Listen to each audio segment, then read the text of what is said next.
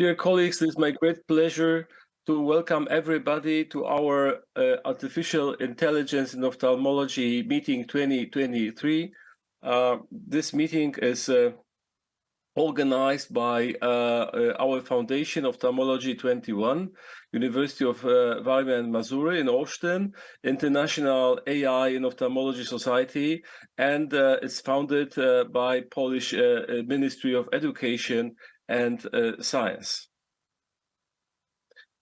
Here, I would like to show our team from the foundation and thank everybody for supporting, organizing this meeting today. Our sponsor is the company Zeiss. And our media patrons are international magazine The Ophthalmologist and Polish medical platform Medycyna Praktyczna.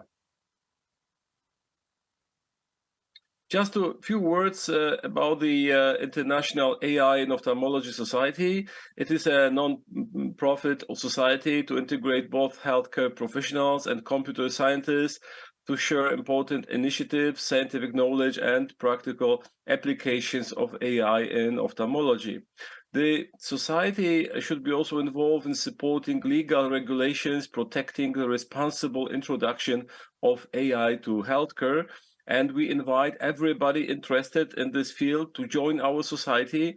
The registration is free, and you can easily do that at our website that is shown here. Regarding our program today, we do have 4 sessions, 2 sessions presenting the scientific achievements from the world, and 2 sessions presenting the AI in ophthalmology studies that are conducted in Poland. We have 6 lectures from abroad and 6 lectures from Poland. Here you can see the first session. I will discuss it maybe in more detail later. And here we see the first session from Poland, and then the second session from Poland. And we will finalize the meeting with the session from abroad with 2 very interesting talks then. And at the end of this introduction, I would like to also mention about another meeting we organize. We have been organized for already many years, case reports in ophthalmology. And this meeting is again online, free global meeting presenting case reports from all over the world. And it is scheduled to be held on November 17th this year. So everybody interested, please start thinking about your cases. You can already send some case proposals for these meetings, and there is already a website prepared. You can see the address of this website for this meeting. So welcome again, everybody, and soon we will start the first session.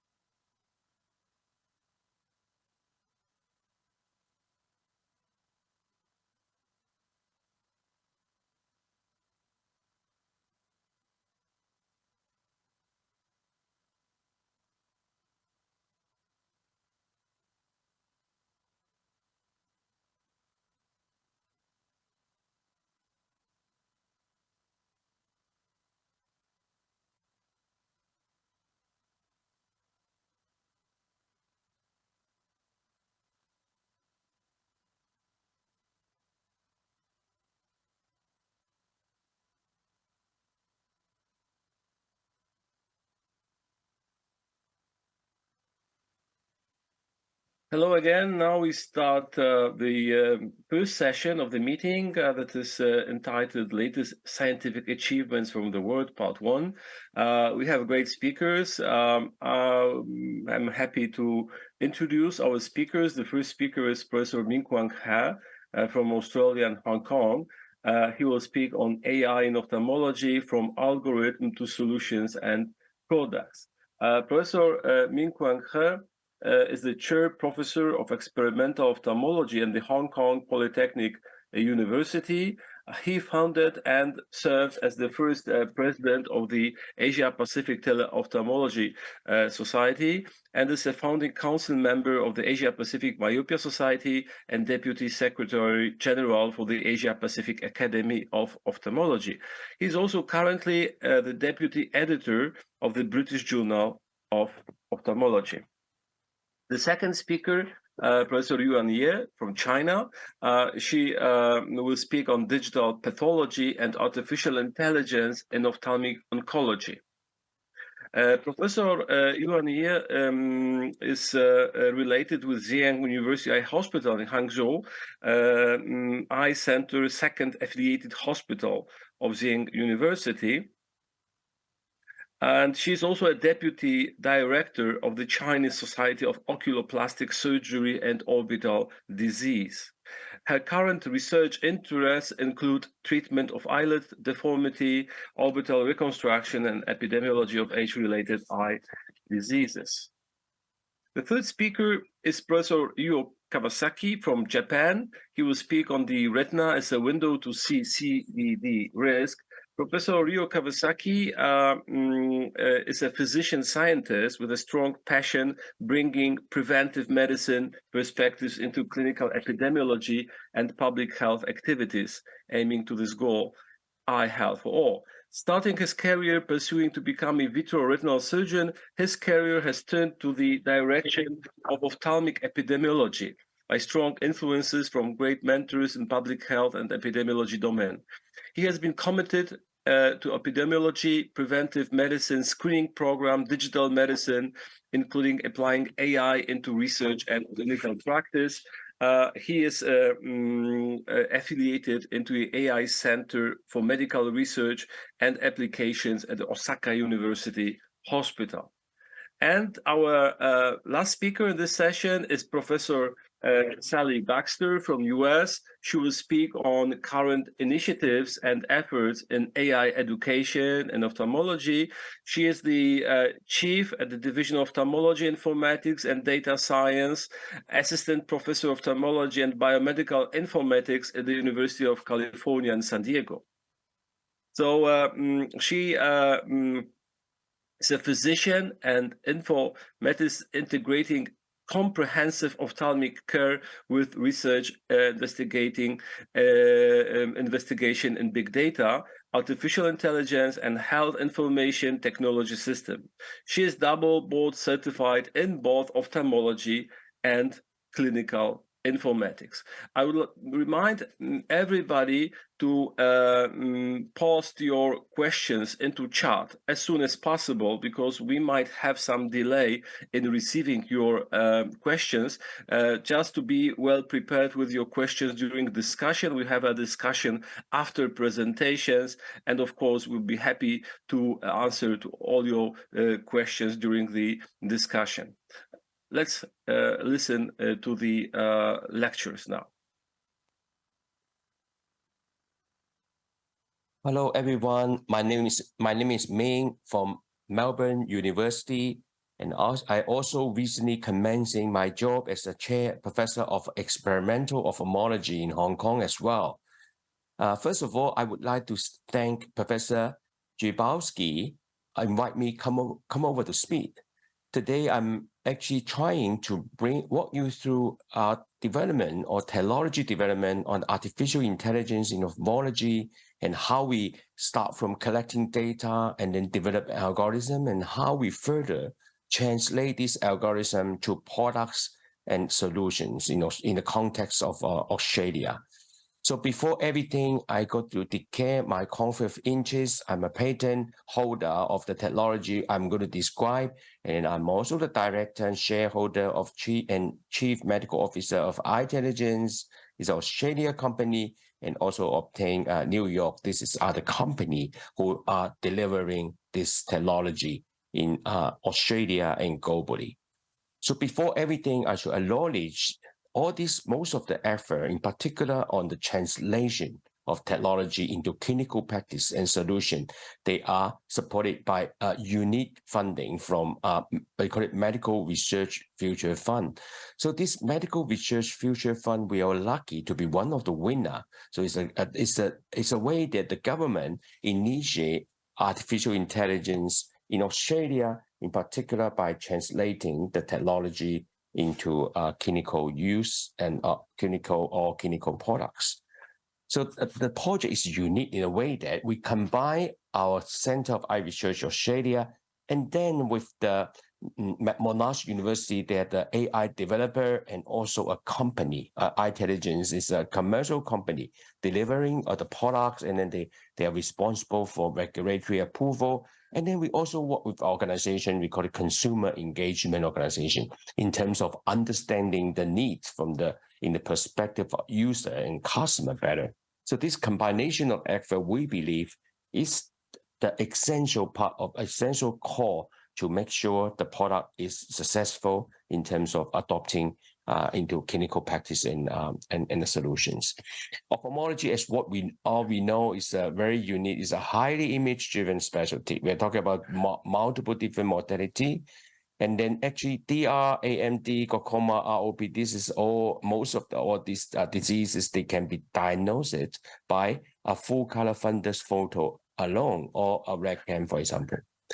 So then that's why it had to help to explain that actually a lot of early AI or artificial intelligence high impact journal, they were published in the field of ophthalmology. For example, the JAMA on the DR screening, and then also another JAMA paper, and also other like transfer learning on artificial intelligence. So we initiate our effort by collecting data. So this is the data we collect. This is the system we use to collect all the data from a hospital. So we actually use a robot system to simulate, to click to control the cursor, and then to automatically they are able to extract all these images from a particular software.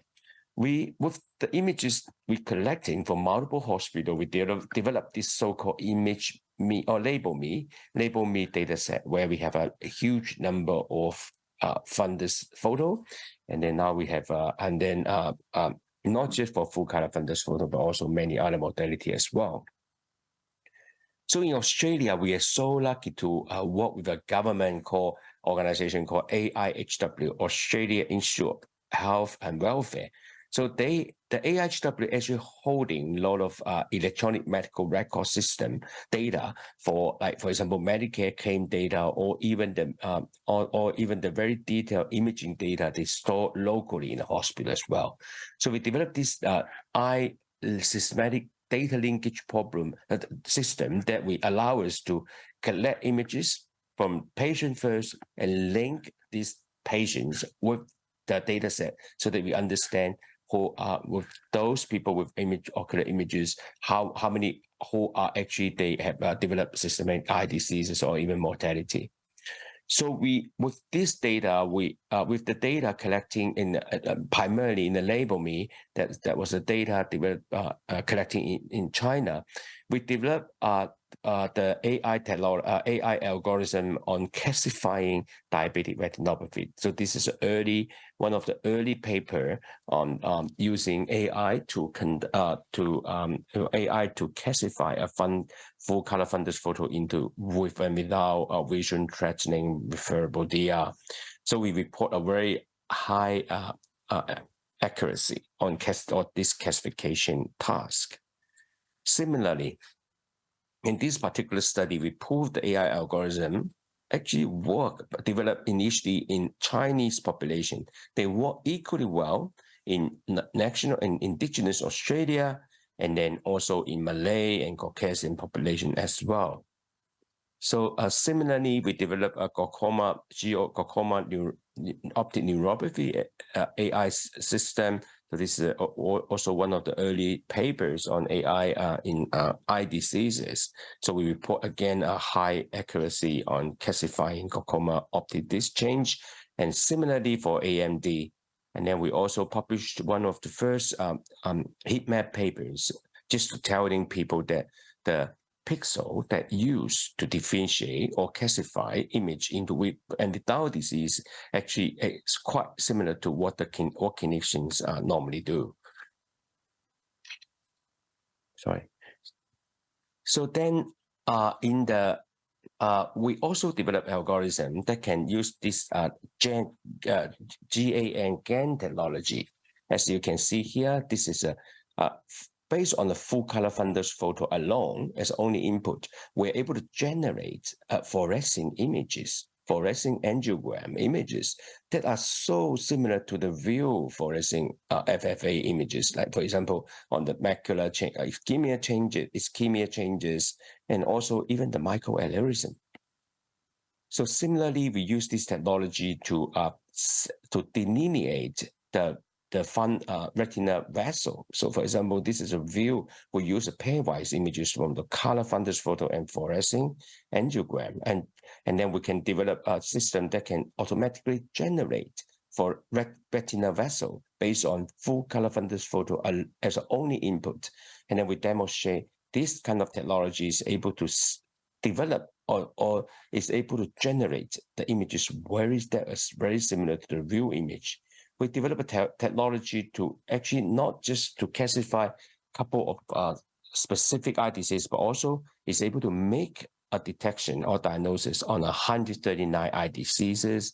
It can basically tell you what are the images, modality, what are the lesions in the photo, and what are the diseases as well. So when we develop all this technology and publish a paper, a lot of people are still quite skeptical, because in the real world, how fast is your technology? How fast is your algorithm? How accurate is your algorithm? That's why we develop a website, for example, this Fundus website, that allow our user just to upload a full color fundus photo. Then in a couple of seconds, they will see the results. And then they verify actually the AI technology is happening. Again, this is a very early work, because at that, like we talked about 5 years ago, a lot of people still didn't really believe the AI is able to make accurate classification on the image in a very fast and in a very efficient and accurate fashion. So we also developed a website that allow people to upload a B scan. So the B scan with a couple seconds can tell 3 features: edema, drusen, and CNV. And similarly for vessel, and then there's a website that you can just upload it, full color fundus photo, and then it will generate the retina profile and vessel for you. So in Australia, we adopt this technology to develop the first opportunity screening model based on AI. This is intended to solve the problems on the poor accessibility to eye professional, in particular in the indigenous population. So this is how our system looks like. It's a DIS fundus camera. As you know, this is a almost like fully automatic fundus photo, and then a small laptop computer and a printer.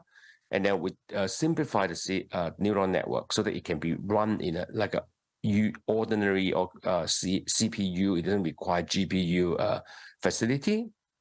So it's immediate reporting. So after the whole thing's only take 2 to 3 minutes.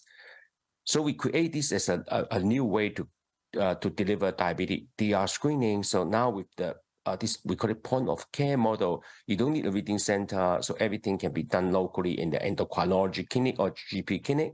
So after the AI technology, we identified 20% of the referable, around 20% of them, we have a referable DR, and then refer them to eye professional for further treatment. And then around 80% of the patient, they're detected or identified as non-referable DR. So then they don't need to queue, and then they don't have to wait to see eye professional anymore. So this model, we call it AI triaging opportunity screening model, for example. So with this technology, with this model, we proved that actually is quite feasible. The whole total screening time is very short. And in the real world, actually the performance is quite good. And then the patient like it as well. And then this paper was published. And then the later on, the technology and the product has been obtained regulatory approval, for example, CE and TGA approval in Australia and in Europe as well. So why this AI technology can help clinicians do better? So this is one of the example. So this is an ophthalmology clinic, one of the most very busy ophthalmology clinic in Australia. The optometrists told us, so they are very busy. They have to see 20 to 40 patients in the section. So it's getting harder and harder for the optometrists to do everything in a short period of time.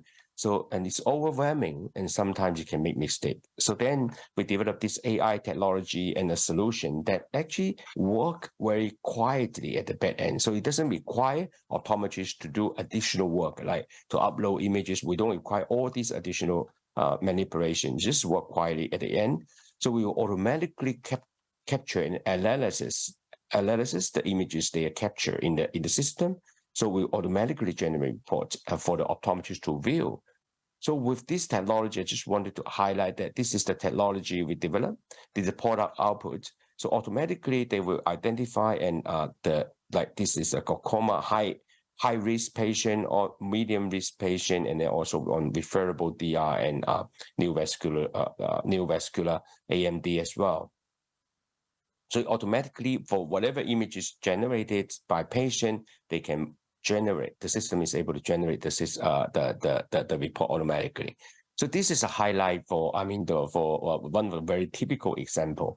So the AI. So this for this particular patient, for example, he just got localized NFL defect and a glaucoma notching. So AI is able to pick up this misdiagnosis on glaucoma. So this ample or orange color change that just draw the attention of the optometry. This patient require further attention. It can be easily mixed in basic clinical practice. So then we also launched the first AI product in Bupa. So this is, we call it Eyes Inspect. So the patient pay for this AI service, and then because the AI is able to tell you what's your retina age, and then what is the classification, or what is the classification on a number of eye diseases as well. For example, for this particular patient is a glaucoma patient. And then we develop a technology that is called kiosk. So the kiosk actually solves the problem where in the GP and endocrinology clinic, we don't have an examiner. We don't have a technician to take fundus photo even. So this AI kiosk is able to help everything is do it yourself, self-testing.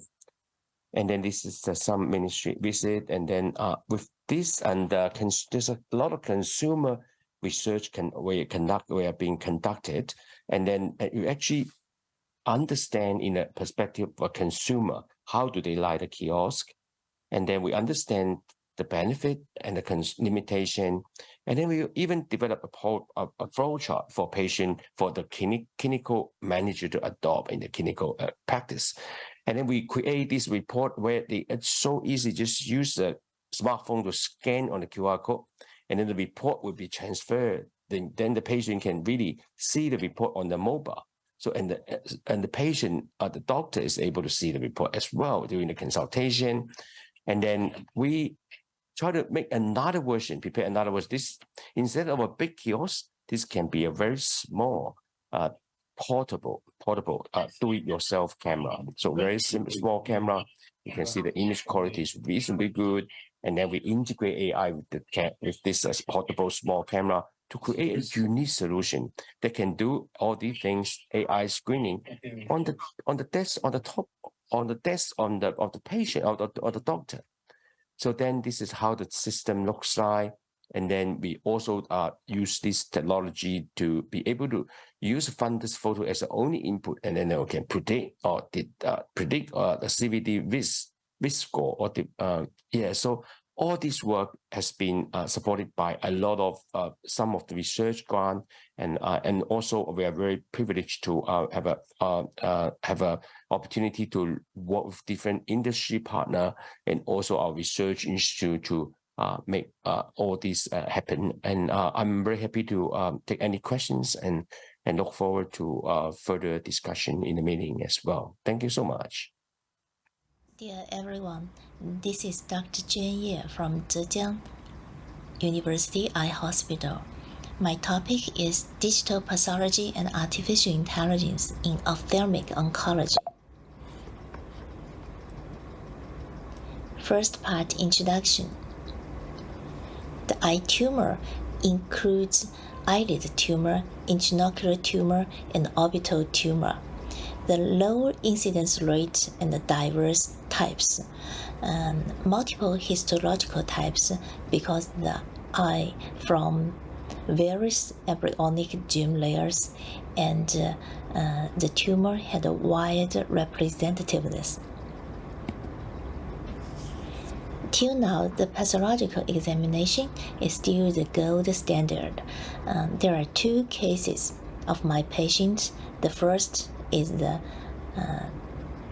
right eye medial cancer mass. I did excision and a glabellar flap procedure. Pathological diagnosis is right eye medial cancer basal cell carcinoma, negative resection margin. And the second case is the eyeball space occupying lesion. I did enucleation and implantation of ocular prosthesis. The pathological diagnosis is right eye uveal melanoma, spindle B type. We also have the immunohistochemical finding and the whole exome squeezing. So the traditional pathology is highly subjective and prone to variability, making the work cumbersome and less repeatable.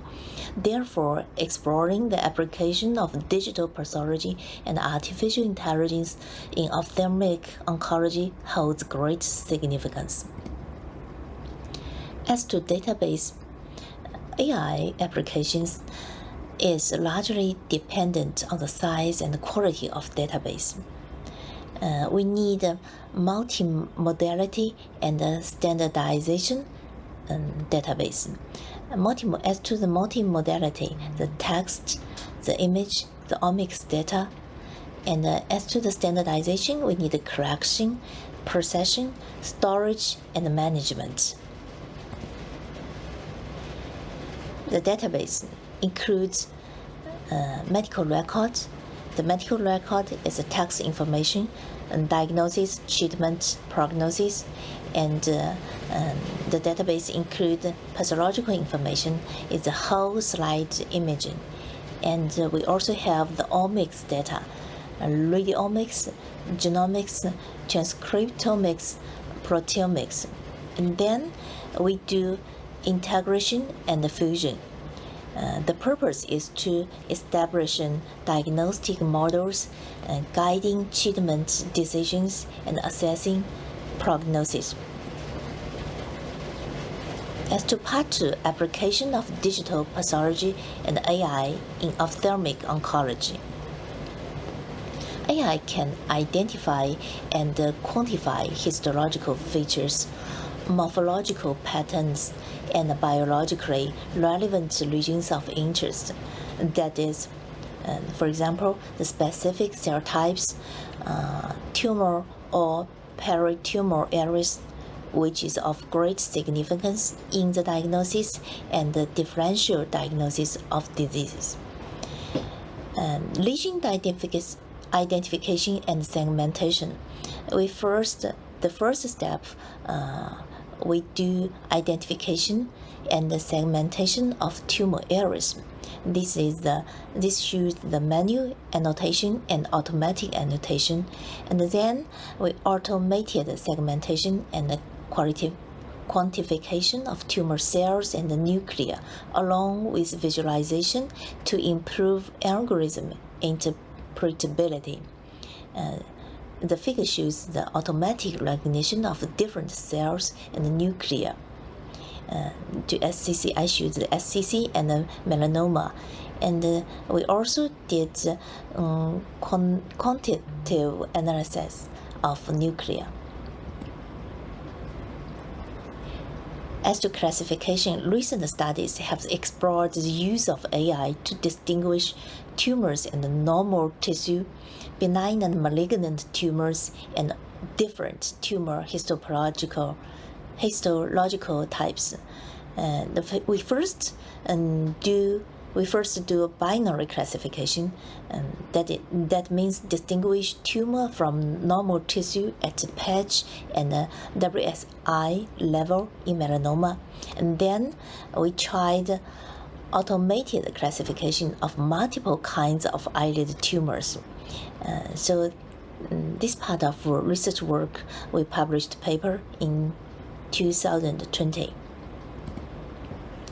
As to subtype classification, AI allows us to explore and extract information beyond the human visual perception, the information about biological process of tumor.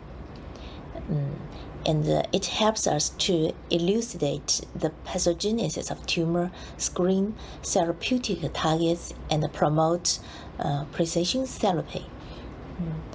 The traditional method is that we have HE stained slides, and we also have IHC stained slides and multi-label immunofluorescence, and also we have omics data, for example, the genome and transcriptome. As to patients, if we have all this data, has high cost and time consuming. So our research purpose is to predict gene mutation expression information from routine histopathology slides. That is, all the information we can read from the HE stained slides. Uveal melanoma is the most common intraocular tumor in adults. Utilizing omics information for tumor classification is significant in understanding tumor development, aiding accurate diagnosis, predicting invasiveness and metastasis, and guiding targeted therapies. So we did all the work, and I think the most interesting is the predicting the chromosomal aberration in directly from the HE stained images based on squeezing results with an accuracy we got with an accuracy of 90% in the internal test set and over 60% in the external test set. And the future, we need and we do lots of work for a prognosis of AI. Application of AI, it allows us to explore and extract information beyond the human visual perception. The power of AI can significantly speed up the discovery of novel histopathology features that may aid our understanding of our ability to predict how a patient's disease will progress and how the patient will likely respond to a specific treatment. I showed the predicting results using transfer learning based on the prognostic risk assessment model of lung cancer and brain glioma. We try to assess the prognostic risk of UM patients with a small sample size. Conclusion. Part 3. Conclusion. AI has limitations. The first, the low incidence rate of ocular tumor results in a limited sample size and data availability, and also variations in data from different clinical centers contributes to the insufficient generalization ability of existing AI. So the proposed solution we do is establishing large-scale, multi-center, multimodal standardized database.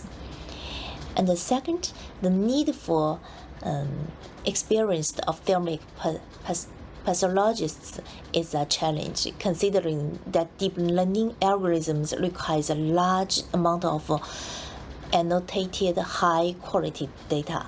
So we try to optimizing algorithms by incorporating new techniques such as weakly supervised learning, unsupervised learning, and transfer learning. The third is the black box effect, and ethical issues of AI. So further exploring the interpretability of AI is very important. Prospection. AI. At present, the application of digital pathology and AI in ophthalmic oncology is at an early stage. Current research in AI pathology primarily focuses on assisting in the routine diagnosis and providing preliminary prognosis prediction. The ultimate goal is the integration of complex diagnostic data from different sources, such as clinical information, histological images, laboratory results, molecular profiling data, to comprehensively predict therapy and disease prognosis. And that means we need AI. We also need doctor. AI assists doctor to more accurate diagnose and to also accurate prognose the patient disease. And the future, we can do more work for the patients, and is our purpose. So we, not as the traditional method, we need AI.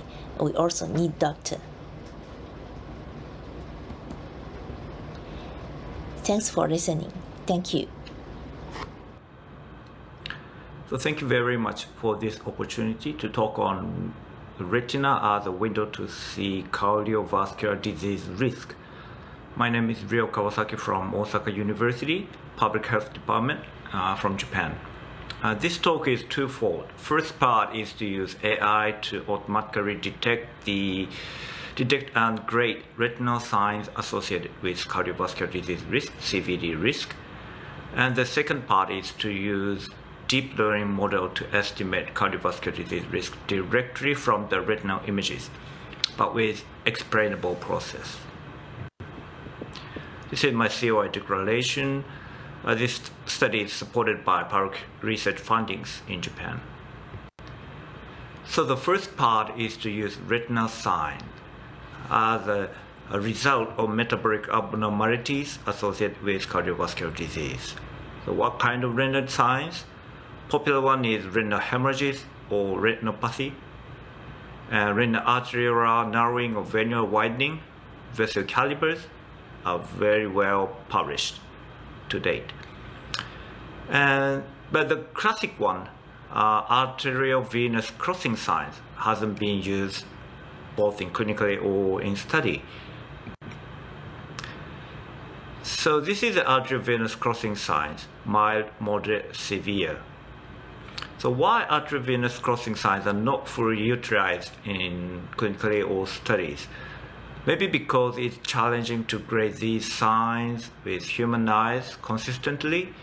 Inter or intra-later agreement isn't that good so far. So it's a very useful and very meaningful science, but not fully utilized in study settings. So the motivation of this study is to use renal arteriovenous crossing signs, but with automated grading process, developing automated grading process so that we can use these signs as a biomarkers for the cardiovascular disease risk assessment. So how we do it is to follow the steps of ophthalmologist way of grading the arteriovenous crossing signs. So we combined multiple deep learning models as a pipeline. So starting from the left, original color fundus photo, retina images, and one goes up for detecting vessels, and other one is in the bottom is to classify arteries and veins from the segmented renal what we call skeleton vessels.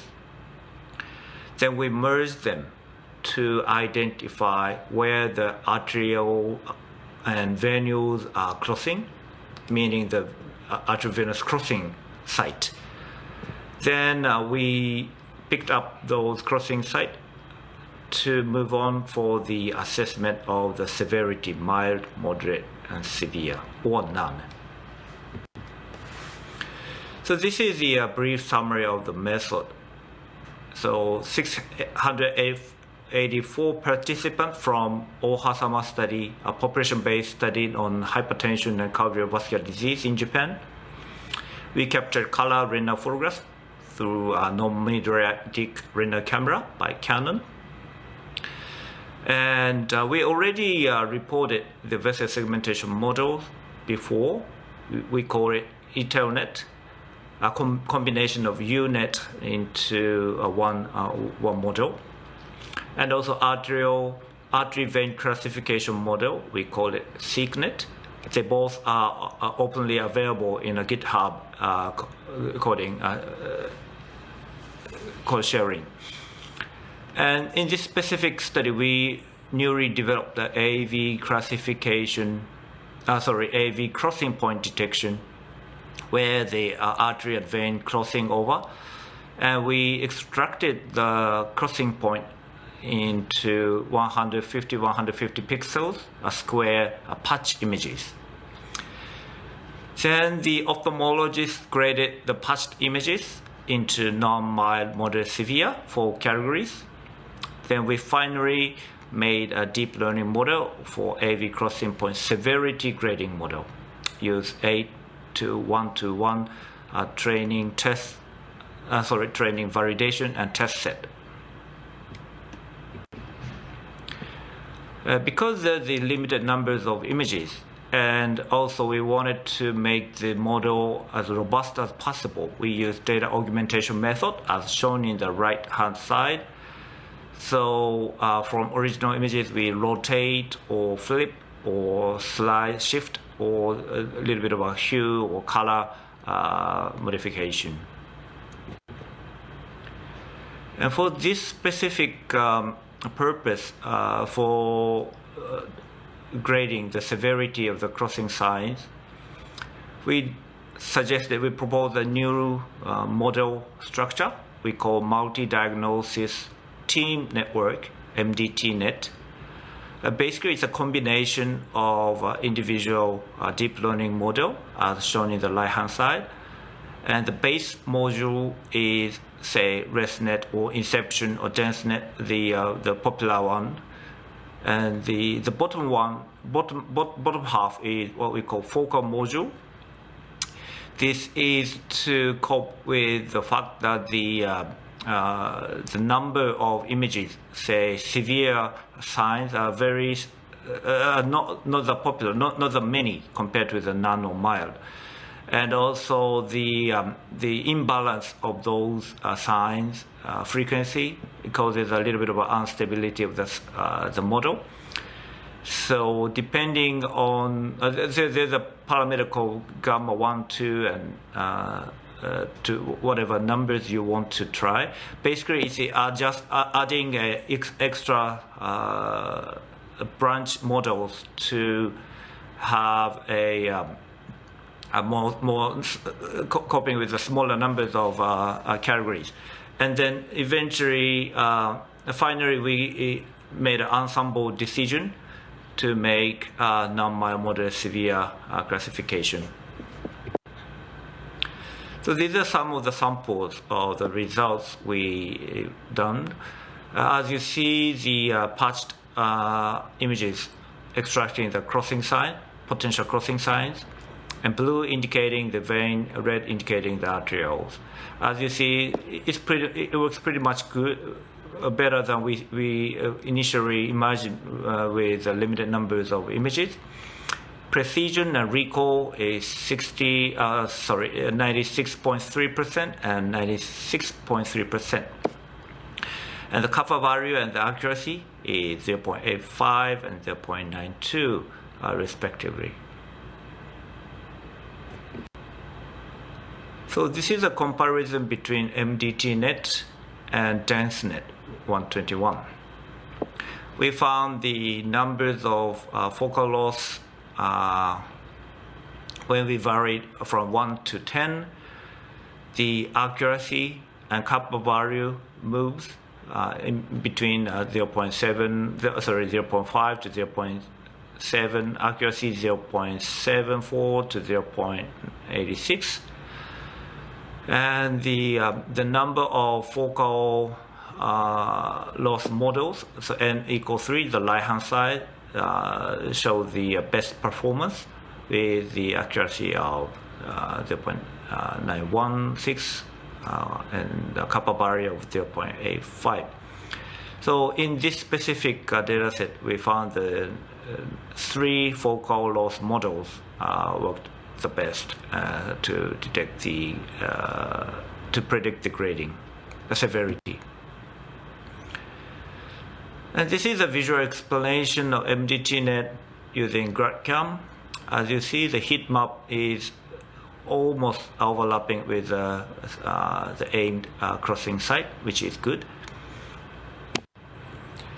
So can arteriovenous crossing signs be graded automatically?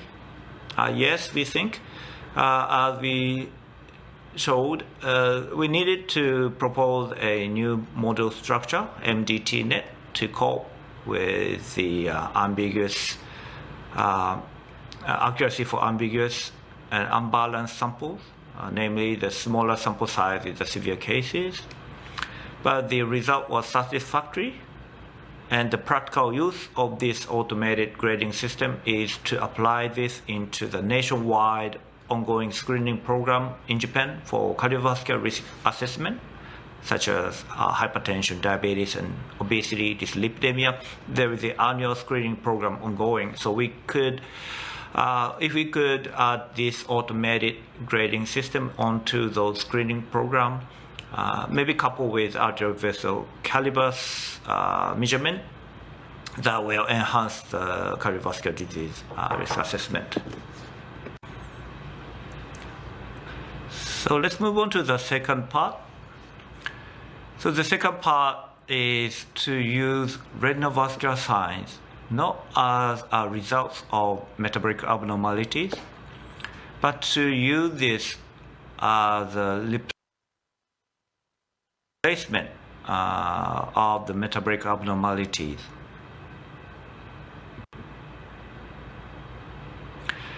So we use the different sample, UK Biobank samples, with retinal images and traditional cardiovascular risk of age, gender, systolic blood pressure, diastolic blood pressure, body mass index, hemoglobin A1C, HDL cholesterol, LDL cholesterol, triglycerides, and cigarette smoking status, and the 5-year cumulative incidence of major cardiovascular events, we call it MACE. And we developed 2 deep learning models to predict 5-year cumulative incidence of MACE. The first one is X-MACE model. X represents explainable for MACE prediction.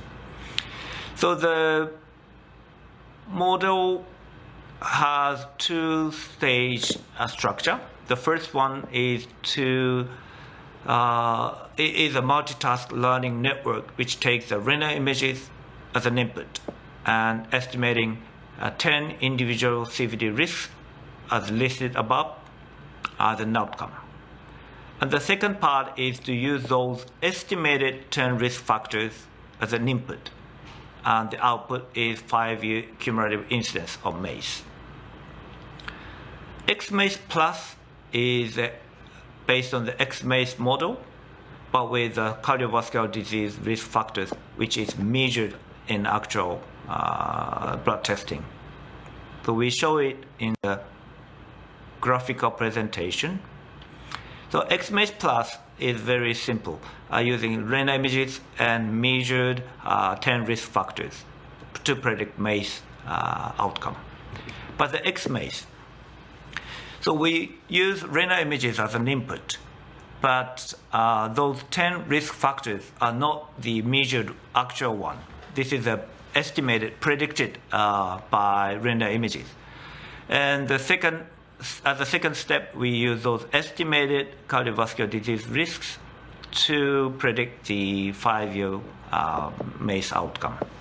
So why we do this is to make the process of using retina images to cardiovascular disease as to make the intermediate process what the retinal images can tell us as an explainable method. So this is the first part of the X-MACE, meaning the retina images as an input and 10 risk factors as an output. So as you see, the ages or blood pressure has a very good prediction. Other one, not the perfect, but still there's the correlation, the good, fair estimate we could get. The right-hand side is the graph visualization of the risk. So at least we can confirm that each different risk factors are looking at different areas.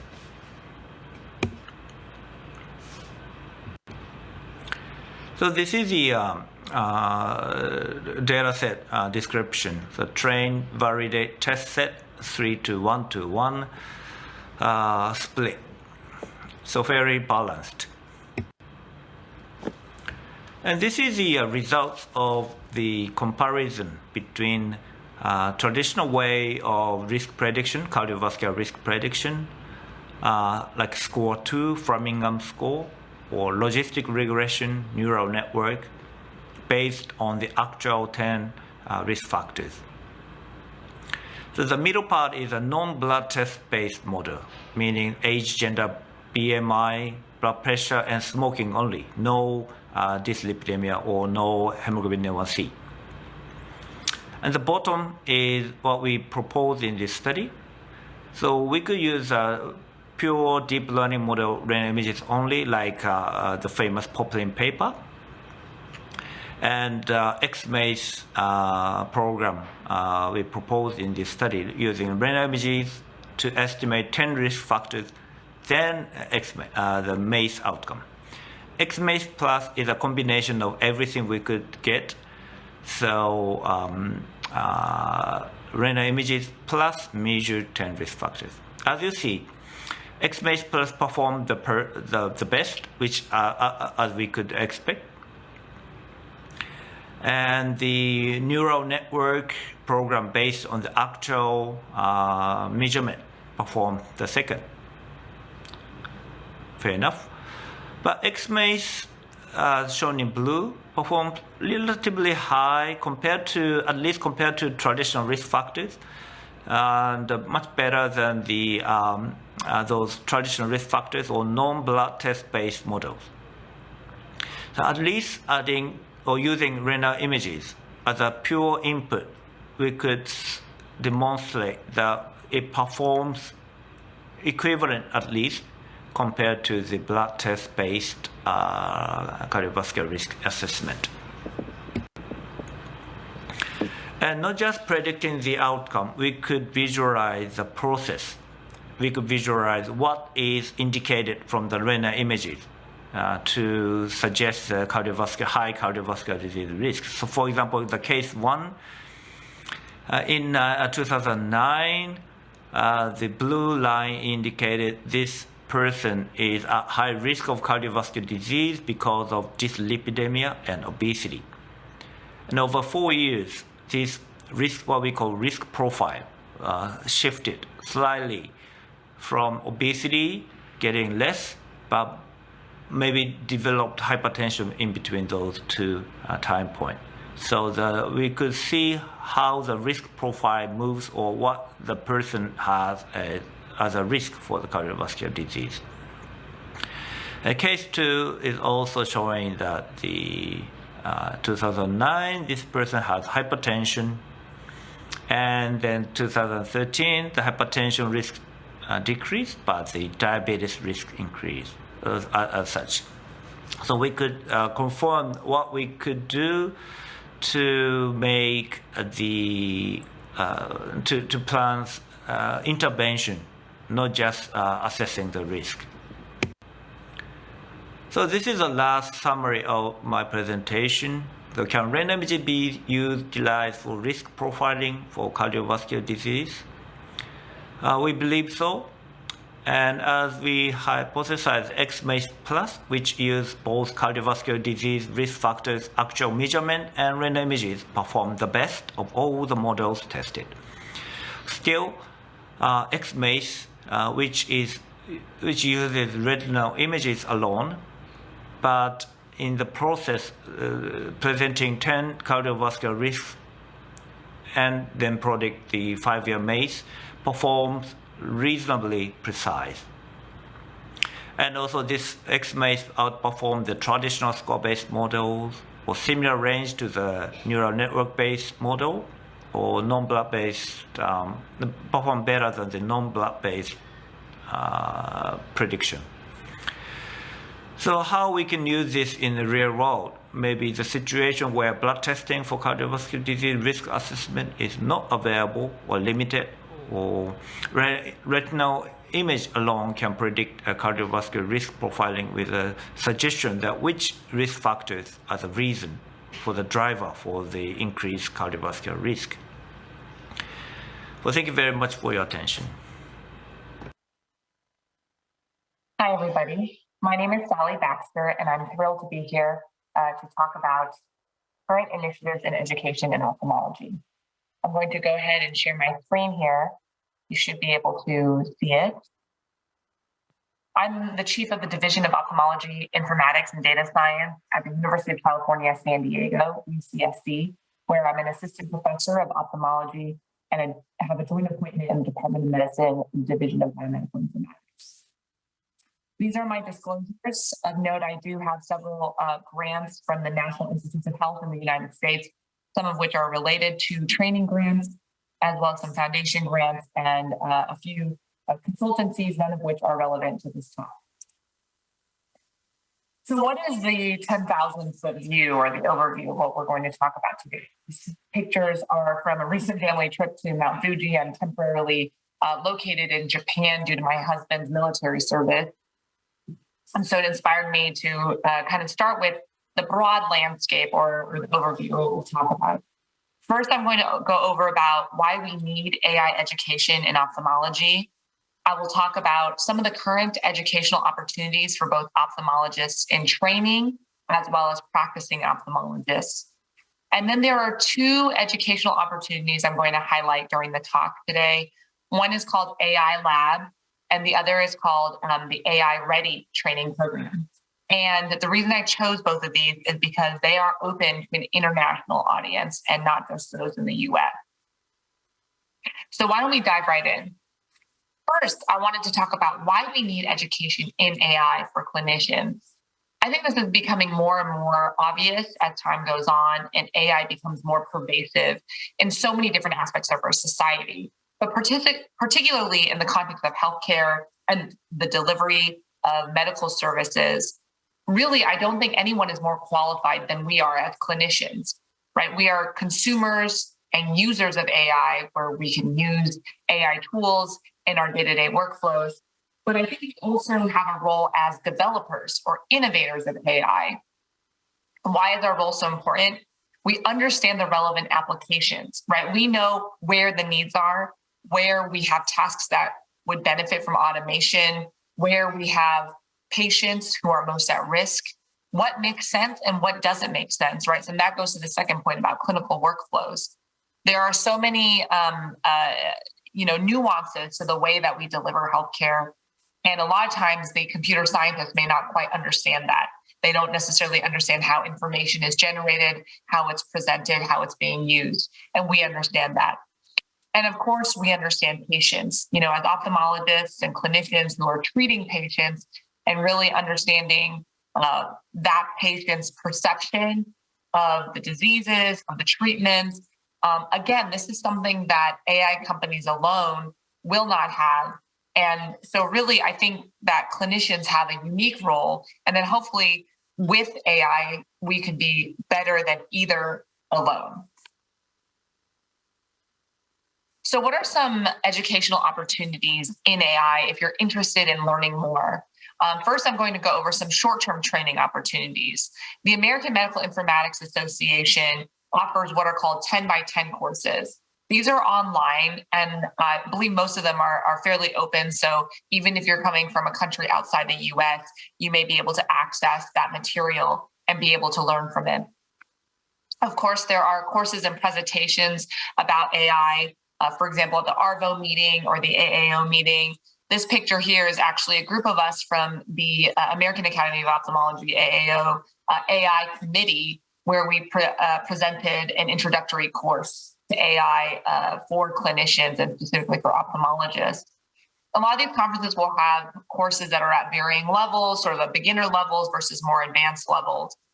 And so this is a good way if you're already in practice and sort of done with your clinical training. If you want to get some introduction to AI, certainly these conferences are a good way to do that. And then, of course, there's also self-led online learning. Now, if you look online, there's so many different programs to be able to learn about AI and specifically AI in medicine. Although, the quality can vary and there can be a little bit of variation in content as well. But the advantage there is that it is self-paced. It's on your own time and your own schedule. What about other training opportunities that may be either medium, like a summer internship, or longer term, a year or more? In the US, our National Institutes of Health and NIH very much emphasize increasing training programs in AI, data science, and informatics, and research in general. So these are a number of research training programs, many of which I'm directly involved with. For example, I direct our T35 short-term research training program funded by the National Eye Institute at our program. And here is a group of some of our students from last summer.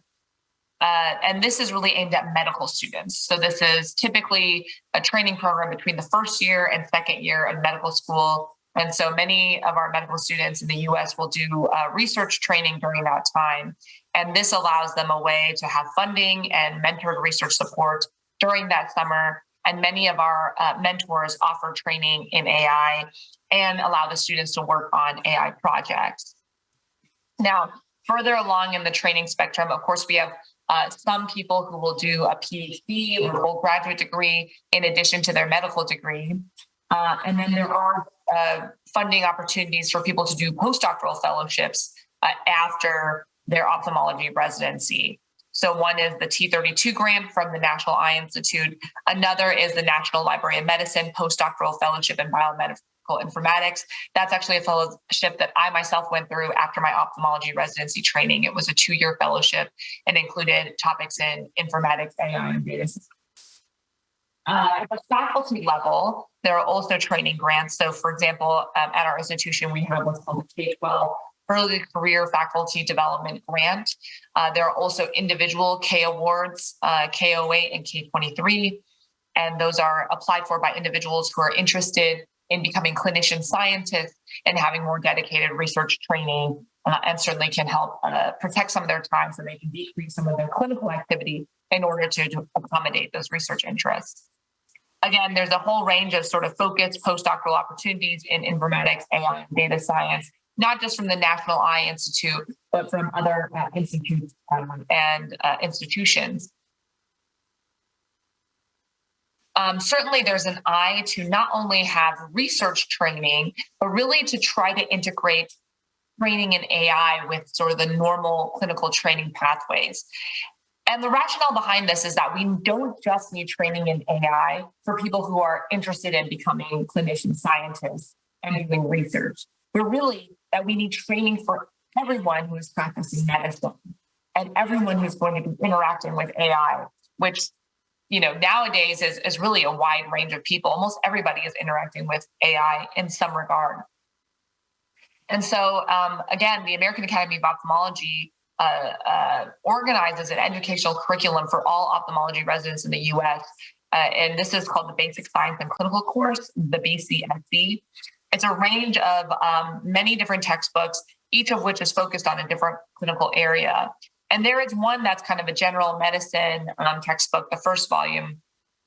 And that has, in the past year or two, the AAO has worked on adding content to AI specifically, and including it in that book. Now, because that textbook actually forms the basis of our annual ophthalmology resident in-service exams, as well as ophthalmology written board certification exams, the inclusion of AI into that training curriculum really will be then reflected in the exams and will become kind of a competency that all clinicians will hopefully develop over time. And I will note that this set of books is also, I believe, used in the European board examinations as well. So I think it really does have global relevance. So I want to just pivot here and talk a little bit about some specific educational training programs that may be of interest to those of you who will be interested in learning more about AI. This one is called AI Lab. It's a collaboration between the AAO as well as the American College of Radiology, otherwise known as ACR. It's an online educational platform that leverages some existing infrastructure that the ACR has put together. Its emphasis is on medical imaging rather than, titling data or other types of data. It is widely available to the public. So if you go to ailab.acr.org, use a QR code as well. You'll enter a home screen and that'll take you to the platform. And so this is really open to anyone with an internet connection. It's not limited to those in the US.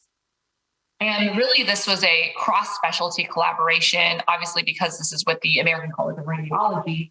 The focus was on medical imaging. And of course, we know as ophthalmologists, medical imaging is very important for us too. And so really, they were open to us bringing in additional perspective as ophthalmologists into their radiology platform. The idea here is to provide education for both practicing ophthalmologists and those in training. It's not connected to a residency program. It doesn't require, a formal enrollment or anything like that. It really is fully open, and anyone can use it for learning about AI with regards to medical imaging. And of course, in the backbone of this platform, there is data infrastructure for future federated learning projects. So AI, where you can do model development across a distributed network without having to directly share data. When you go into the home screen, it's going to look something like this. So there are different sections of the website, and you'll see a picture of me here because I was one of the people who helped develop the ophthalmology content for this platform. If you go onto the Learn link, which has a little light bulb next to it, there are a series of educational videos. All of them are very short. They're like 2 to 4 minutes long. But here are some of the topics, which include an introduction, an overview of AI. How do you define a use case? How do we democratize data? What can go wrong? What are some of the ethical considerations around AI? Issues of PHI, data accessibility, how to discern between discrimination and calibration, as well as looking at AI and global health. So, you can peruse some of these videos, get to see some of the content, and get yourself oriented as an initial. Yeah. The next step is to do some of the use cases and get some hands-on experience with image annotation and model development. And so most of the use cases on the platform, of course, are related to radiology, since this was started out as a radiology platform. But we have developed 4 use cases for ophthalmology, including detecting diabetic retinopathy, classifying macular disease, detecting glaucoma, and then differentiating between bacterial or fungal keratitis. And so what these entailed were algorithms that had already been trained by researchers that were either published or in development, and the researchers were able to share those algorithms with the platform and sort of pre-trained a bunch of different iterations of the model, and that allows the end users to then interact with those pre-trained models. And so it's not really running the models in real time, but it has sort of saved parameters, and it allows some interaction on the platform.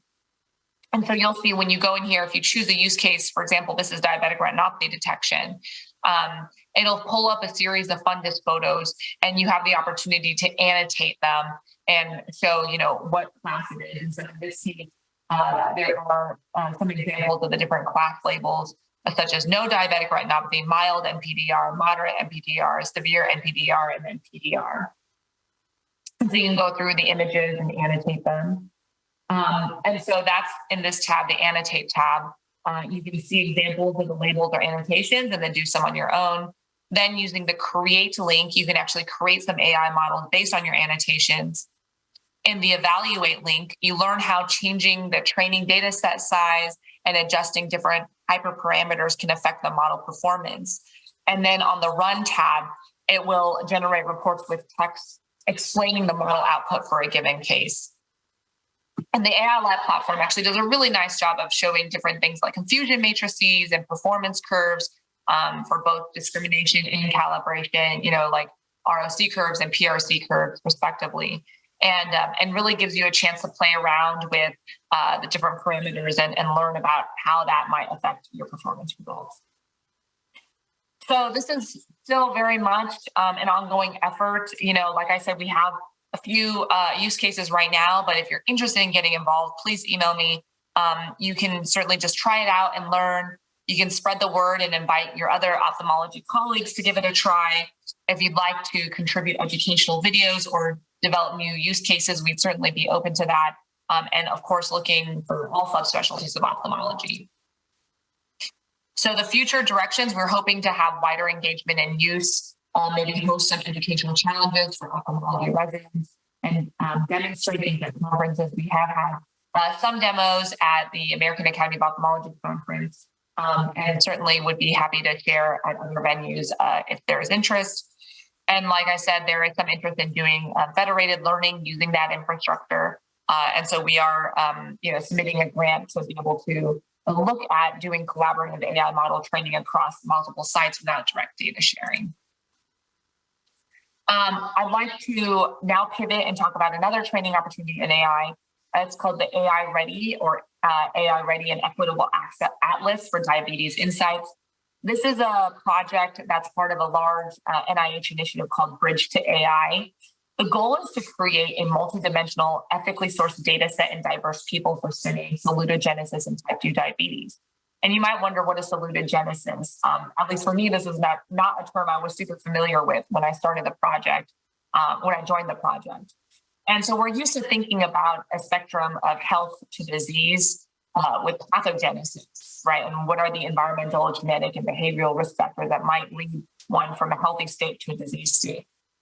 But more and more, there's interest in the reverse direction as well. So how do you take someone in a disease state and bring them back toward a healthy state? And this is what's called salutogenesis, or promoting health. And so that's really the goal of this study, is to generate data in order to be able to understand that process. It's a large multi-institutional team. And the way that the NIH set up these projects was to have not just a focus on generating the data, but also on other aspects as well, such as the ethics of that process, developing tools for people to use that data to interact with the data, and developing data standards, understanding team science, and then finally, skills and workforce development. And that's the arm that I'm involved in, is to have trainees and be able to provide AI training and people to work with those data sets. So just to give you an idea of what kind of data is being included in this data set, there is a wide range of ophthalmologic imaging that will be part of it, including fundus photography, OCT, OCTA, FLIO. There'll be also medical history, blood work in various labs, continuous glucose monitoring, heart rate monitoring, surveys, visual function and contrast sensitivity and visual acuity, for example, EKG, other demographics and vital signs, environmental sensors, and genetic data. So really a wide range of data types, which hopefully will help us to understand some of those, different factors and associations that bring someone along the spectrum of, health and disease and diabetes. So what are some of the AI training resources? There's what's called a skills and workforce development core, which provides core training in AI and is publicly available to anyone. So if you go on this website, themayo.com/bridge to AI training, you'll come to a website where there's links to all these different lectures on AI ML, as well as on ethics. And so I think that's a really great resource for anyone interested in learning more, and it's been curated by a really great team. Separately, within our data generation project, we're also offering a year-long mentored research internship program.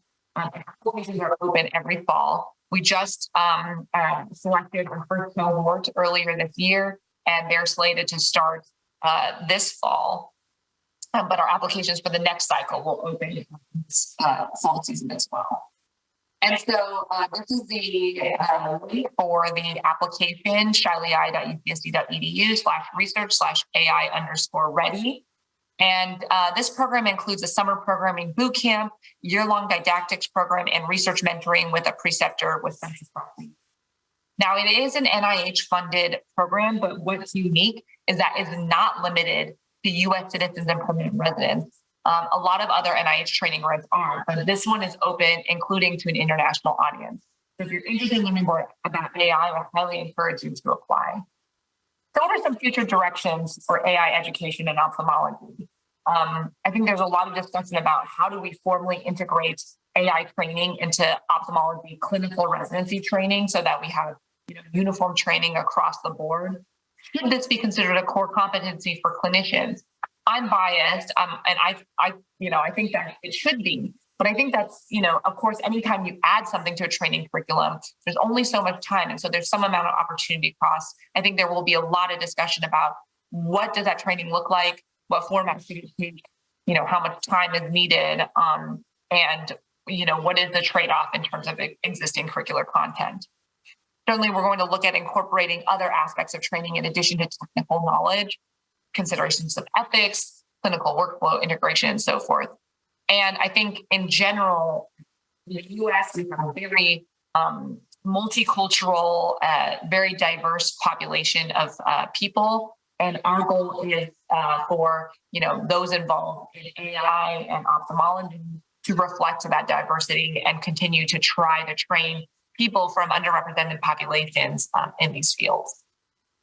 So I'd like to wrap up and, acknowledge that it takes a village. We're all trying to improve the future, train the next generation of ophthalmologists who will really make advances in AI to improve patient care in the future. And, it takes a whole group of people to develop those training programs. And I'm very grateful to have had many wonderful teams to work with in this regard.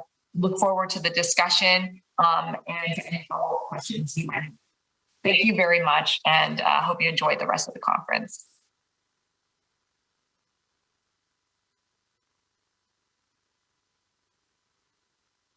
Now it's time for the discussion. I would like to thank all the speakers for preparing and presenting very interesting lectures.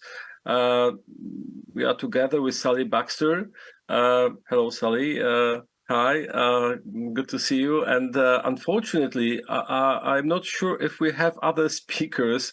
Professor Ryo Kawasaki was with us at the beginning, but then he disappeared, and the others, for any reason, they did not join. This is generally the problem with the online meetings, that you cannot. Oh yeah, this is the Professor Mingguang He is with us, so maybe. We can, as I see, she logged in, so soon you will see her probably. No, again, I see she missed.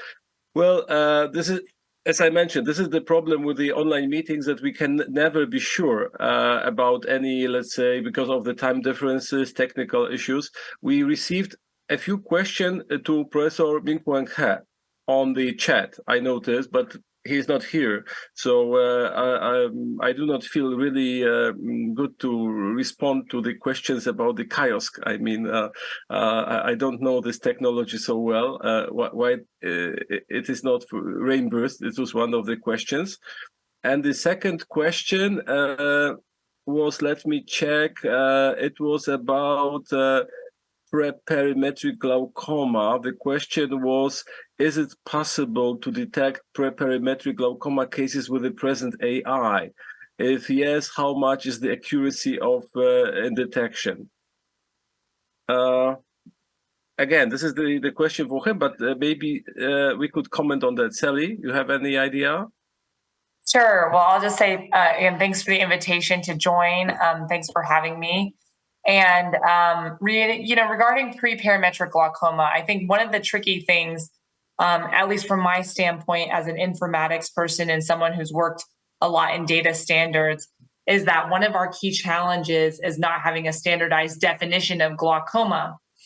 And that, what some may call, glaucoma suspect versus just ocular hypertension versus preperimetric glaucoma versus sort of fully blown glaucoma, those definitions can actually vary a little bit across research studies.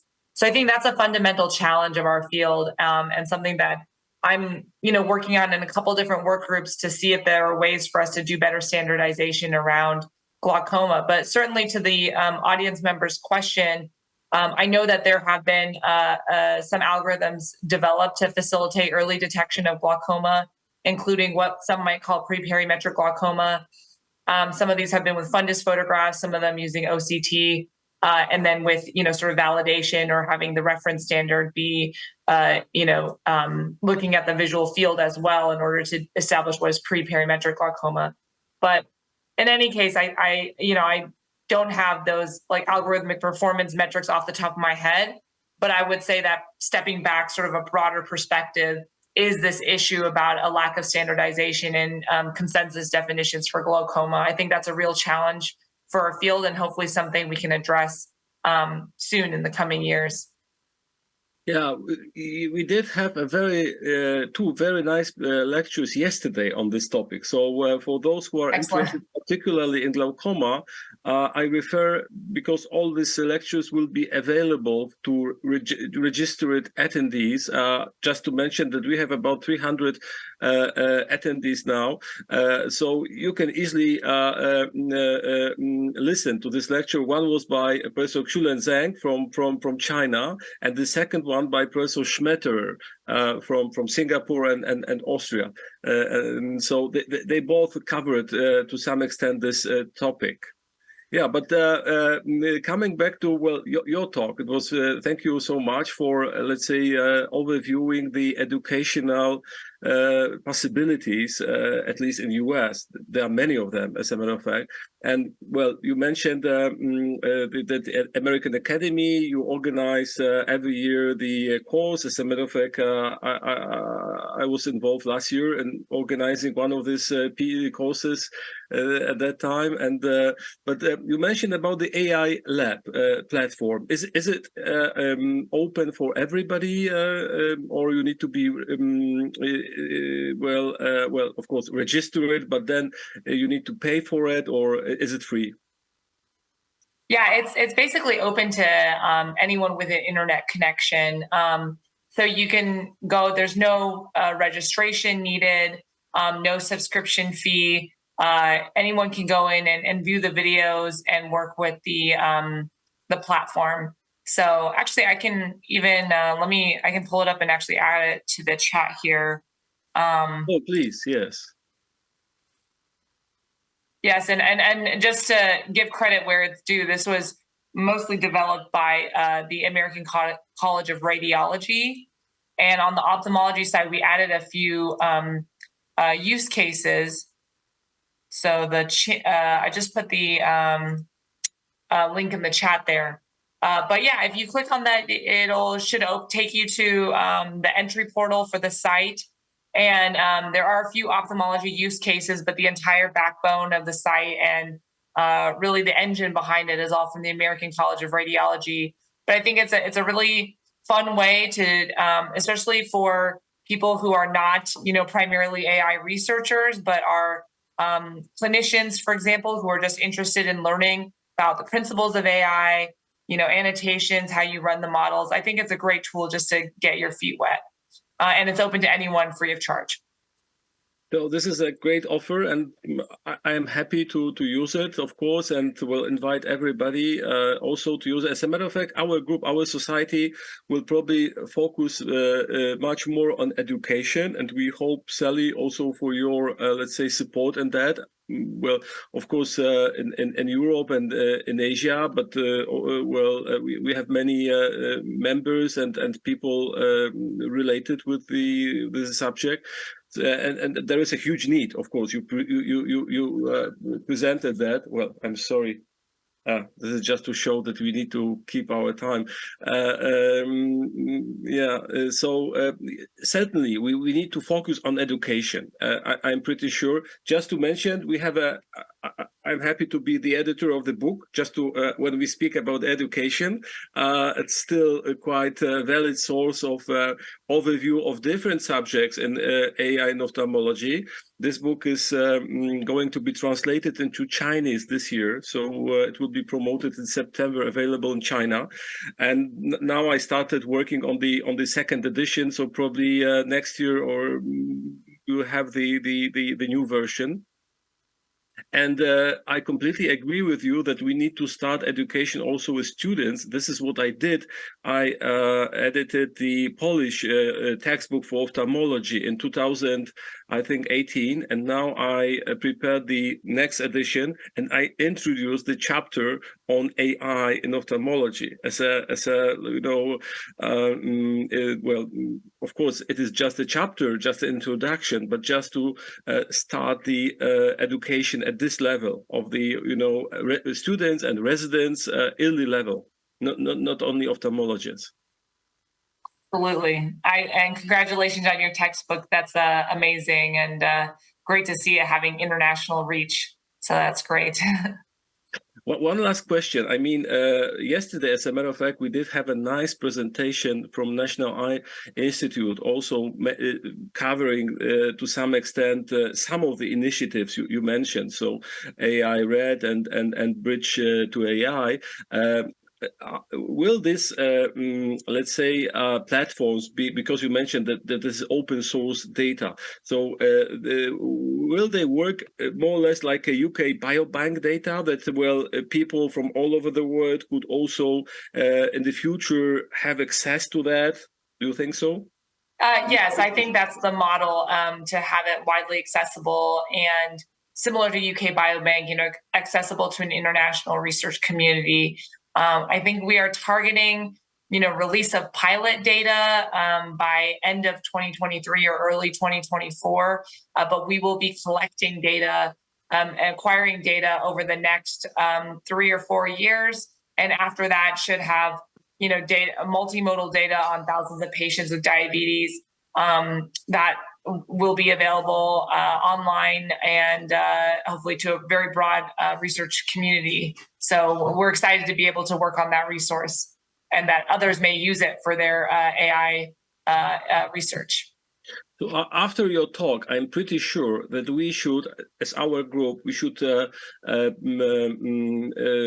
place at our website this special, let's say, information about different educational, let's say, possibilities, including, of course, what you have already presented, and also welcome other our members, people who listen to us, to share with other, let's say, opportunities to educate. Then we can put all of them. The problem is how to share this information, how to propagate it, because absolutely. So we will work on that. I promise, and our website will put a special place for education in AI, and then we'll try to share as much as possible, and possibly also organize together some sort of the course or just maybe webinars on this subject. Sure, Okay. sounds great.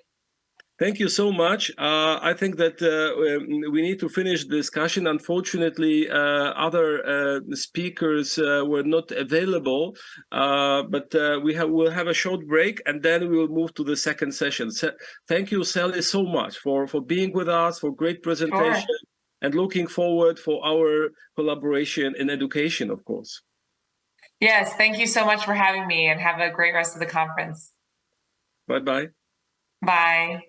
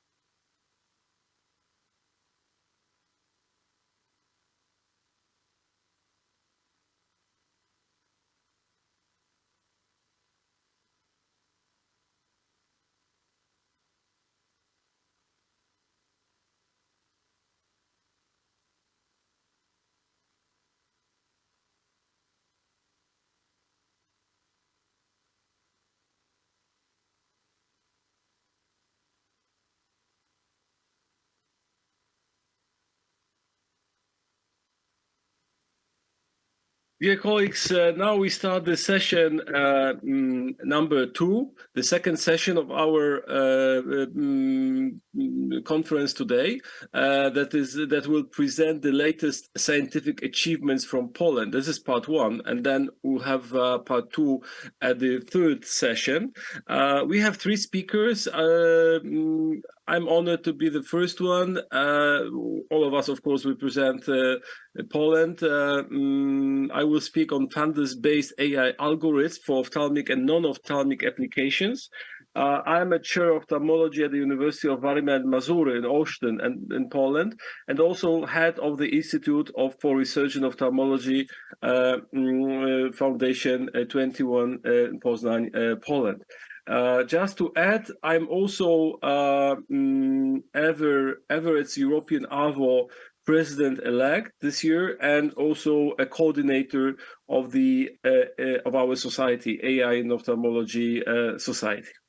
The second speaker, Professor Khalid Saeed, who will speak on iris and retina biometrics, impact of eye diseases on human recognition by biometric methods, Ophthalmologist-Informatics relationship, and AI in various ophthalmic aspects. Professor Khalid Saeed is from Białystok University of Technology, but also is a professor at the Universidad de la Costa Barranquilla in Colombia.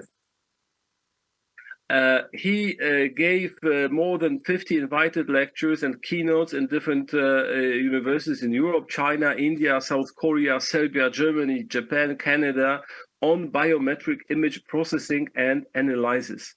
He is also editor-in-chief in International Journal of Biometrics.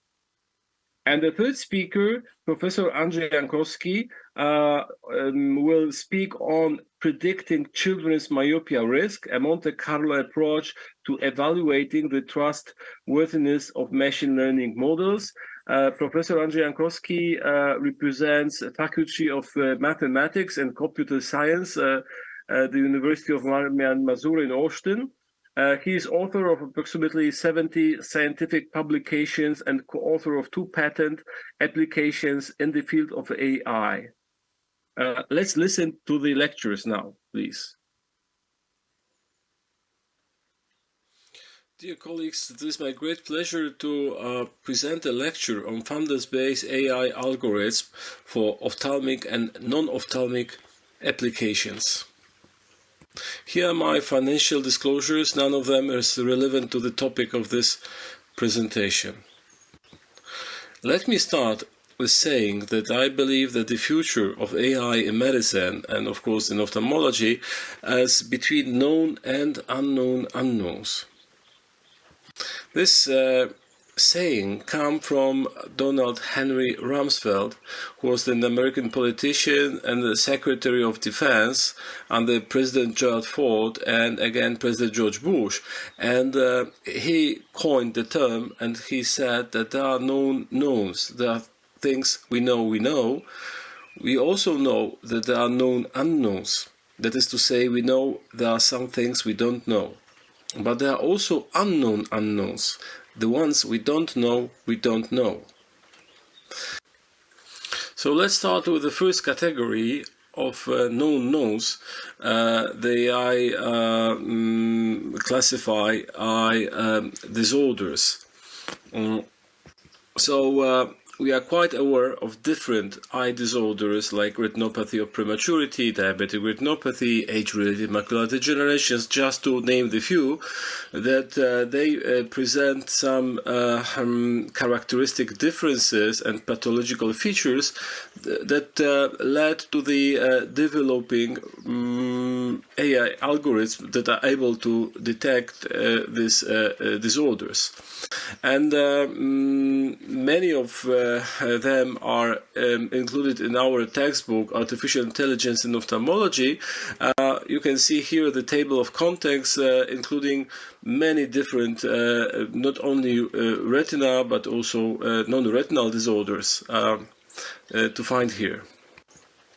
So let me shortly present what is known in this category of the ophthalmic disorders, and AI algorithm developed to detect this disorder. Certainly, diabetic retinopathy is most studied disorder, with nearly 500 publications on machine learning and diabetic retinopathy. Fortunately, we have a recent review from our group that was published just a few months ago. This is open access, so everybody can read it. And one of the reasons why diabetic retinopathy was studied so heavily is that we do have very well-known representation of the fundus changes, so it is relatively easy to annotate the lesions, and we do have good classification of diabetic retinopathy. And finally, of course, the access to data sets of diabetic retinopathy patients on different stages of the disease. This led to the introduction of many AI-based devices, both in US and in Europe.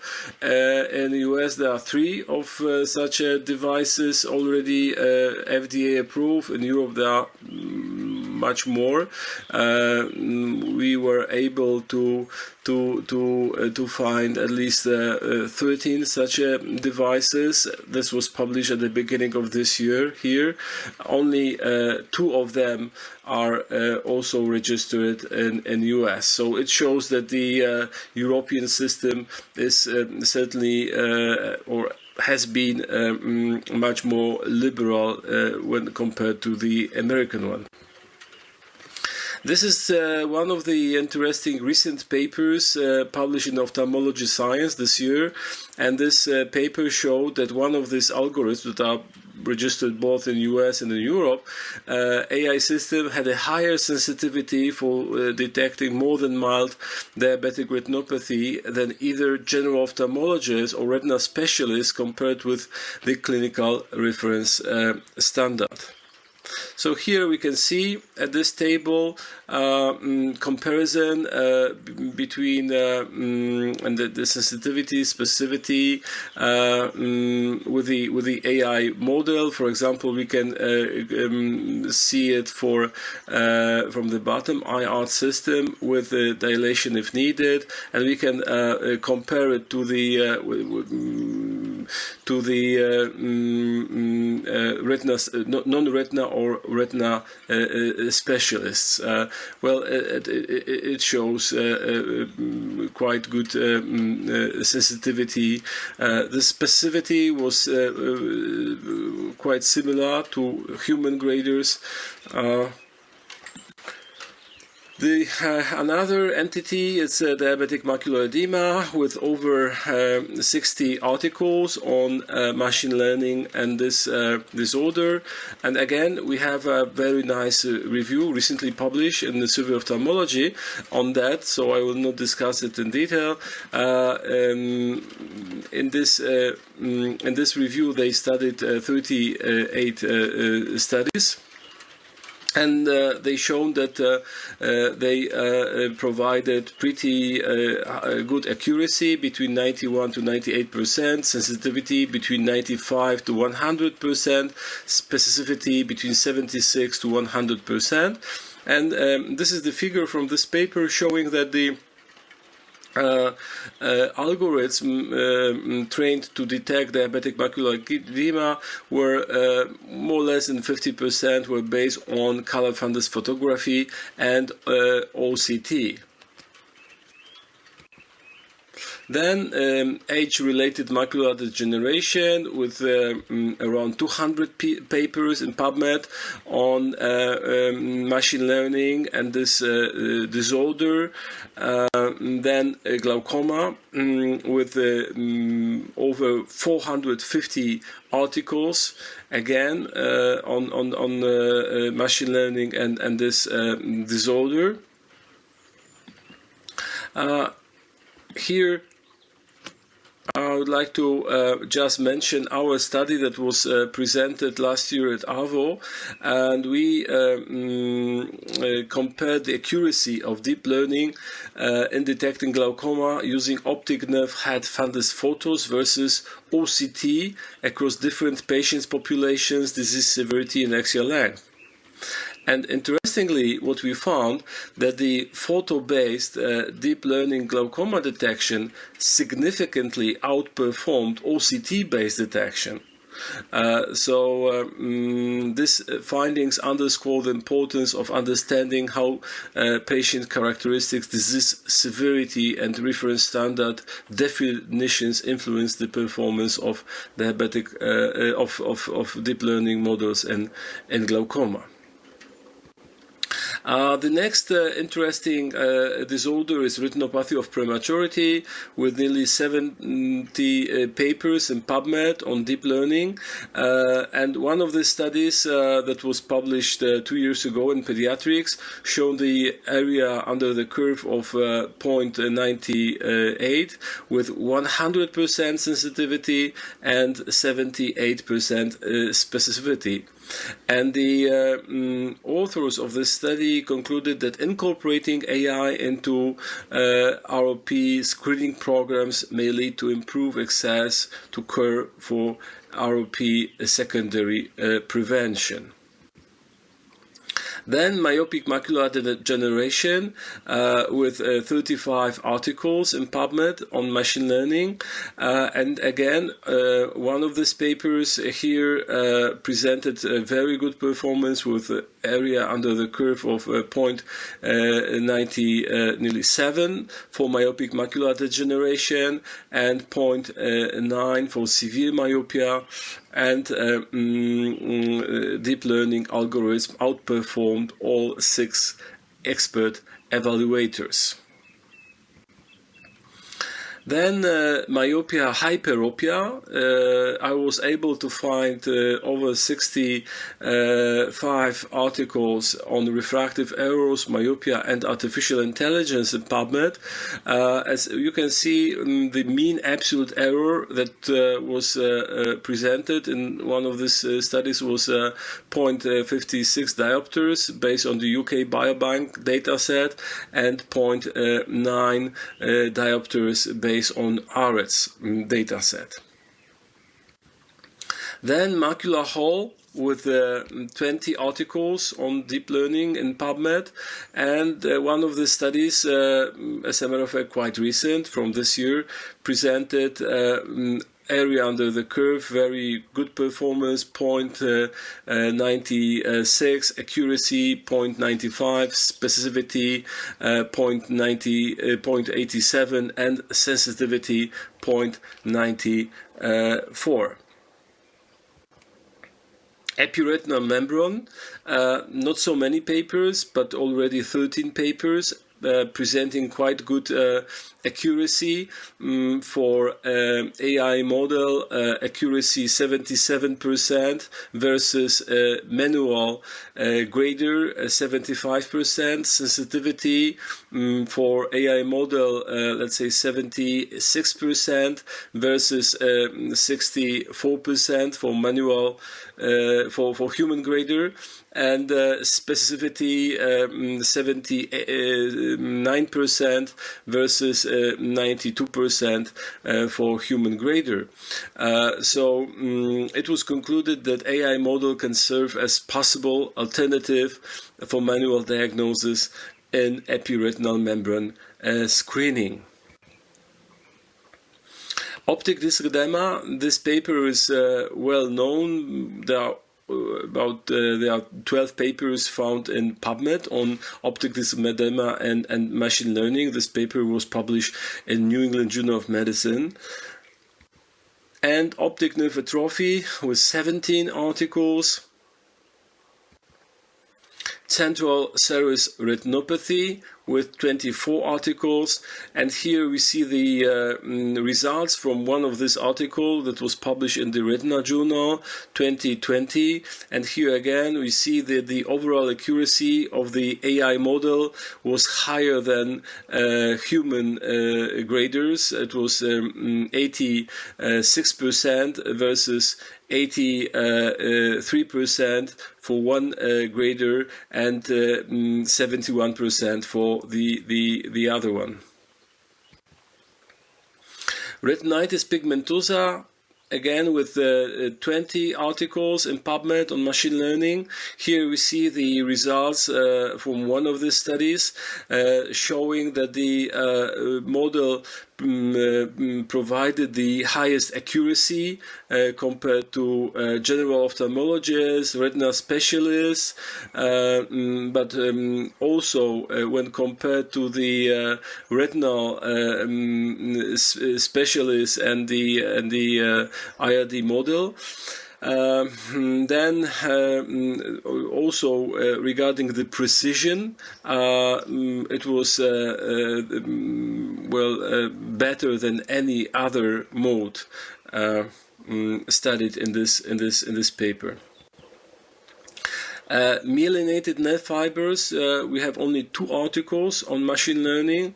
One of them published last year, and in this study, authors developed AI model to identify 10 retinal disorders, and they shown the sensitivity of near 90%. They differentiated 10 retinal diseases with accuracies from 95 to 99%. Now we will move to non-ophthalmic disorders. It is known for many years that the eye is the source.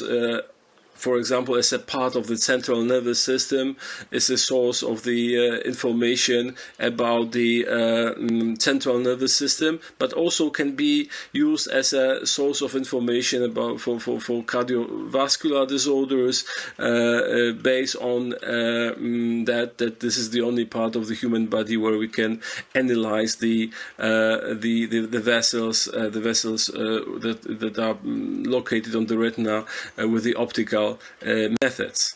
So here I collected different disorders that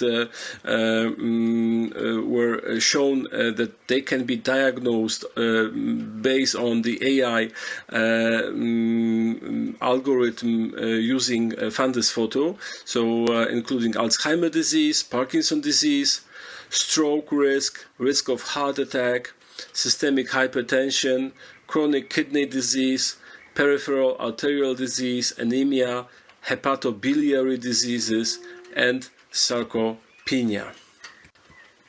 Here's one of the examples. This is the study on the Alzheimer's disease, and this study shown, it was published last year, very good accuracy of 84%, sensitivity 93%, specificity of 82%. And then we have the category of unknown unknowns. So this is the example. This is the study from 2018, well-known study that for the first time shown that the fundus picture can be a source of information about the age, gender, smoking status, hemoglobin, glycosylated hemoglobin level, body mass index, and systolic and diastolic pressure. And from this time, it was already confirmed in several studies, so we know that it's true. And very recent study published just a few weeks ago from JAMA Ophthalmology showing the accuracy of AI in estimating best corrected visual acuity from fundus photographs in eyes with diabetic macular edema. So for the first time, it was shown that AI can estimate best corrected visual acuity directly from fundus photographs in patients with DME without refraction or subjective visual acuity measurements, often within 1 to 2 lines on an ETDRS chart supporting this AI concept if additional improvements in estimates can be achieved. So presently, it is possible to, based on the fundus photo, to say if the photo belongs to the man or a woman. So we can simply determine if that this is a man, and the age of a person. He is 67 years old, non-smoking, without diabetes. He has BMI of around 24, blood pressure of 120 to 85 millimeters, and in the future probably will be even say more based on just a simple fundus picture. So, in conclusion, today we are already able to use fundus pictures for diagnosis of eye disorders, of some central nervous system disorders, and some systemic disorders. We can also use it for evaluating some demographic data, like a sex, age, or race. And probably this list will be soon much longer. And at the end, I would like to show you what ChatGPT says about the iFundus pictures for developing AI-based diagnostic tools. At the beginning is just general information that it can be used for diabetic retinopathy, AMD, glaucoma, and here, for example, it says that other AI-based diagnostic tools using iFundus images are in development for a range of ocular conditions, including AMD and glaucoma. These systems use complex algorithms to analyze patterns and features in the retinal images and classify them according to the disease severity and progression. This is pretty accurate, as a matter of fact, and but this is very general. In addition to the potential diagnostic applications, iFundus images are also being used to train, validate machine learning algorithms for other applications, such as predicting cardiovascular risk factors and outcomes. These studies suggest that iFundus images may provide valuable biomarkers for predicting and monitoring systemic diseases, in addition to the diagnostic applications in ocular disorders. And I ask also the second question: is it possible to use fundus picture for AI-based diagnostic tools for Alzheimer's disease or Parkinson's disease? Here you can see the response, and I just highlighted part of them. ChatGPT answers.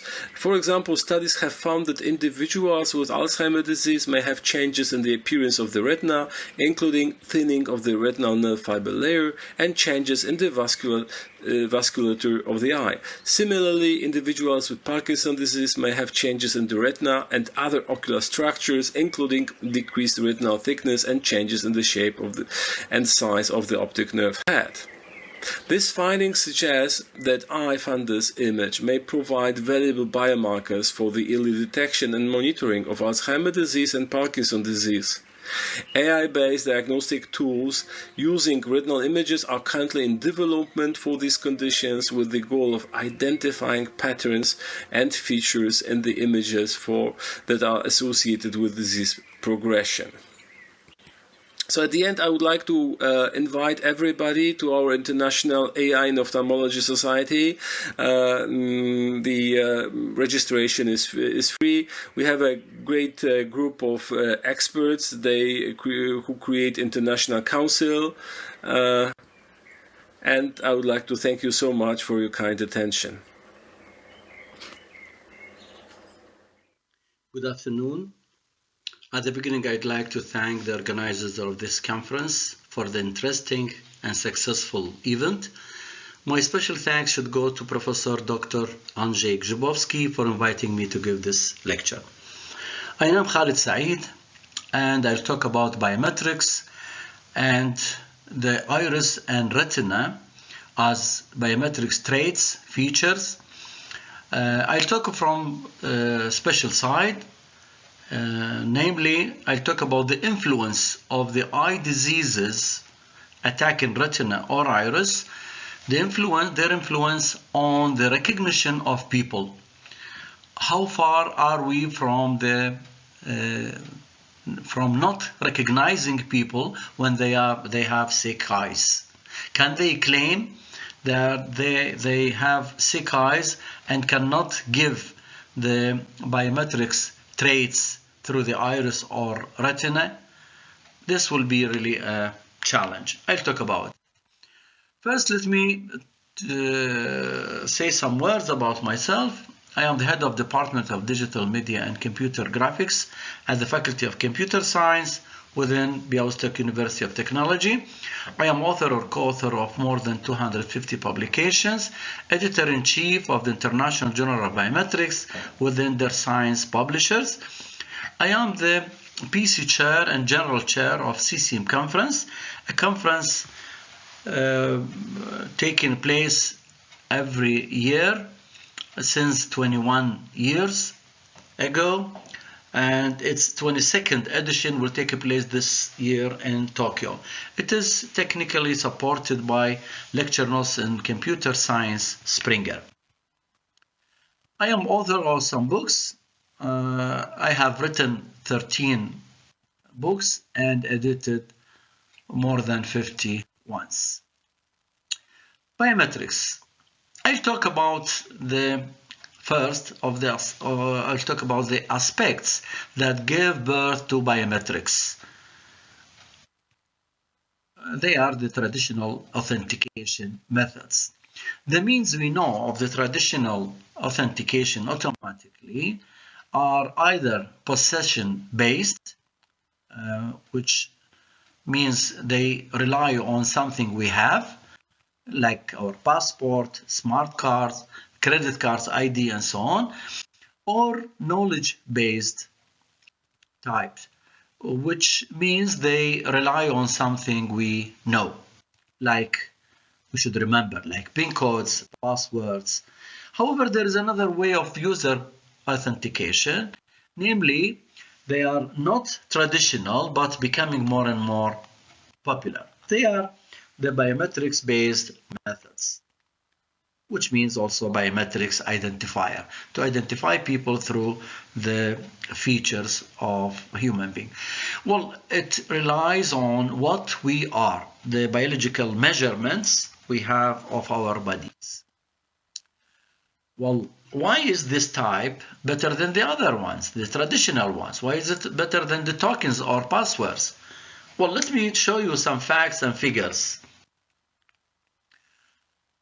We have problems with the traditional authentication. Namely, we may forget the PIN code or the password. We may lose them. Tokens may be lost, stolen. Or we select some passwords which are very easy to be guessed by the imposters, like 1, 2, 3, 4, or we give our names or something like that. Moreover, many people write their PIN codes on their ATM cards, which is really very dangerous. The damages are in thousands millions per year. This was shown several years ago by some surveys in the United States of America. Why is that?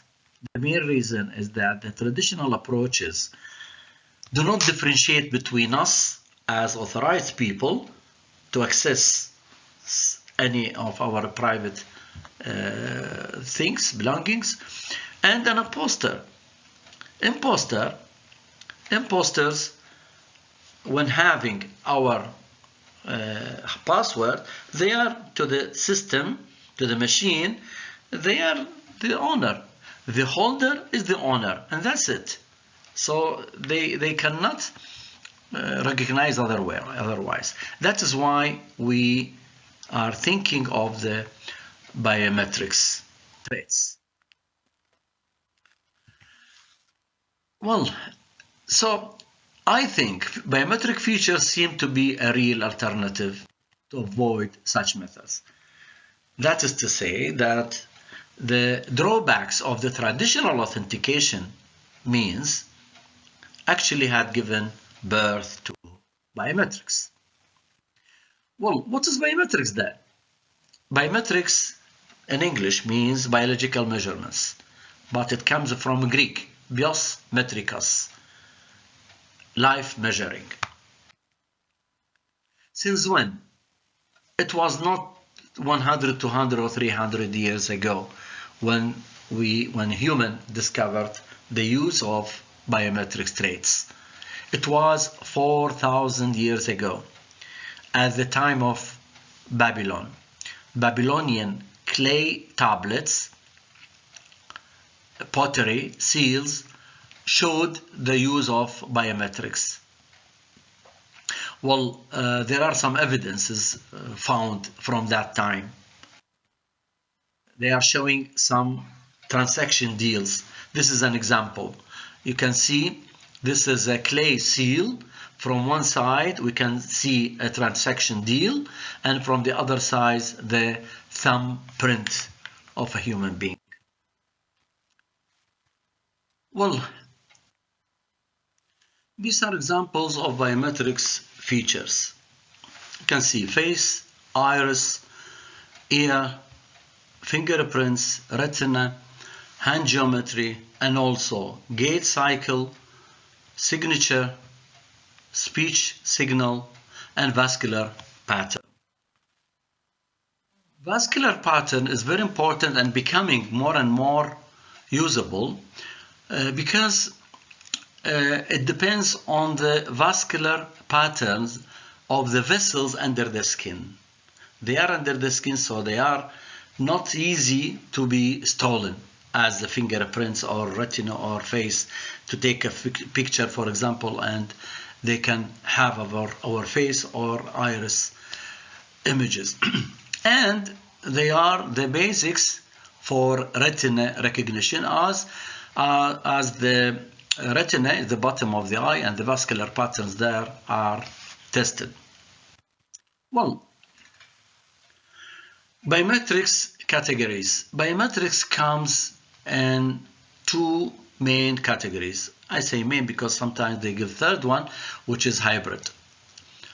But we are not talking about this kind of categorization, so I'll talk about two, physiological and behavioral.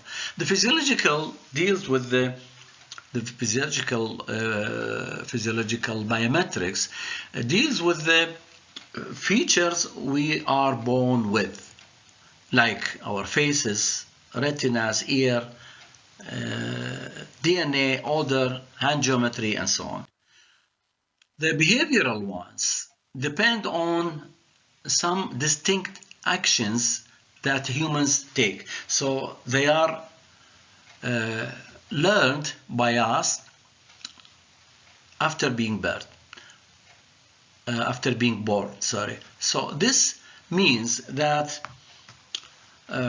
things we learn during our life. For example, we learn to talk, we learn to write, we learn to walk.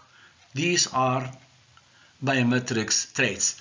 Actually, there are other actions taking place from time to time. We hear about them, taking place to show that all behavioral types are distinct traits and differ from person to another. Even eye blinking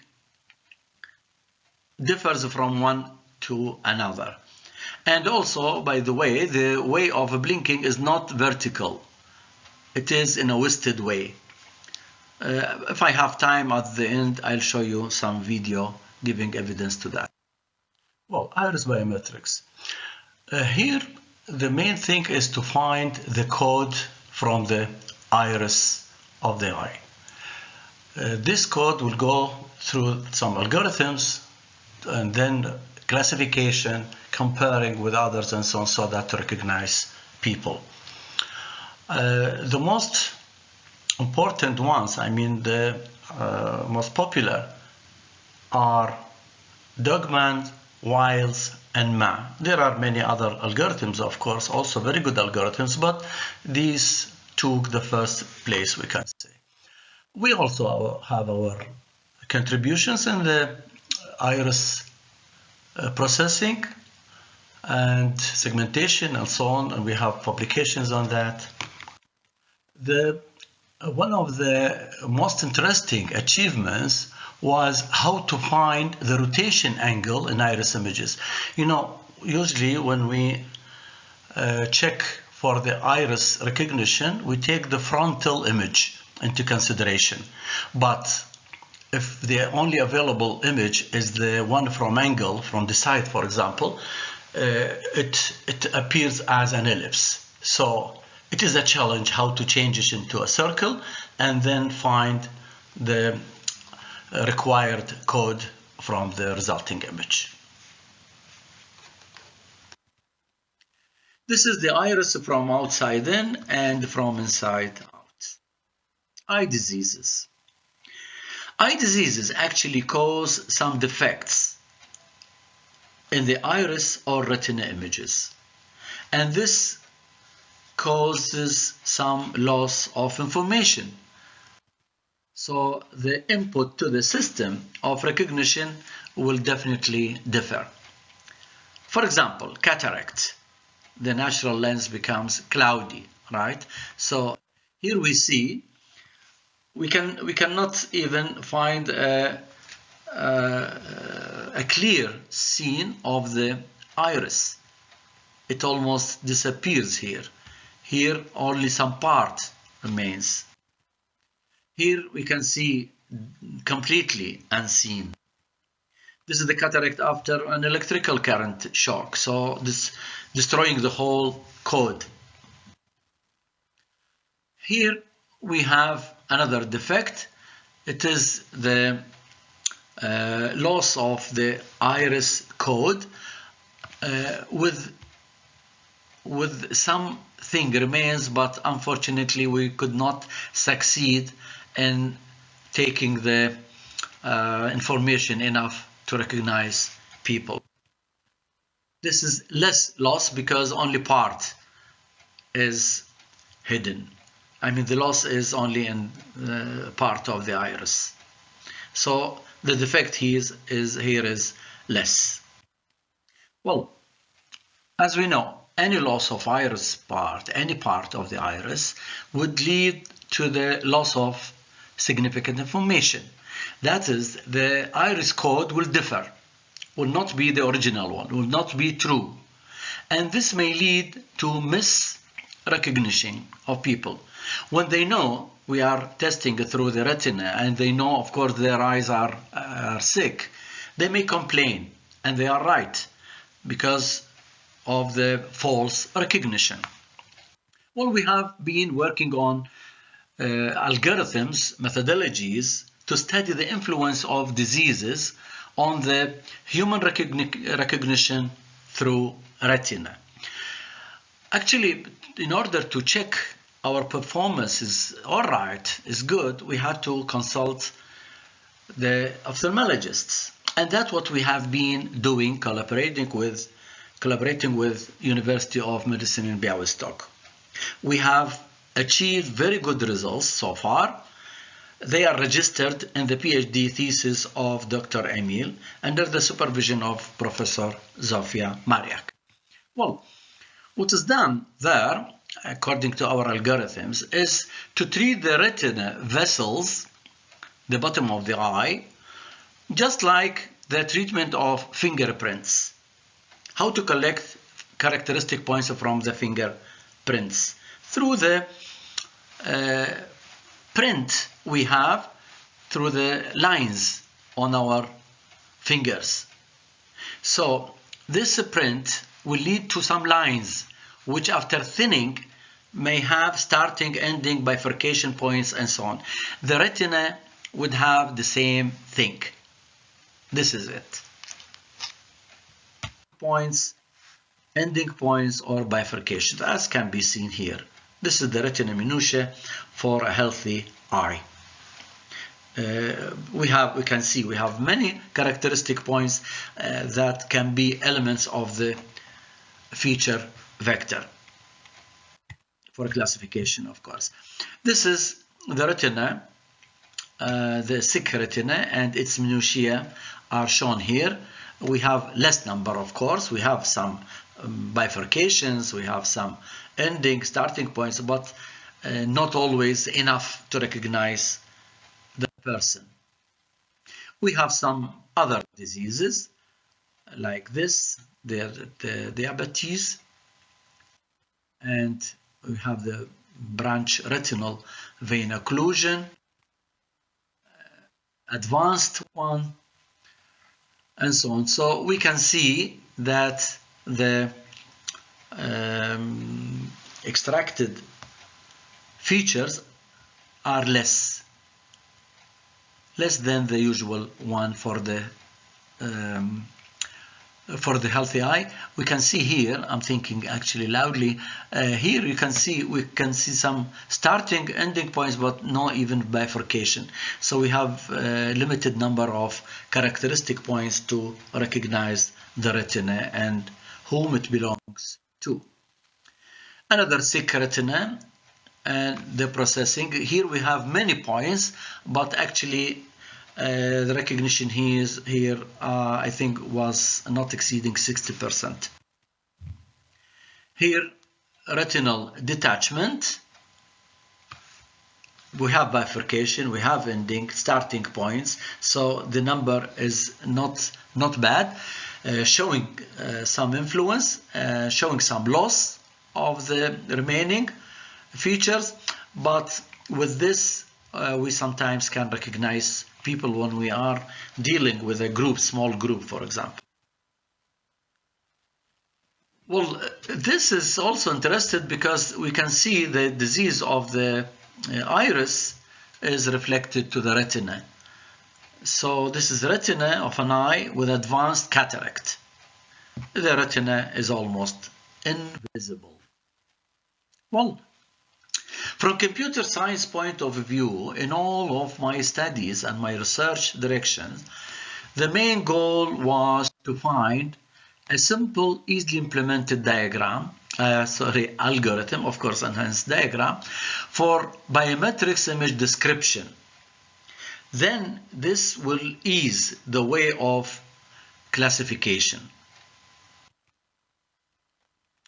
Of course, the image classification stage demands some artificial intelligent methods.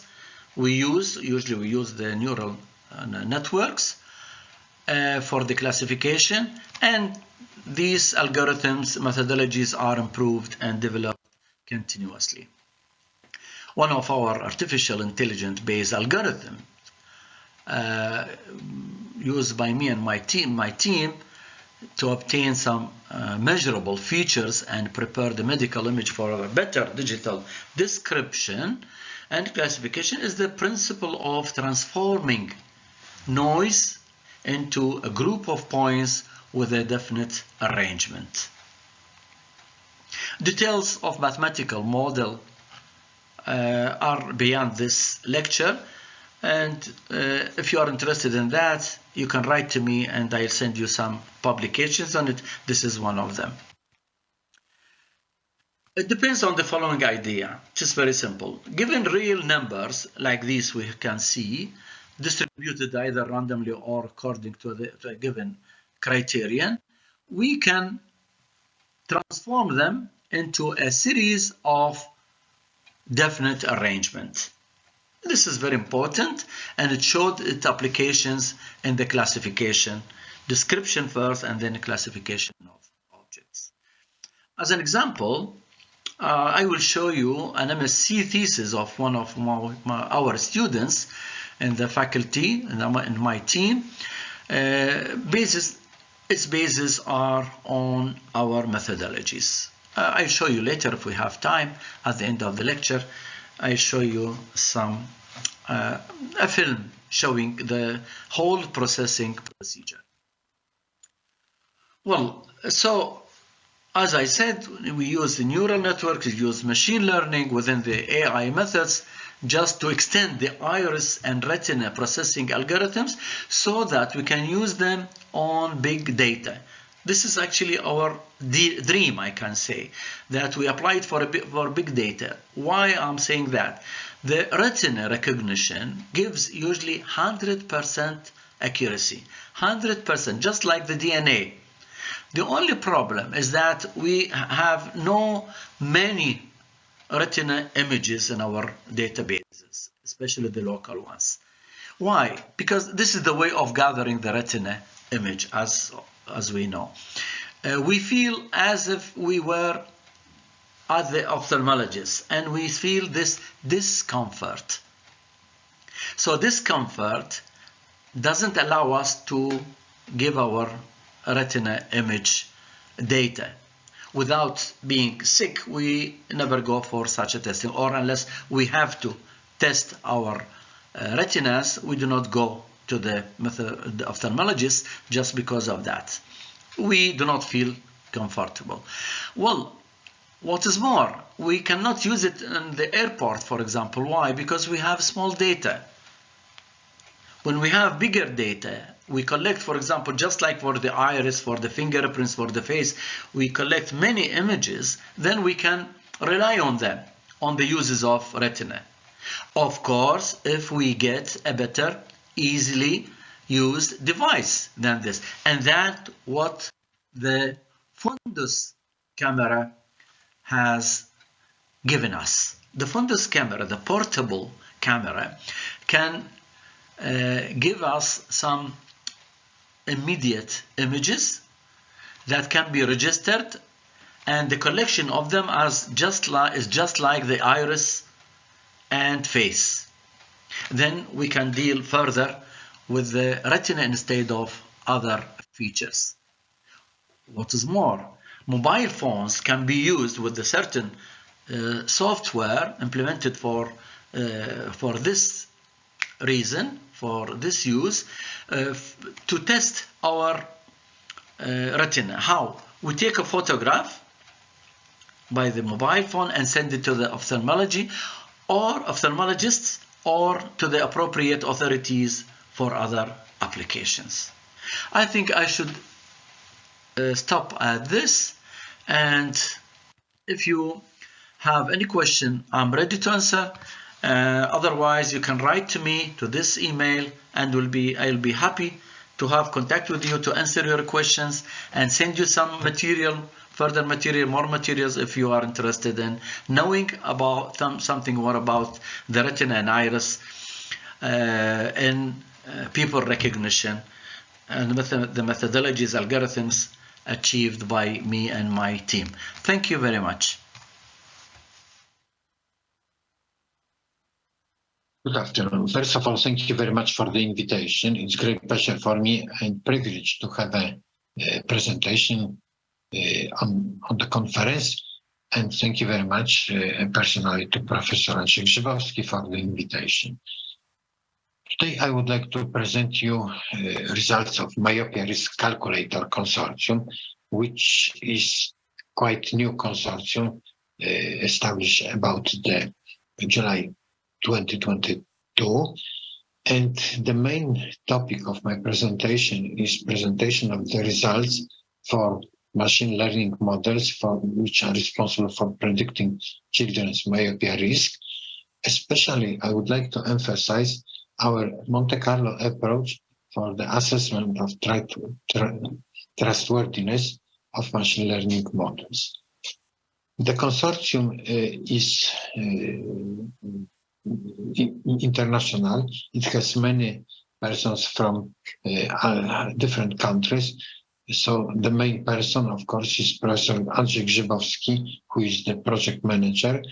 And next we have Professor Mohammad Hassan Emamian from Iran, Professor Olafi Parasinen from Finland, Professor Carla Lanka from Portugal, Professor Shiva Marhaveran from USA, Professor Klaus Nordhausen from Finland, and some persons from the University of Varmia and Mazur. So in particular, I'm one of the persons, and also we have young researchers and master students. Basically, this part of the team is responsible for data science dimension of the project and development of machine learning models. So the main goal of the consortium is development of trustworthy models to predict myopia risk for children. what is extremely important for any kind of development of machine learning models is to use appropriate data sets. Hopefully, in our case, we have two quite good data sets. One is from Iran, which is based on records for 4,000 of children. So we're talking about 8,000 eyes.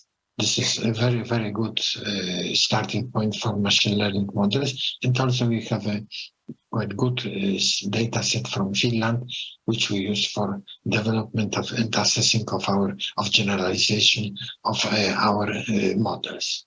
So this is the data set which we use. Also, we have used some synthetic data sets generated by neural nets and by classical oversampling methods. But of course, the most important part is a part related on real data from real life. Next point is definition of the target attributes. From our point of view, of course, when we are talking about myopia, the most important attribute is SE spherical equivalent, which is the most important attribute for the measurement of the level of myopia.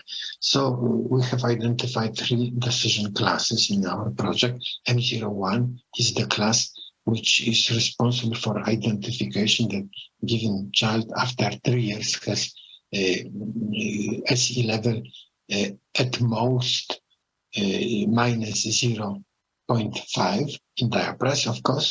And this is the basic definition of the myopia for the case of children. The next decision class is M02. In this class, we are talking about -4 as the limit, upper limit for the SE value.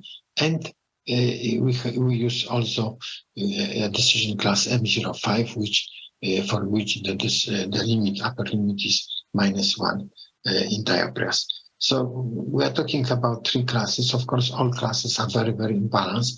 The first one class is decision class is very close to healthy children, so it is very difficult to develop trustworthy models for this case. The class M02 is extremely imbalanced, so it is very difficult also to develop any kind of models. And also, according to theory, and we can confirm this by practice, the most convenient, most comfortable class is M05. Of course, there are a lot of other possibilities to define the decision classes. This is the most important set which we use in our research. Hopefully we have achieved quite good and reasonable results for all decision classes, but as you can expect, the best results we have achieved in the case of M05. The next issue which we have to resolve is what kind of methodology for development of machine learning models we apply in order to find the best tools for identification of the risk related to the definition of the attributes. In our case, we started with very simple traditional models. I'm talking about, for example, regression models, KNN, SVM, decision trees, random forest boosting, and neural nets. Of course, this is just initial our approach. Next, after a few months, we have decided to use some combinations of the models. In other words, we have applied some methodologies related to ensemble learning. But what was very important, our target also was some kind of explainability of the models. So from our point of view, especially regression models are very important, and we paid a lot of attention in order to achieve really good results using this classical approach. Of course, there are a lot of other possibilities to develop machine learning models, but we decided to start with very simple approaches, which are very, very popular and clear. From our point of view, we have done a tremendous work. I'm talking about something about 4,500 of machine learning experiments, which are documented. It was involved in many scenarios in order to achieve really good results. So let me show you just an example of one of the best results. This is the example we have achieved. The measure is, in order to measure the results, the performance, we use two numbers. The first one number is 99% lower confidence bound. So we are talking about a special approach to create confidence intervals. We have used, as I mentioned, Monte Carlo approach and some additional tools, which I will mention after a few minutes. And then the second column, you have just median, which is very typical measure. So we are talking about extremely popular and the most traditional measures for the quality of binary classifiers like sensitivity, specificity, precision, area under ROC curve, G-mean, and F1 score. So the results, as you see, are really very good. We are talking about 71% as the lower bound. So this is a really very good result for the sensitivity, specificity. The precision is not so good, but when we are talking about median, this is something about 50%, which is also quite a good result. Okay, so next, what I would like to show you our approach to trustworthiness. Let me remind that the trustworthiness is one of the most important component of development of AI technology, especially after implementation of ChatGPT. Many researchers and politicians recognize that this is extremely important issue, the concept of the trustworthiness of the AI technology. I have used ChatGPT to get the knowledge about trustworthiness. So this is the definition provided by ChatGPT.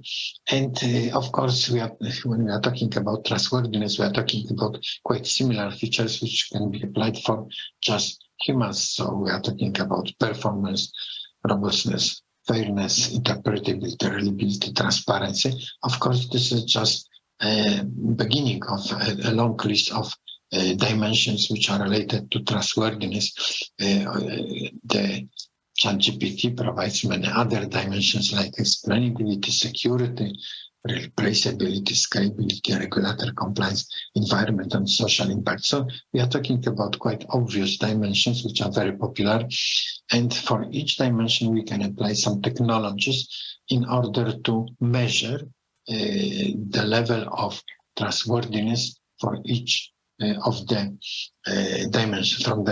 Dimensions, of course, it depends on the particular applications which kind of dimensions are very important. So we can create aggregation of the measures using some weights. What is interesting that for any kind of measure, we can apply some Monte Carlo methods in order to establish some measures. And this approach is very popular.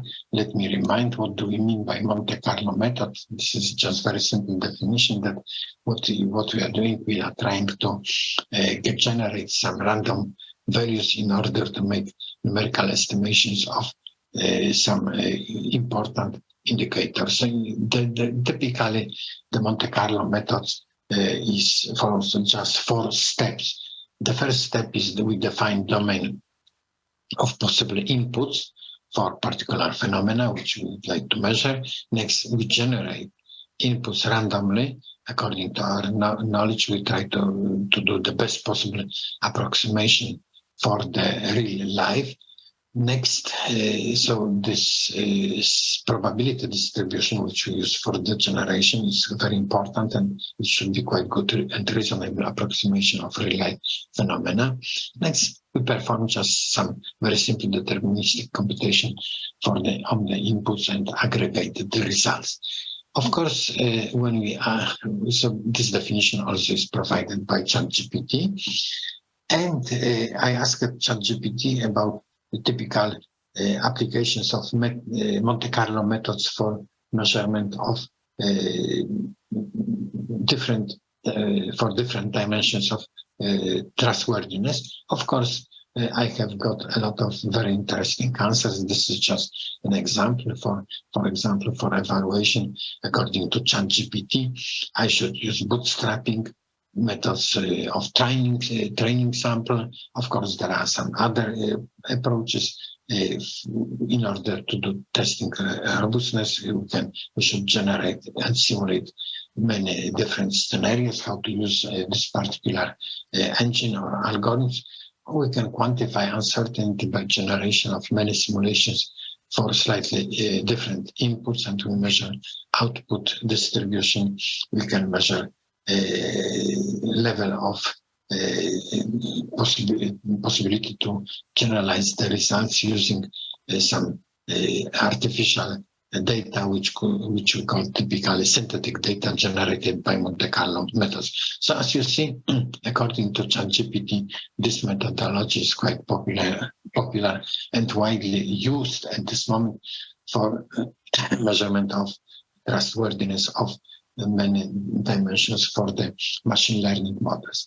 And we have also applied this method for our research. Of course, our approach is in some sense, according to our knowledge, original. However, it's extremely simple, and I'm pretty sure it will be clear for you after a few minutes. First of all, what we have done, we have used very simple measures, which are traditional measures to measure quality of classifiers, binary classifiers. So once again, we use recall, specificity, precision, F1, G-mean, and area under the Ross curve. However, in our case, it was very important to do so-called cost-sensitive machine learning. In other words, as a let's say target function, we have used some weighted averages. To simplify this, one of the most important our measures was weighted average of sensitivity, specificity, and precision. So the formula was extremely simple. So we have just multiplied sensitivity by 2 plus specificity plus precision, and we have divided this by 4. And this measure was the most important measure in our research, because we would like to have a high sensitivity and possibly high specificity and precision. So our approach was very simple. We just generate by Monte Carlo cross-validation as many models as it is possible and reasonable.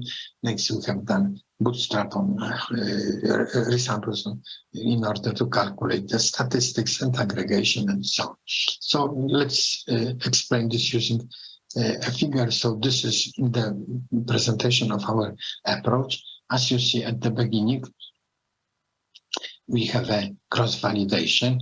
As you remember, for the cross-validation, it is necessary to generate a partition of the set, training set, into certain folders. We typically use partition into 10 folders. And when we have 10 folders, we repeat machine learning for 10 times for each folder separator in order to evaluate the value. However, the partition could be generated in many methods. So we are talking about many possibilities. And we have used Monte Carlo methods for the identification of the partitions. Typically, we have used 20 Monte Carlo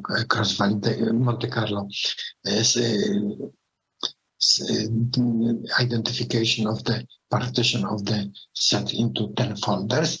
And when we multiply 20 by 10, then we multiply 200 machine learning models which are generated by this loop. Of course, this is typical approach. We can, for real life applications, we can use much bigger numbers, like 200 Monte Carlo cross-validation loops for, let's say, 10 folders. So in other words, we achieve, using this approach, 2000 machine learning models. And what is very important is that during the second phase, we have 200 machine learning models as a result of the previous one steps. Next, we are doing bootstrapping based 200 values of statistics. And as you see, after this resampling, we have 3,000 values for each statistics. I'm talking about such statistics as like precision, recall, F1, and so on. So as a result, we have achieved some percentiles on this set of 3,000 of statistics for each S. As I said, S could be any kind of statistic. And using this approach, we have produced a lot of results. So this is quite reasonable from our point of view to use confidence intervals using this empirical distribution, which we have achieved using Monte Carlo cross-validation and bootstrapping methods. So it was quite easy for us to calculate the first one percentile, the fifth, and so on. Basically, for our research, mainly we have used fifth percentile, which was the most important for the assessment of the model. However, for some purposes, I'm talking about our target to apply these models in real life, we plan to use the first one percentile using much bigger numbers. Let me present you the most important results. So this is the set of results for 3 decision classes, M05, M01, and M02. And this is the average value of sensitivity, specificity, and precision. So as you see, this is 72%. In this case, we have applied a very simple, very typical approach, logistical regression with lasso methods for regularization. And as you see, the results are really very good. So we are talking about 90% of area under the curve, and sensitivity is quite good, and specificity and precision. Also, we have achieved quite good results for the decision class M01. However, in the case of the class M02, which is a very imbalanced class, unfortunately, the results are are not so good. So in this case, you see, this is just the beginning of our research. We have a lot of plans for the future. We plan to improve efficiency of our Monte Carlo method and some other issues. So this is end of my presentation. And what I would like to say is we plan to continue this. Of course, if you have please let me know if you have any questions or remarks.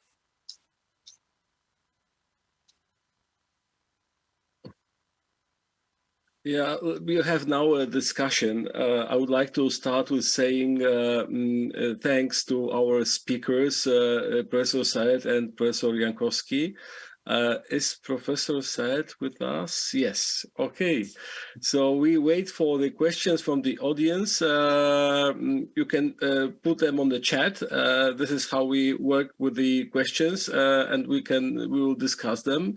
But in the meantime, both lectures were very interesting. I have a, let's say, comment on the topic brought by Professor Saeed on biometrics, because of course we know for some time that both iris and retina can be used for identification of a person.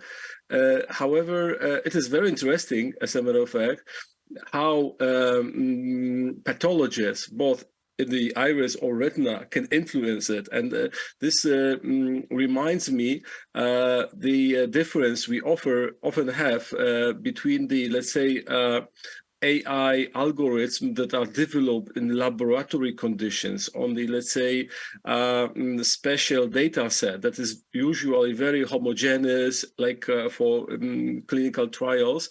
And then this AI algorithm is brought into real life, and then the populations are different. I mean, they have different diseases, not only one, because, well, algorithm was developed to, for example, detect only diabetic retinopathy. But then there is a patient who has 3 disorders or 2 disorders, and then life is much more complicated than what we can work on in the lab.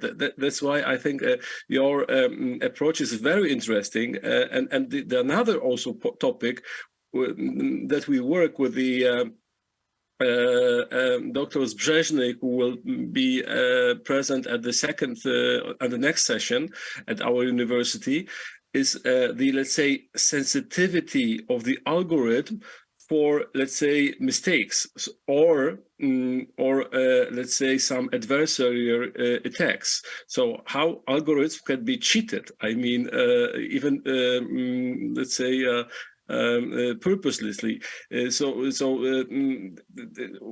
What do you think about that? I mean, very interesting. Very interesting, Professor. Actually, we are also working on spoofing. Well, this is what you are talking about is called the spoofing, right? It's biometrics. So it is quite easy to steal some trees, for example, fingerprints, or we can find them on glasses, for example, on bottles and so on. We can take it, not a problem. And also the iris or face, because good photograph can represent the real eye and so on. But as we know, those who are imposting, the imposters, are usually good informatics scientists and so on. But we also have other kind of informatics that they find the cheaters and their methodologies and try to overcome them. So we have, for example, we study the liveness of the eye. Just we ask the person to move, to blink, for example, 1, 2, 3, something like that, so that we know that we are dealing with a real person, live person, not with the photograph of his eye. The same with the face. What you are talking about is really very interesting, and I'm very glad to hear that. And maybe they are very good seeds for a future cooperation, so that we can make some exchanging between our ideas and methodologies. It will be really very rich approach to be collaborated on. Thank you. One of the aims of the conference is networking between scientists and also create this collaboration. And of course, we welcome everybody from the audience who is interested in this subject, contact us and possibly collaborate. Yeah. So as a matter of fact, this is the also comment for the last talk by Professor Jankowski, because we created a consortium based on the data sets we could access to, but of course, again, if there are some colleagues from, let's say, other countries who might have access to good epidemiology studies for children and would like to collaborate with us, we are open for such a collaboration. I see we have I think the question. Okay, the question was, till date, AI was used on the base of fundus picture and OCT. Is any studies was done with the UBM to know the anterior segment? Yes, there were some studies on that. As a matter of fact, not only, well, as a matter of, I think that every sort of imaging was already used for AI training. And I have not mentioned, but the very, let's say, promising from my point of view is also external eye photo, because I focus in my talk on just fundus pictures.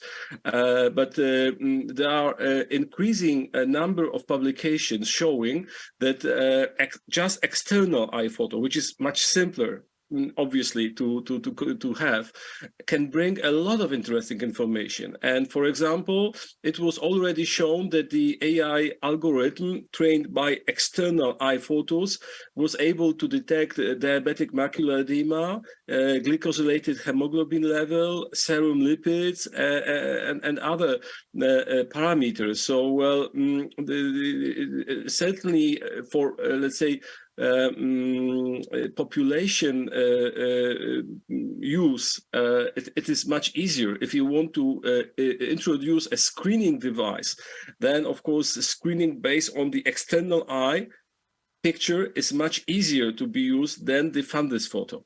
So okay, we have another question. This is for me question. In your talk, you have shown many very successful approaches for screening and diagnostic on a number of common eye diseases. Why those products are still not widely used?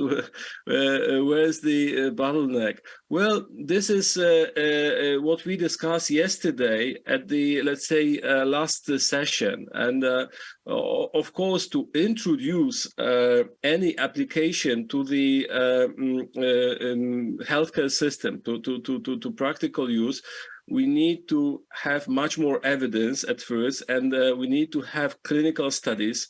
We need to be sure about the safety and the reliability of this approach. So,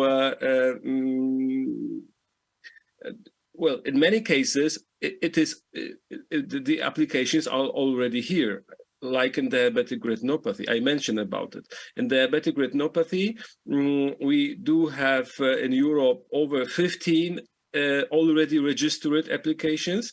I mean, AI-based medical devices, let's say. And in US, there are 3 FDA-approved AI-based medical devices. So in this particular field, this work was already done, and it was so convincing that this regulatory bodies approved this algorithm to be used in the real life. However, in other subfields, it's not as easy. I mean, probably the next would be AMD and glaucoma, because as I shown, the accumulation of studies in this both subfields is really big. And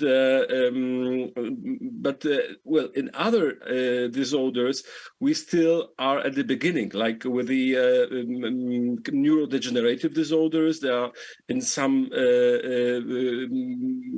diseases we have only a few studies, like Alzheimer, Parkinson, and the same is true for cardiovascular disorders. We are at the beginning in these subfields. No more questions on the chat, so yeah.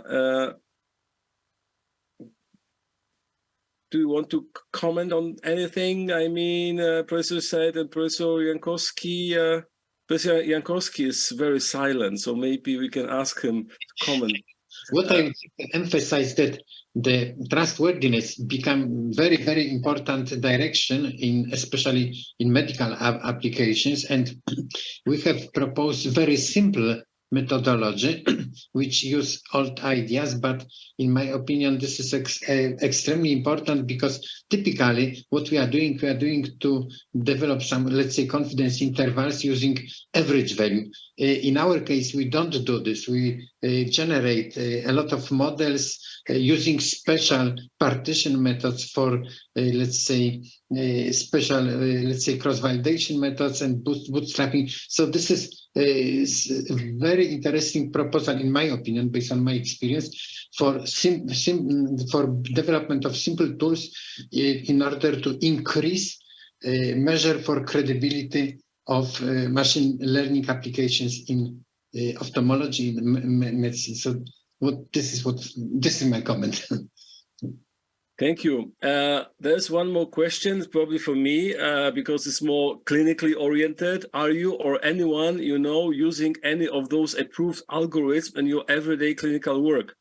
Well, depends on what you mean by everyday clinical work, but we have been using one of the registered algorithms from 2019 in a relatively big study on screening diabetic retinopathy in our region.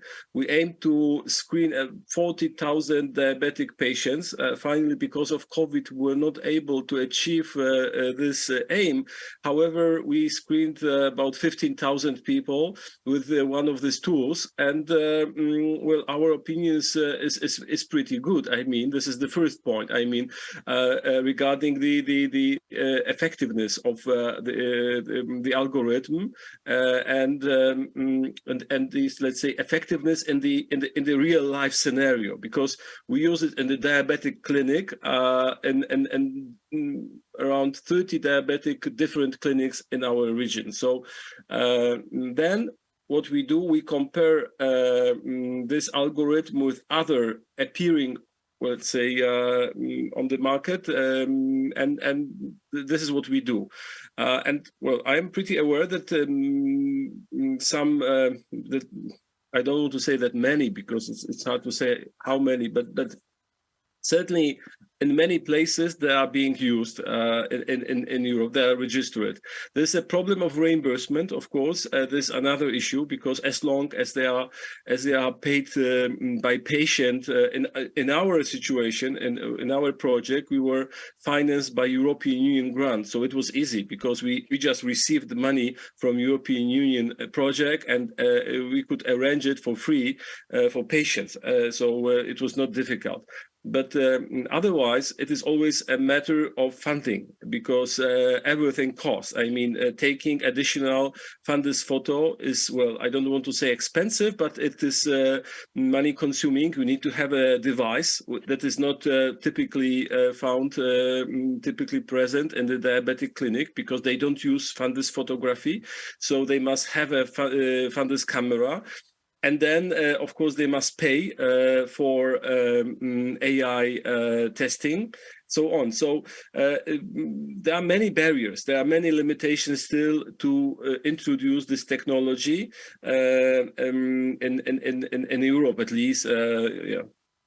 So there was a timer, so we need to finish the discussion because we are approaching the next session. So I would like to thank again our speakers so much. Thank you very much.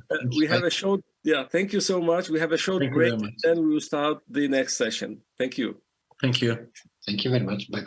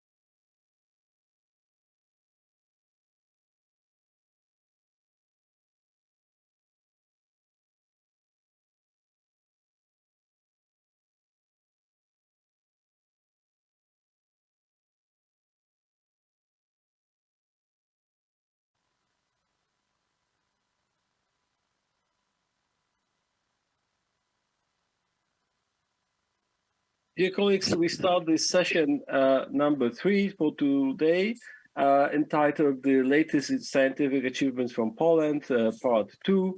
And I'm happy to introduce our speakers. The first is Dr. Agnieszka Zbrzezny from the University of Warmia and Mazuri, who will speak on deceptive tricks in artificial intelligence, adversarial attacks in ophthalmology. Dr. Zbrzezny represents Faculty of Mathematics and Computer Science, and she spent 2 years in the United Kingdom, London and Oxford, working on the new testing methods and AI explanations. The second speaker is Mr. Łukasz Łabieniec, who will speak on Can Artificial Intelligence Access Neuropathy Based on Magnetic Resonance Images? And he represents Department of Condensed Matter Physics, Faculty of Physics at the University of Białystok. He is a PhD student in physics and teach and research assistant at the Department of Condensed Matter Physics at this university. Previously worked at the Medical University in Białystok. Then we will have the third talk by two professors, Professor Remigiusz Baran and Professor Andrzej Dziech. They will present the lecture on the system for automatic diagnosis of diseases based on the analysis of fundus images made in optical coherence tomography, OCT, based on artificial intelligence. Professor Remigiusz Baran represents the University of Computer Engineering and Telecommunication in Kielce, specializes in digital signal processing, microprocessor technology, and embedded systems. Professor Andrzej Dziech represents Faculty of Computer Science, Electronics and Telecommunication, and the AGH University of Science and Technology, and also is affiliated at the University of Computer Engineering and Telecommunication in Kielce. Professor Dziech specializes in digital telecommunication, coding, information, signal theory, and signal and image processing, among others. Let's listen to the lectures now. Hello everyone, my name is Agnieszka Zbrzezny, and today I will present a survey about adversarial attacks in model classifying ophthalmic images. Any commercial entity does not sponsor the materials presented. The presentation is based on the paper Deceptive Tricks in Artificial Intelligence, Adversarial Attacks in Ophthalmology, published in Journal of Clinical Medicine. You can find this paper by scanning this QR code. The outline of the talk is as follows. First, I will talk about motivation, and I will present why we started this research. Next, I will explain what adversarial attack is. I will show you examples, simple examples, and then I will talk about challenges in adversarial attacks in medicine. And then I will present adversarial attacks in ophthalmology and specified adversarial attacks in ophthalmology. And in the end, I will conclude our research. In many areas of artificial intelligence, machine learning algorithms based on big data and deep learning have facilitated extraordinary progress with many applications in ophthalmology. Advances in artificial intelligence algorithms and easy access to large public data sets have made AI models ubiquitous. From funny filters on Instagram to automatic translators that help us perform our work to specialized models that solve complicated problems such as analyzing and classifying medical images. With the help of artificial intelligence algorithms, we can solve complex image classification problems in different areas of life. The development of big data has given us access to millions of correctly classified images, and this allows the algorithms to learn better, to learn faster. the last models can achieve up to 98% accuracy, which can be misleading. Suppose we consider even minor perturbations of the image, such as, in example, change 1 pixel color. Then such models are uncertain for small perturbations. And such perturbation does not change in terms of human perception. It does not change our perception of the image. However, it makes a completely different image for artificial intelligence. Here we can see the famous example of adversarial attack. It is the first example, and this figure demonstrates that the model first correctly categorized panda image on the left. However, the confidence, it was almost 60%, and after the perturbation was applied to this image, the model's prediction shifted to a gibbon, and the confidence that it is a gibbon, it was extremely high. It was almost 100%. Humans interpret both photographs similarly. However, the model views them as completely different images, and this highlights the significance of adversarial attacks, and that even modifications in the images that are imperceptible to humans can dramatically represent the model output. So it is the intuition about adversarial attacks. This picture shows the binary classifier. Here we have a model boundary. What does it mean? It is a boundary. This is the function which is trained. So this is our actual model. We have here two classes: blue axis and red circles. And what happens when we try to test our model?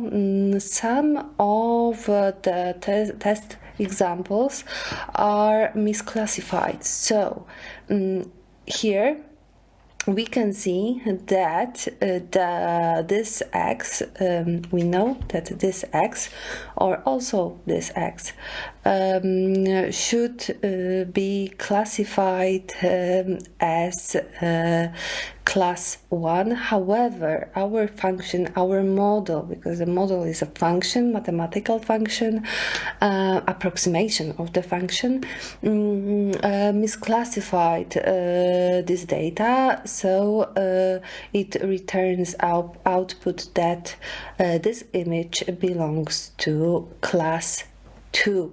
And here we have the same example. So this line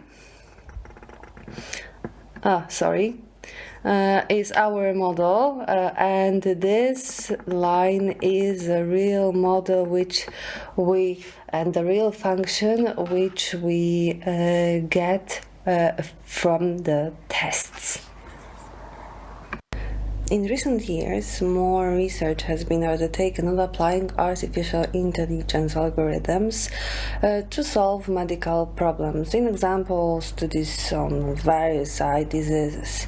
The resulting models are very efficient, highly efficient. However, we typically do not receive any information on model checking, on model verification. One such difficulty may arise from the adversarial attacks. They are relatively easy attacks. The algorithms are quite easy to implement, and those attacks are expected when working with images. It is natural that we can generate a lot of them usually. The tendency of classifiers to overfit has led to many to assume that adversarial attacks only occur in deep neural network. All decision models have an adversarial attacks as a fundamental property, and here we explore the fundamentals of adversarial attacks to better understand attacks on ophthalmic image classification models. Adversarial machine learning analysis focused on natural images, so medical image adversarial attacks were still unclear.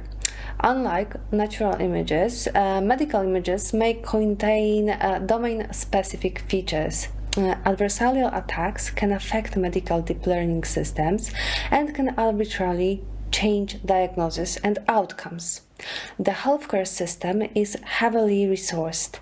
It inevitably creates risk where potential attackers can attempt to profit from manipulating the healthcare system.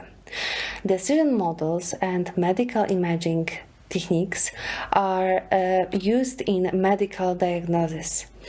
Safe and robust medical deep learning systems have become essential. Adversarial attacks can succeed faster on medical images than natural ones. It means that fewer perturbations are required to execute a successful attack. There are two main reasons why deep neural networks that classify medical images are more exposed to adversarial attacks.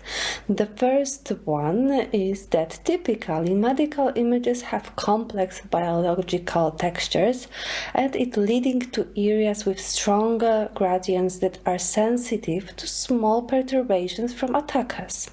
And the second one is that state-of-the-art deep neural networks designed for large-scale natural image processing can be reparameterized for medical imaging tasks, resulting in a severe loss of landscape and high susceptibility to adversarial attacks. Medical imaging adversarial attacks generated using attack methods developed from natural images are not really the terminal in this medical sense. So future research should focus on developing specific adversarial attacks for different types of ophthalmic images. Now I will present a few quite interesting types of adversarial attacks.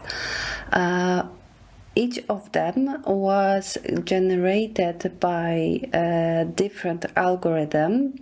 However, here we can see the result of adversarial attack, which is called iterative fast gradient sign method, and this is a variation of the first attack we know. So FGSM is the first attack presented in 2016 by Ian Goodfellow. And we can see that we don't see any difference between the left column and the right column. The left column shows the original images, and the right column shows the perturbated images. Even in a large scale, we cannot see difference. And the authors of this picture tested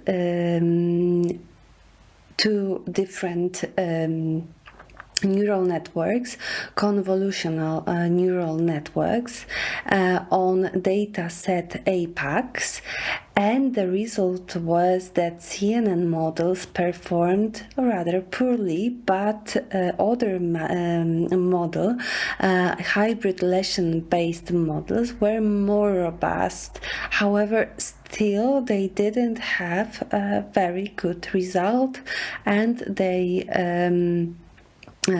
were aware that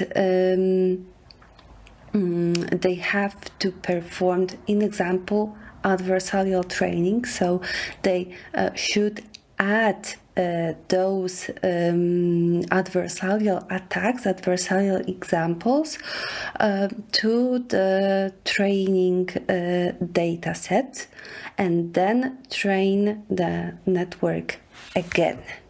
Here we can see another example of the adversarial attacks.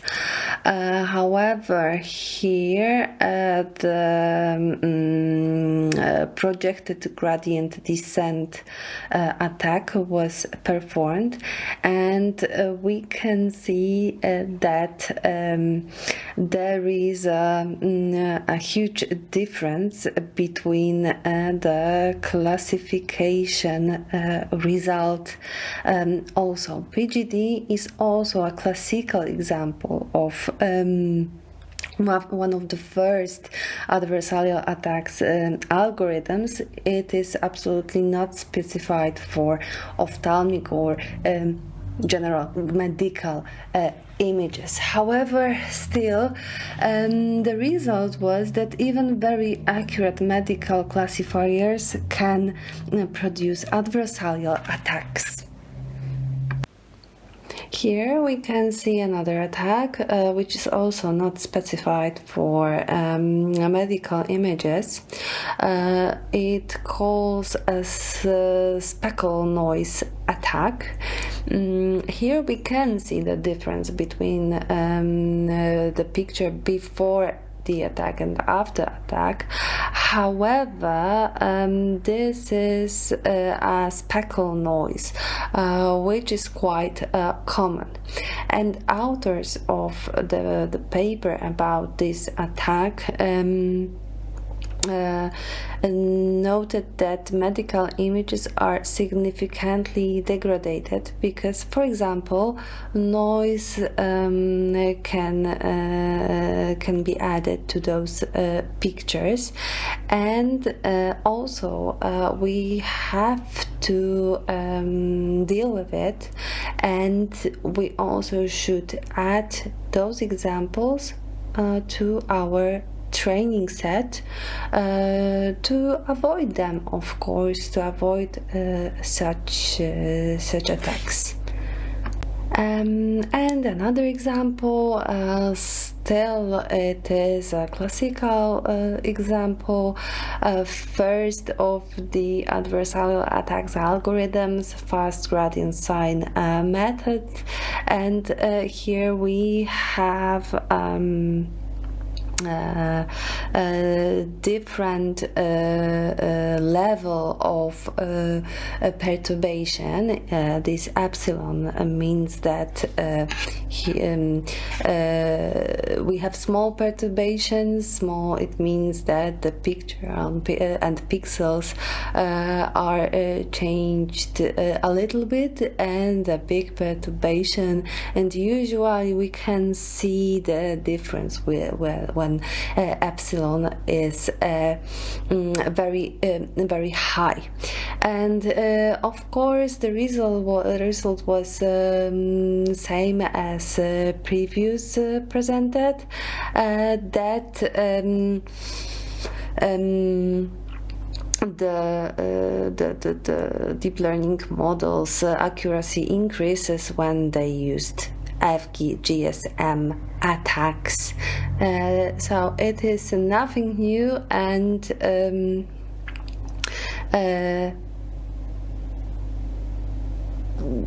we can expect this, that there is a lack of models which are robust without adversarial training. Here we have another kind of pictures, another kind of images. And another attack, universal adversarial perturbation. It is also a classical algorithm, and also here robustness of deep neural network increased to non-targeted and targeted universal adversarial perturbation using adversarial training. So it is a good sign. As I mentioned before, we don't have a lot of specified adversarial attacks in ophthalmology. However, one of them is adaptive segmentation mask attack presented here. We can see that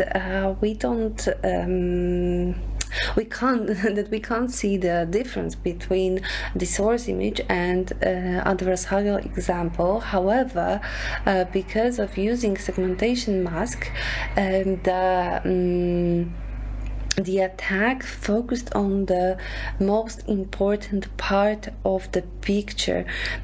So we are sure that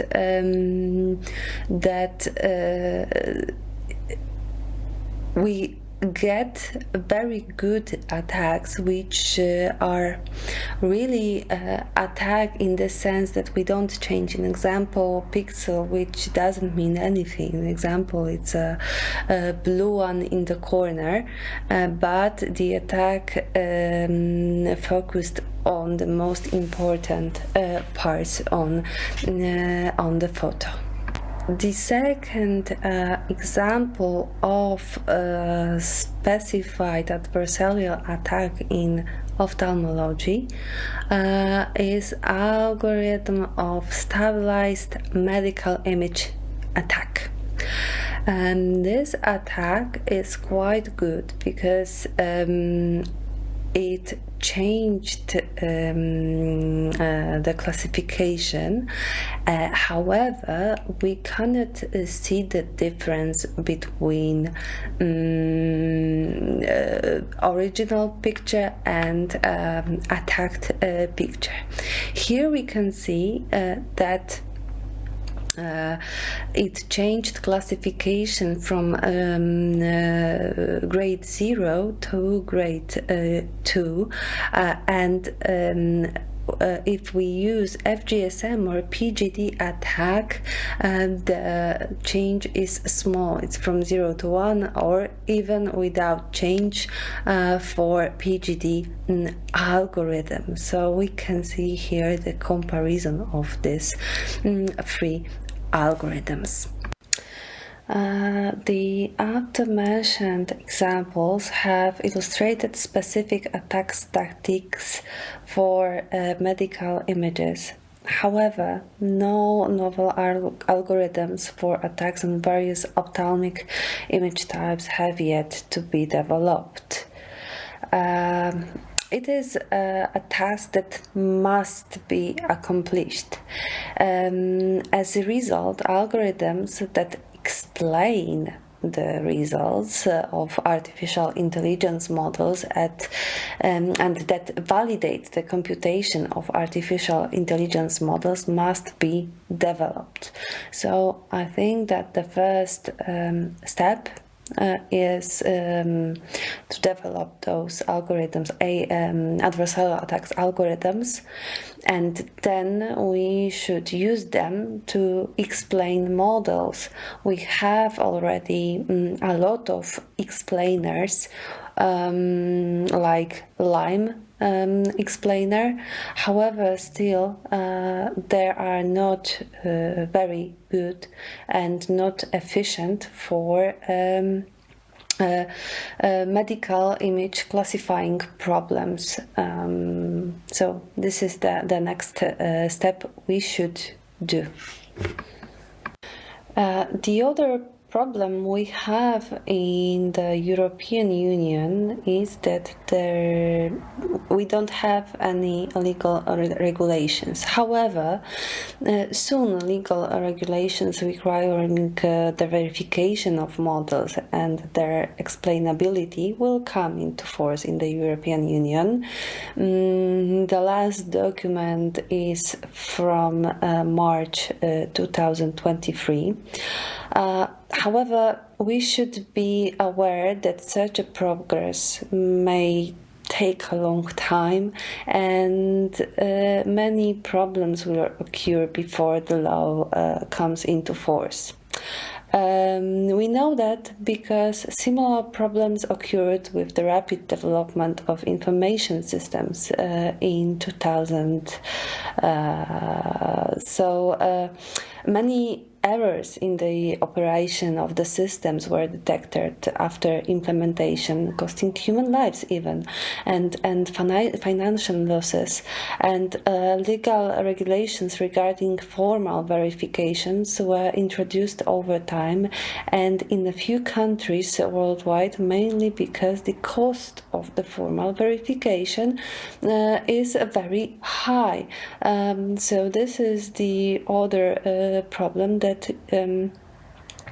usually formal verification and complete verification is very expensive, and also it takes a lot of time. I will conclude with only one sentence. We should focus on develop specific adversarial attacks for medical images to make our models robust. Thank you very much for your attention. I'm waiting for your questions. If you would like to read our paper, here again you have a QR code. Thank you very much. Good afternoon, everybody. I'm Łukasz Łabieniec from the Department of Condensed Matter Physics from University of Białystok in Poland, and today I would like to show how the degree of optic neuropathy can be assessed based on magnetic resonance images. A supervisor of this project and my PhD is Professor Krzysztof Szymański.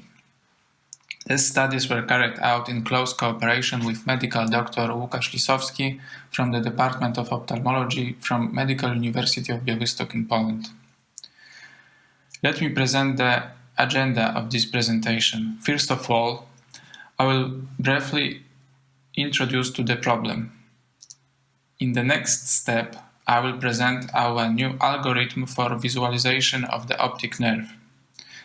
Then I will show you how the degree of the neuropathy can be assessed in a systematic way based on this algorithm. And I will show the practical application of this procedure.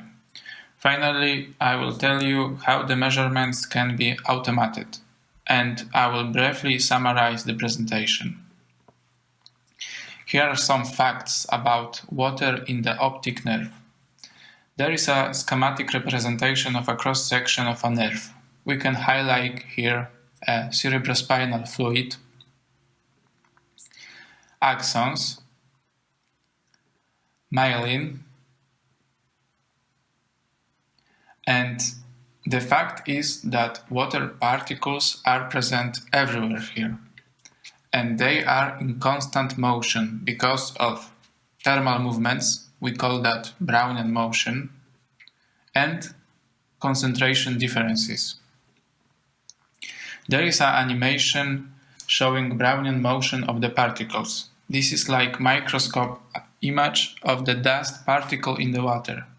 We can track this dust particle and its displacement over time. The same thing happens to the water molecules inside the optic nerve. It is also a fact that water particles prefer more to move along the nerves than across them.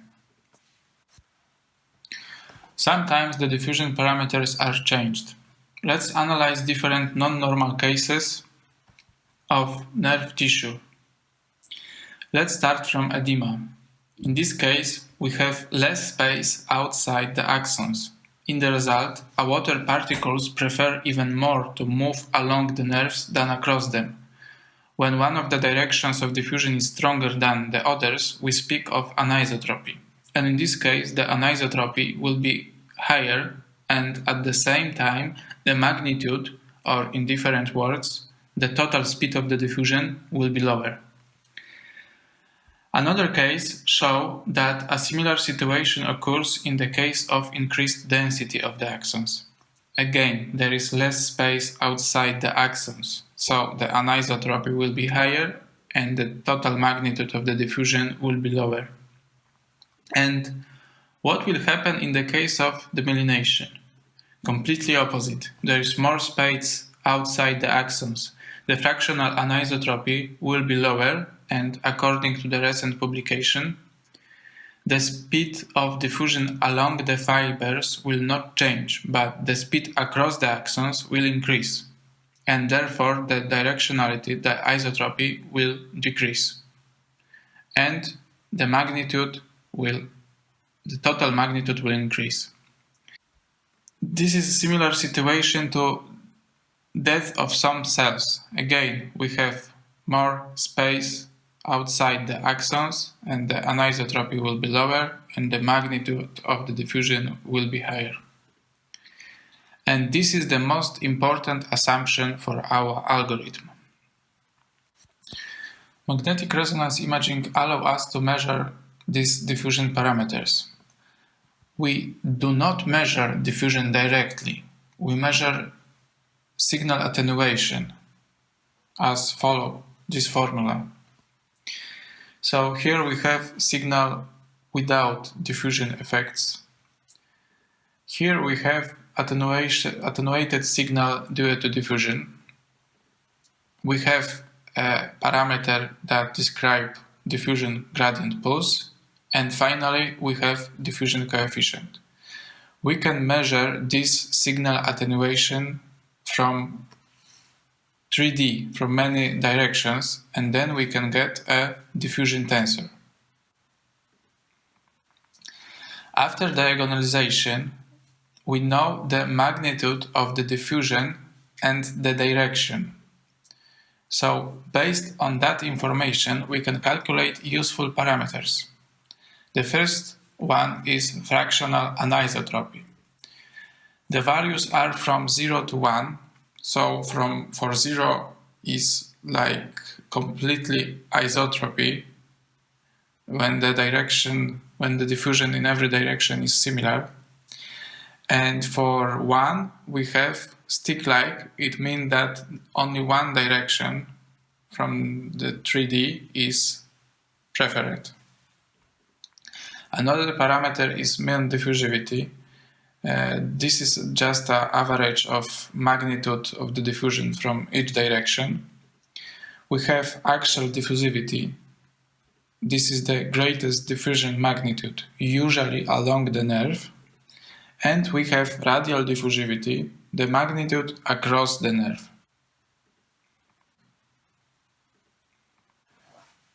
Diffusion imaging have many limitations. Diffusion measurements are then difficult because of low resolution of the images. This is due to limitation of the scanners and acquisition times. There are numerous artifacts and distortions on the images.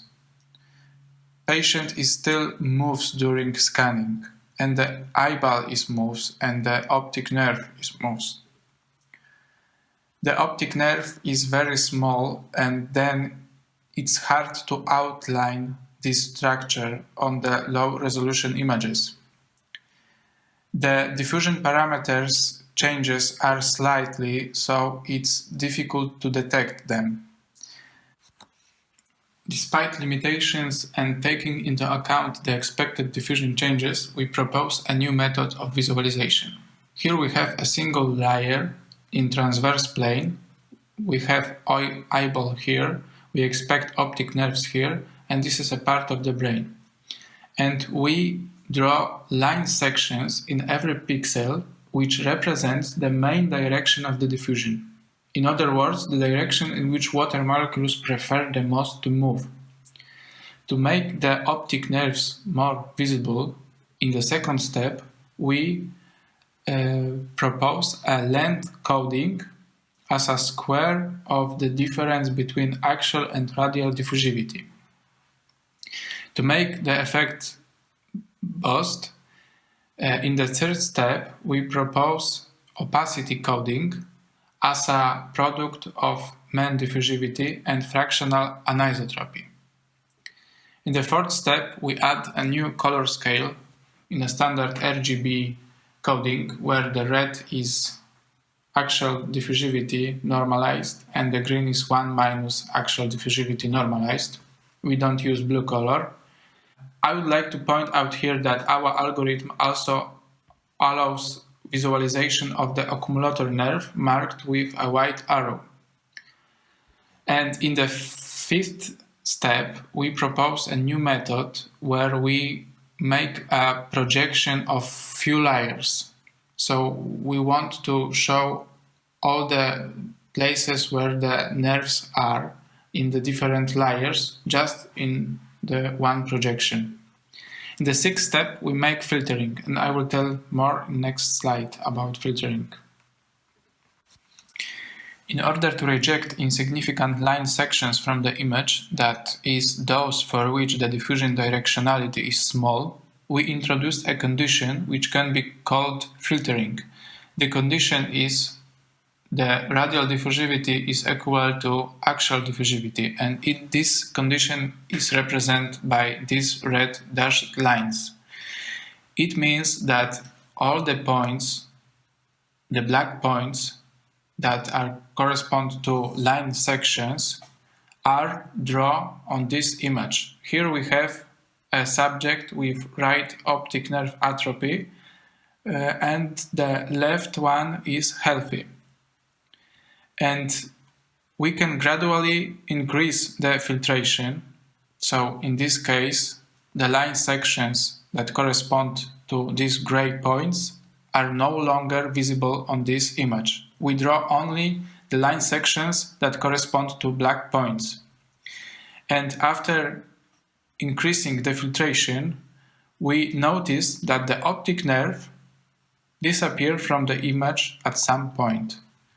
And we call it sigma value for which optic nerve disappeared from the image. We can see that the atrophy nerve was not visible even for sigma value equal to 0. Let's move on to practical applications. Here we have two subjects. This one is healthy, and this one has been tested 4 years after a penetrating eyeball injury. He has an oil substitute in the right eyeball and he is blind for this eye. He had no vision problems before the accident. The images generated by the algorithm presented in this study clearly show significant difference between the atrophic and healthy optic nerves from eyeball to the optic chiasm. Here, for atrophic optic nerve, we don't see any line sections, opposite to the healthy nerves where there is line sections presented by our algorithm. These differences coincide with diffusion scalar metrics, I mean mean diffusivity metric. So here we have higher intensity for this atrophic optic nerve compared to the healthy nerves. And these differences are not visible on morphological images, on these T1 morphological images in grayscale. To better compare differences for these two subjects, let me present the results in numbers. So here we have subject with penetrating right eyeball injury, and here we have healthy subject. We have right, left optic nerve, and first of all, let's compare fractional anisotropy. We can see that for atrophy nerve, the fractional anisotropy is lower than for healthy nerves. Opposite for main diffusivity, it's higher for atrophy nerve and lower for the healthy nerves. And we can see also that the sigma for atrophy nerve was 0, and for the healthy nerves was above 0.3. We also used commonly available images of healthy patient brains from Human Connectome Project database, and we calculate the sigma parameters values for them. Taking into account the data from table above, we obtain distribution of sigma value for 21 non-atropic optic nerves.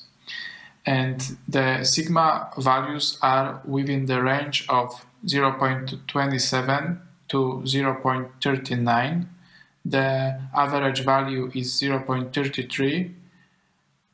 And we can see that this value is similar to the values that we get from these two cases. So we can expect that sigma value for healthy nerve is about 0.3. Looking for sigma values has a very important advantage. It does not require manual segmentation, which is particularly difficult in the case of the optic nerve small size and low resolution images. As there is no need for manual segmentation, sigma measurement can be partially automated. We can do that by taking into account only part of the image. So let's take the fragment of the image containing the optic nerves, only that part. Then we can convert the line sections into the pixel intensities, where the pixel intensity is equal to length multiplied by opacity. We can add some threshold just to see it better, but does not affect our result. And then we can calculate the sigma values for these two areas. One area is for right optic nerve, the second area is for left optic nerve. And the sigma values are 0.3 and 0.36. And how we calculate the sigma value is actually a maximal value of the difference between axial diffusivity and radial diffusivity, based on the formula that was presented before. Sigma value can be then considered as a parameter when looking for patterns for artificial intelligence. That brings me to the end of my presentation, so just before I finish, let me summarize the main points again. Despite many limitations, optic nerve can be visualized by diffusion tensor mapping without relying on probabilistic imaging tools. It has been demonstrated that sigma threshold value can be used to quantify the degree of neuropathy in a systematic way. Sigma value can be measured semi-automatically without need of segmentation and can be considered as a new measurable property in machine learning. More data is still needed. Projecting several layers into one plane may be the preferred method of viewing fibrous tissues. The content presented in this presentation was published in PLOS ONE. I would like to acknowledge the Diagnostic Molecular Imaging Laboratory Bioscanner from Białystok in Poland for access to the scanner, and I would like to say thank you for people from Department of Ophthalmology and Neurology from Medical University of Białystok in Poland, and for people from Department of Physics, Indiana University, Purdue University, Indianapolis from USA, and for people from Section on Quantitative Imaging and Tissue Sciences from National Institute of Health from USA for valuable advice and support. Thank you for your time and listening. It was a pleasure being here today. Ladies and gentlemen, the subject of my presentation today is the INDOC project, which in general aims to develop the system for automatic diagnosis of diseases based on the analysis of fundus images made in optical coherence tomography, OCT, based on artificial intelligence. This subject was already presented at this conference during its previous edition in 2022 by Professor Andrzej Dziech from the AGH University in Krakow, who is the main INDOC project manager. This year, the great pleasure of presenting the results of this project fell to me, i.e. the head of the research group from the University of Computer Engineering and Telecommunications in Kielce, which, apart from the leader of this project, Consultronics SA, and AGH from Krakow, is also the contractor of the INDOC project. The aforementioned last year's presentation discussed the state of the INDOC project until June 2022. In the time, selected aspects of the project, including its main assumptions, covering e.g. a set of pathological features marked on OCT scans and described by ophthalmologists cooperating with us, were discussed in detail. These pathological features were used inter alia to train appropriate machine learning algorithms, models, which, as in the case of the physicians, were in turn designed to recognize them and, on this basis, decide on the possibility of specific diseases. In connection with the above, also the developed algorithms based on selected CNN network architectures, radiomic techniques, etc., including also algorithms that perform the so-called multi-resolution analysis of OCT scans, were presented. Today, I want to present the current state of the project in which all previously developed methods have been verified, improved, and integrated within one comprehensive solution, a system capable of effectively diagnosing selected diseases.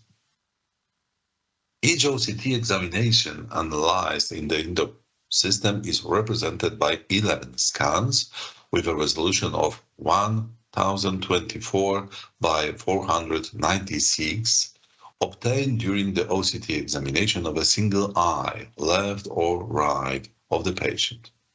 OCT examinations are in turn performed with the use of by default OCT Spectralis diagnostic imaging platform by Heidelberg Engineering. The scans analyzed are the so-called B scans, showing cross-sections of the fundus, as shown in the middle of the current slide. Such a scan with a cross-section through the fovea, which is known also as the macula cross-section scan, is the middle scan among the above 11 scans. The remaining scans in this group are 5 scans made in the fundus space above the macula cross-section scan, and respectively 5 scans made in the fundus space below the macula cross-section scan. The successive scans, as they move up and move down from the center scan, are arranged symmetrically to each other. The algorithm which processes OCT scans as the first is the binary HS versus REST classifier, differentiating between OCT examinations that are potentially healthy, HNs means healthy scans, and examinations in which any pathological features were identified. The scans are subjected to further analysis only when the HS versus REST classifier prediction for at least one scan is positive, which means that at least one scan within the examination contains any anomalies. During the research, many different classifiers of this type were developed based on various architectures of convolutional neural networks, including e.g. DenseNet, ResNet, VGG architectures, and others. Among them, the assembly of 2 CNN classifiers based on the Inception ResNet version 2 and VGG16 architectures turned out to be the most effective approach. The accuracy of this approach is close to 96%, while the harmonic mean of precision and recall given by the F measure, F1 score, in other words, is even higher and close to 97%. Then examinations that have been identified as potentially sick are analyzed by a very diverse set of classifiers, including, among others, binary classifiers of pathological features, which is known also as feature, in short, F versus rest classifiers. Each of these classifiers processes the examinations, just to remind, sets of 11 scans independently of other classifiers, returning 1 if a given feature is detected or 0 otherwise. In this way, F versus rest classifiers identify on the scans such features as retinal hyperreflective foci, retinal detachments, epiretinal membrane, and selected groups of features including respectively drusens, red drusens, and drusenoids, which are recognized together as GR drusen group, redemas and cysts, recognized together as GR cyst group, as well as macular fibrotic scar, fibrovascular pads, and subretinal hyperreflective materials, recognized together as GR-MFS group. The accuracy of these classifiers is relatively high and ranges from 80% for ERM to 96% for retinal detachments. Also, the F measures for these classifiers are pretty high and range from 78% for retinal hyperreflective foci to 90% for GR cyst group. Another classifier that independently analyzes scans from examinations is the YOLO multi-class and multi-label classifier based on the YOLO version 5 CNN network architecture. This classifier returns the number of identified features of a given type if these features are identified, or returns 0 if such identification is not made.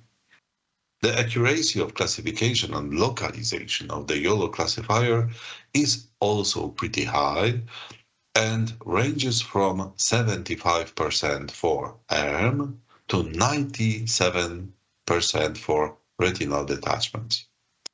The accuracy of this classifier is also pretty high in terms of F measure, which ranges from 74% for RHF, retinal hyperreflective foci, to 91% for GR cysts.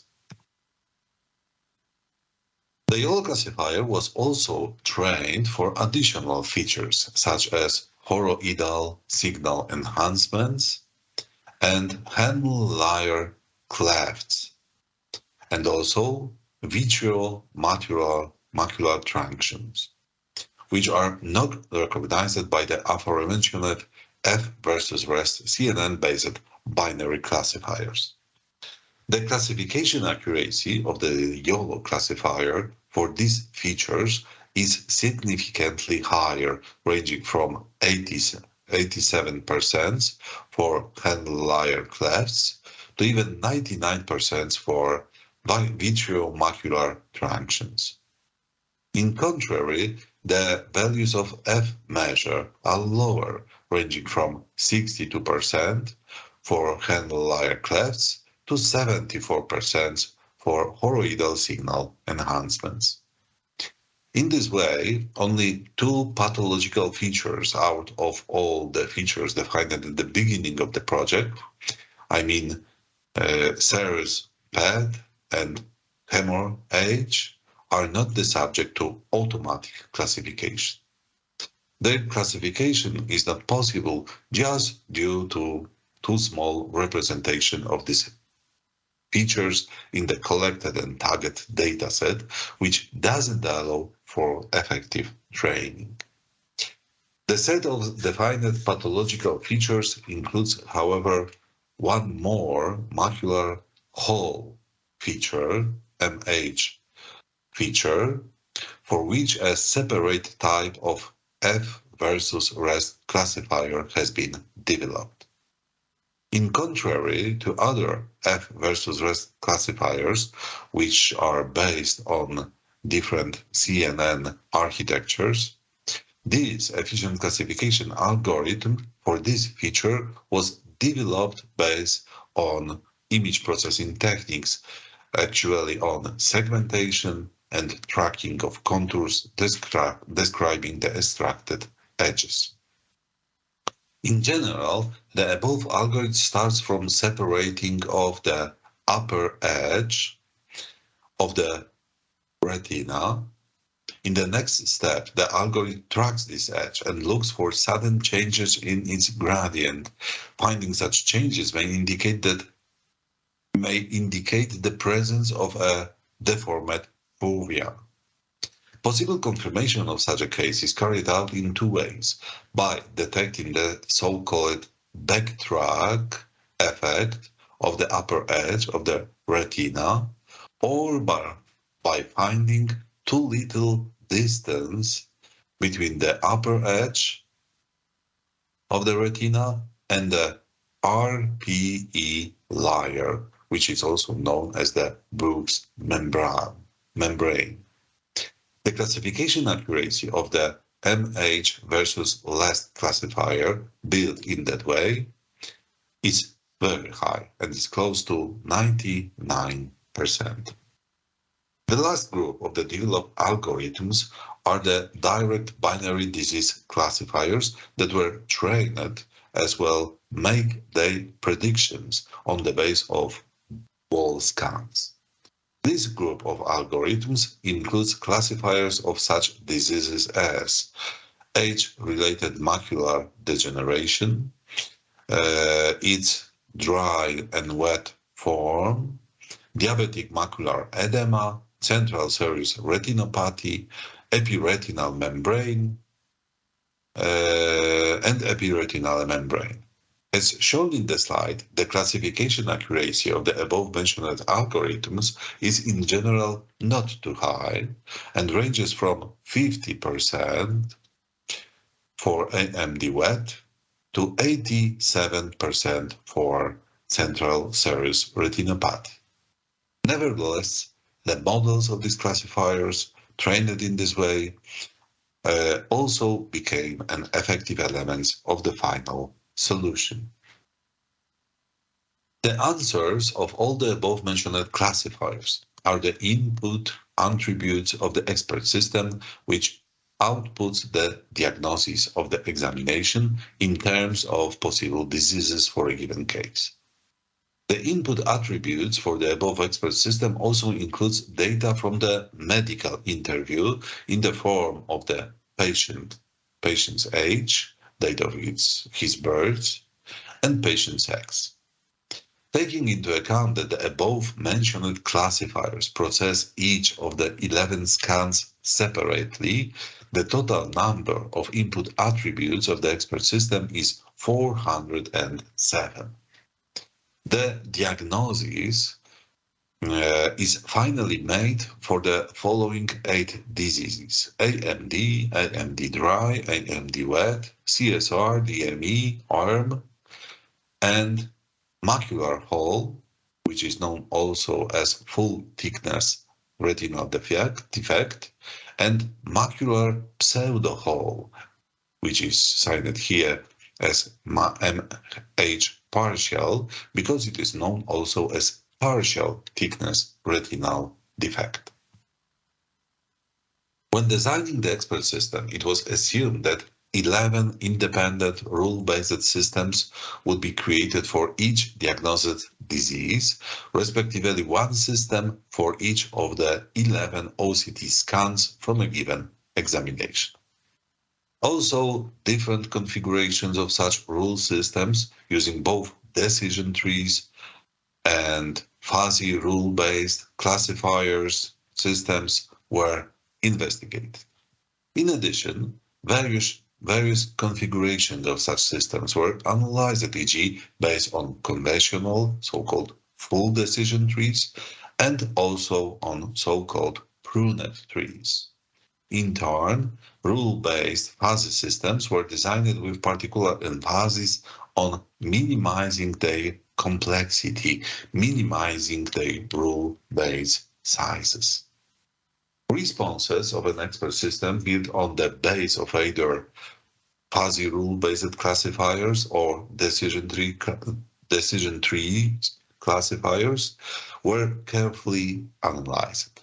In such a case, feature classifiers responses for each of the 11 scans from the examination were provided to the input of the decision module of the expert system. The classification accuracy of both types of systems in relation to each of the diagnosed diseases is presented in the tables. It can be seen that the final diagnosis depends on the threshold parameter. The expert system generates a positive response for a given disease if a certain minimum number of classifiers, defined by the threshold parameter, gives a positive diagnosis. Otherwise, the system generates a negative response. An analysis of the impact of the threshold parameter on the results of the final classification of diseases was also carried out. The presented results show, for example, that the most accurate diagnosis for AMD is guaranteed by a system based on decision tree classifiers for the threshold parameter value equal to 6.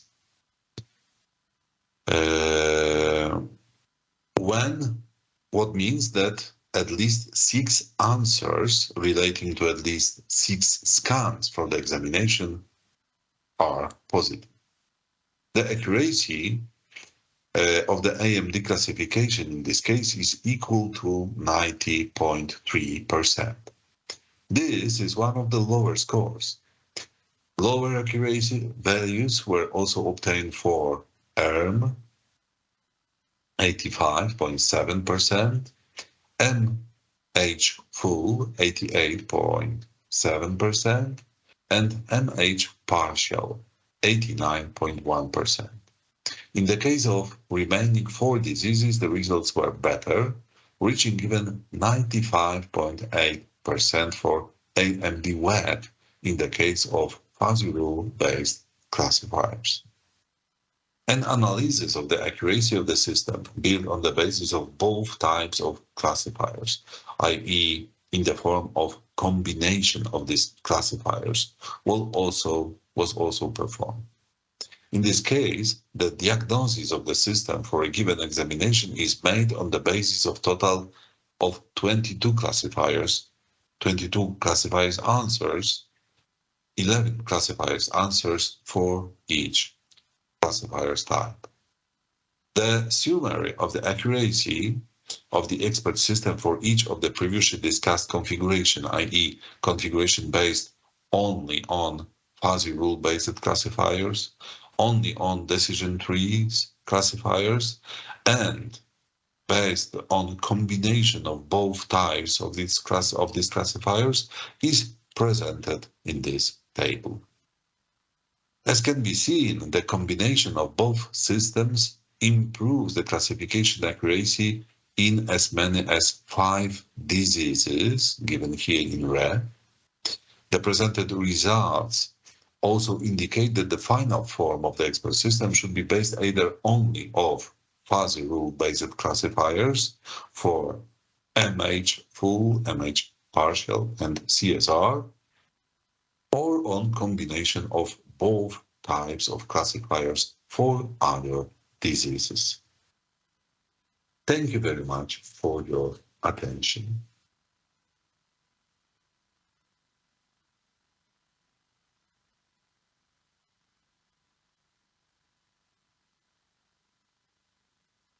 Now we have a time for a discussion. The speakers are with us. I think that Professor Baran, yes, all the speakers are with us, as a matter of fact.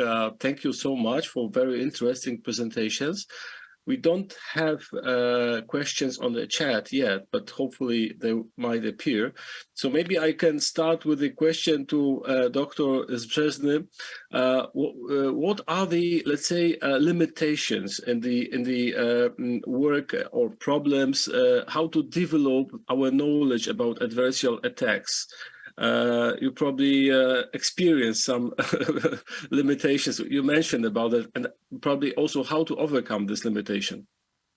Oh, it's a quite hard question. The limitation is usually the specific images. Like here, I presented specialized adversarial attacks for ophthalmic pictures, for ophthalmic images. However, the main problem we have is that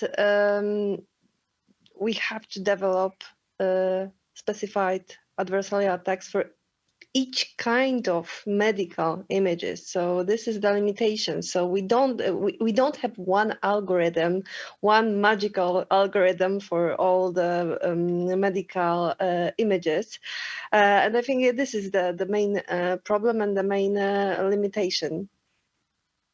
But for example, well, I think that by using and checking adversarial attacks on the presently available algorithm, it could help us to understand the weak sides or weak points of this algorithm. And one of the problems I see is the a very limited access to the presently used algorithm. As well, this is finally the second the question to Professor Baran. Well, would you make your algorithm open access? Is this the future? What is the future with your algorithm? After, because you are, as I understand, the study is nearly finished, yeah. I should answer at this moment, because I thought that first part of your question was dedicated to Dr. Zbrzezny, yes? So maybe Dr. Zbrzezny should take the floor now, and then I will answer your question. Sure. Dr. Zbrzezny, please. Yes, we had a problem in our work that we asked companies. We wanted to perform adversarial attack algorithm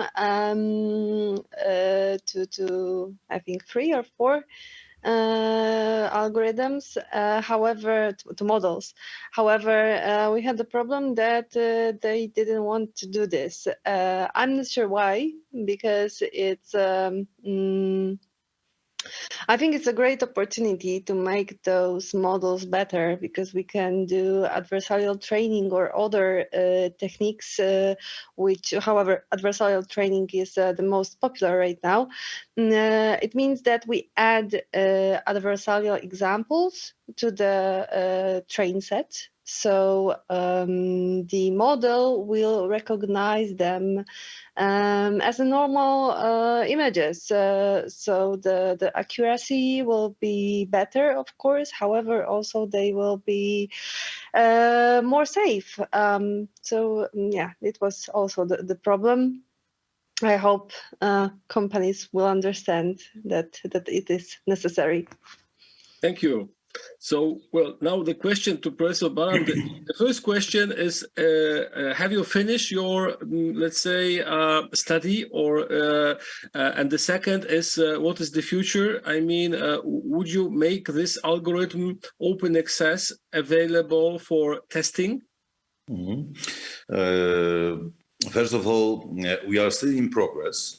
This project ends at the end of this year, 2023. So we have almost half a year to continue. The future is that we will have to also, according to the conditions of this project, according to the assumptions of this project, we have to also develop an algorithm, the system, I don't know how finally it will look like, for prediction of disease progression. Now, at this moment, we still try to harvest an efficient number of data that are required to perform such, to develop such an algorithm. So I think that the end of this part of work will be some in the autumn. And according opening the results of this project, it's up to, of course, our leader of this project, the company Consultronics SA from Krakow, because according to the conditions of the competition, National Office of the Research and Development Projects competition, all the rights of the results of this project will be passed to the Consultronics SA. So this company will decide what will be the future of these results and where these results will be finally commercialized or maybe will be open. I don't know. However, we of course are also we have to also disseminate the results of this project. So now we will, personally, me, for instance, at the University of Computer Engineering and Telecommunications, the same my colleagues in AGH, concentrate on reports, on publications, on articles, which will be prepared, and I hope so presented in some very good, I hope,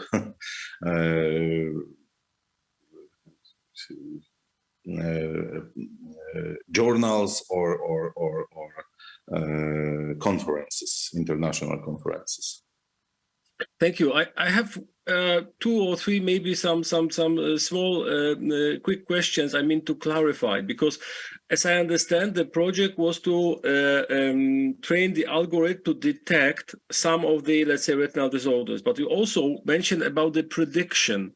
So do I understand well that you also try to develop the algorithm to predict the progression or only detection of the disease? So for progression, as I understand, you need to have longitudinal data. Yes, you are right.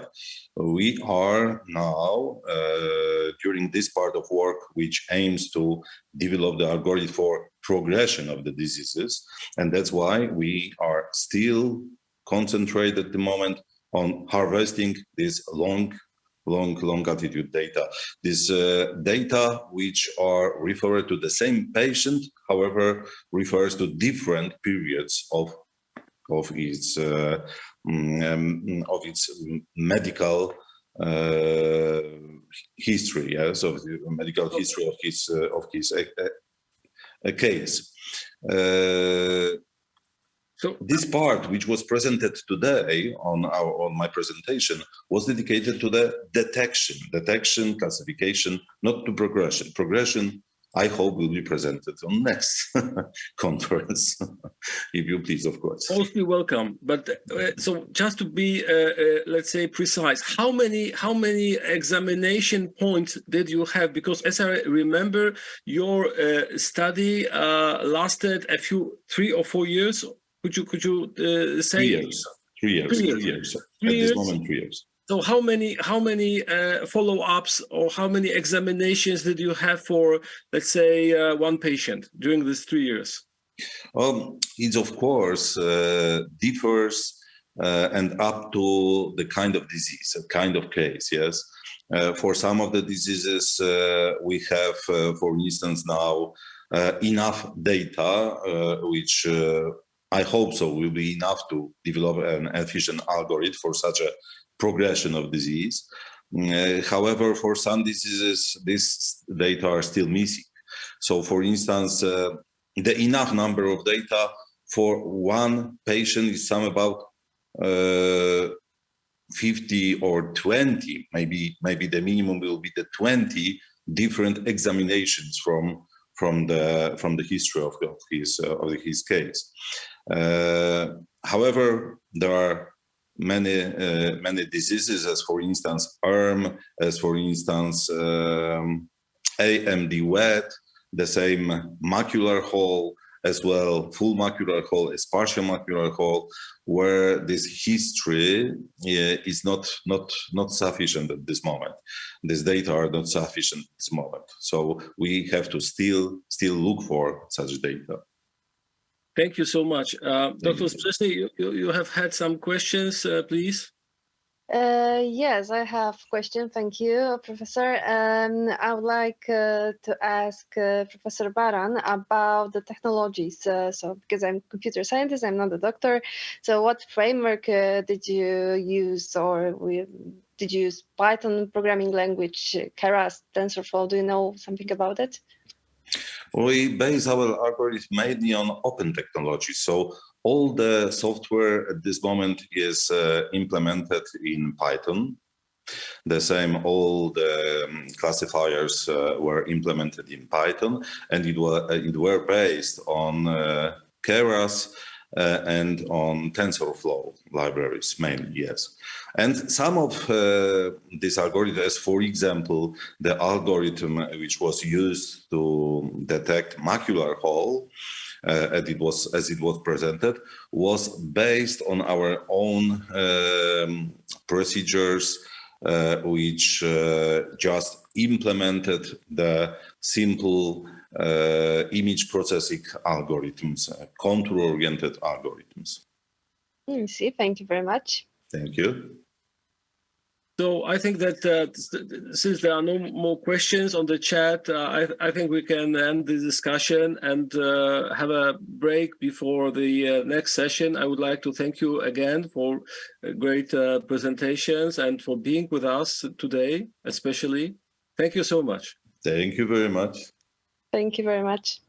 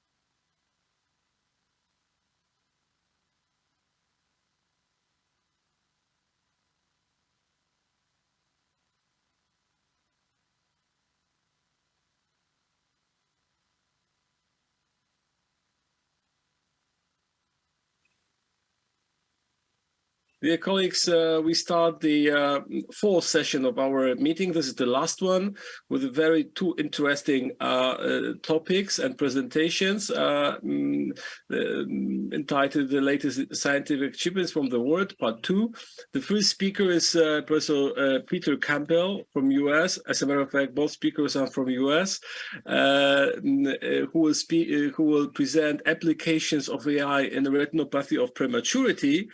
Dr. Campbell's current research interests focus on utilizing technology to improve the care of patients with retinal diseases domestically and overseas. He is involved with ongoing research projects in retinopathy of prematurity, imaging of pediatric retinal diseases and diabetic retinopathy, and is participating in numerous clinical trials with the KCI Institute Retina Division.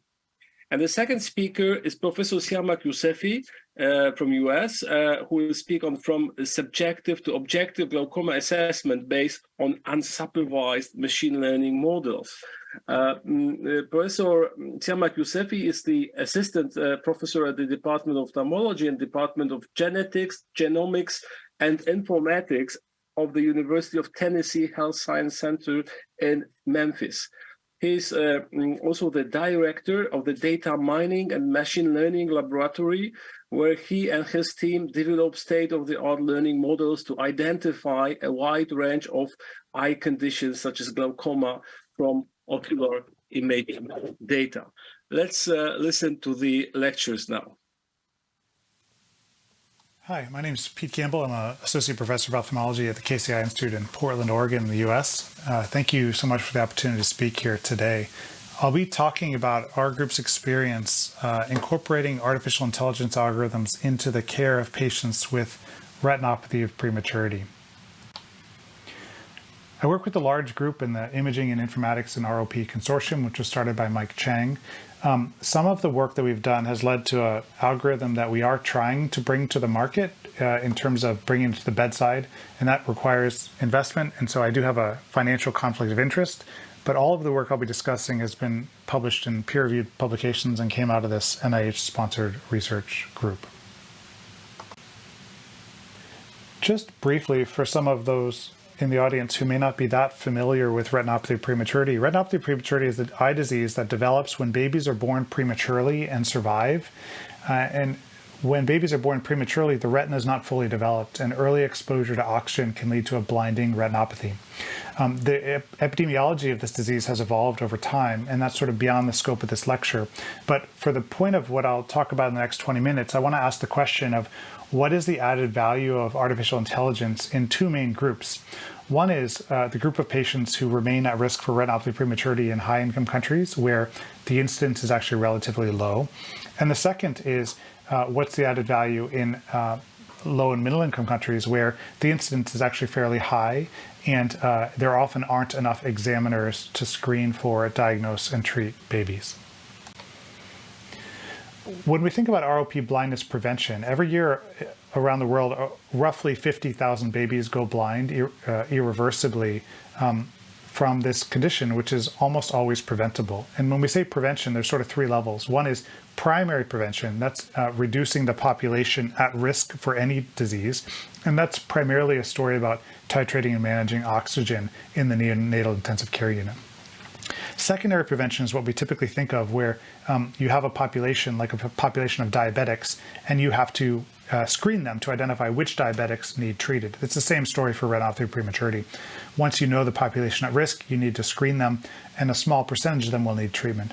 And then tertiary is once you identify that small percentage who needs treatment, can you consistently diagnose them, provide treatment, and monitor for complications? I'm going to argue today that artificial intelligence has a potential role at all three levels of prevention. I'm going to start with secondary prevention because that's most commonly what we think about in ophthalmology. And so the questions that motivate this are, can AI be used for ROP screening, diagnosis, monitoring, or risk prediction? And what are the potential advantages of AI-based ROP screening compared to the status quo? The status quo is either an in-person exam with a clinician at the bedside or a telemedicine exam where a telemedicine grader reviews clinical images.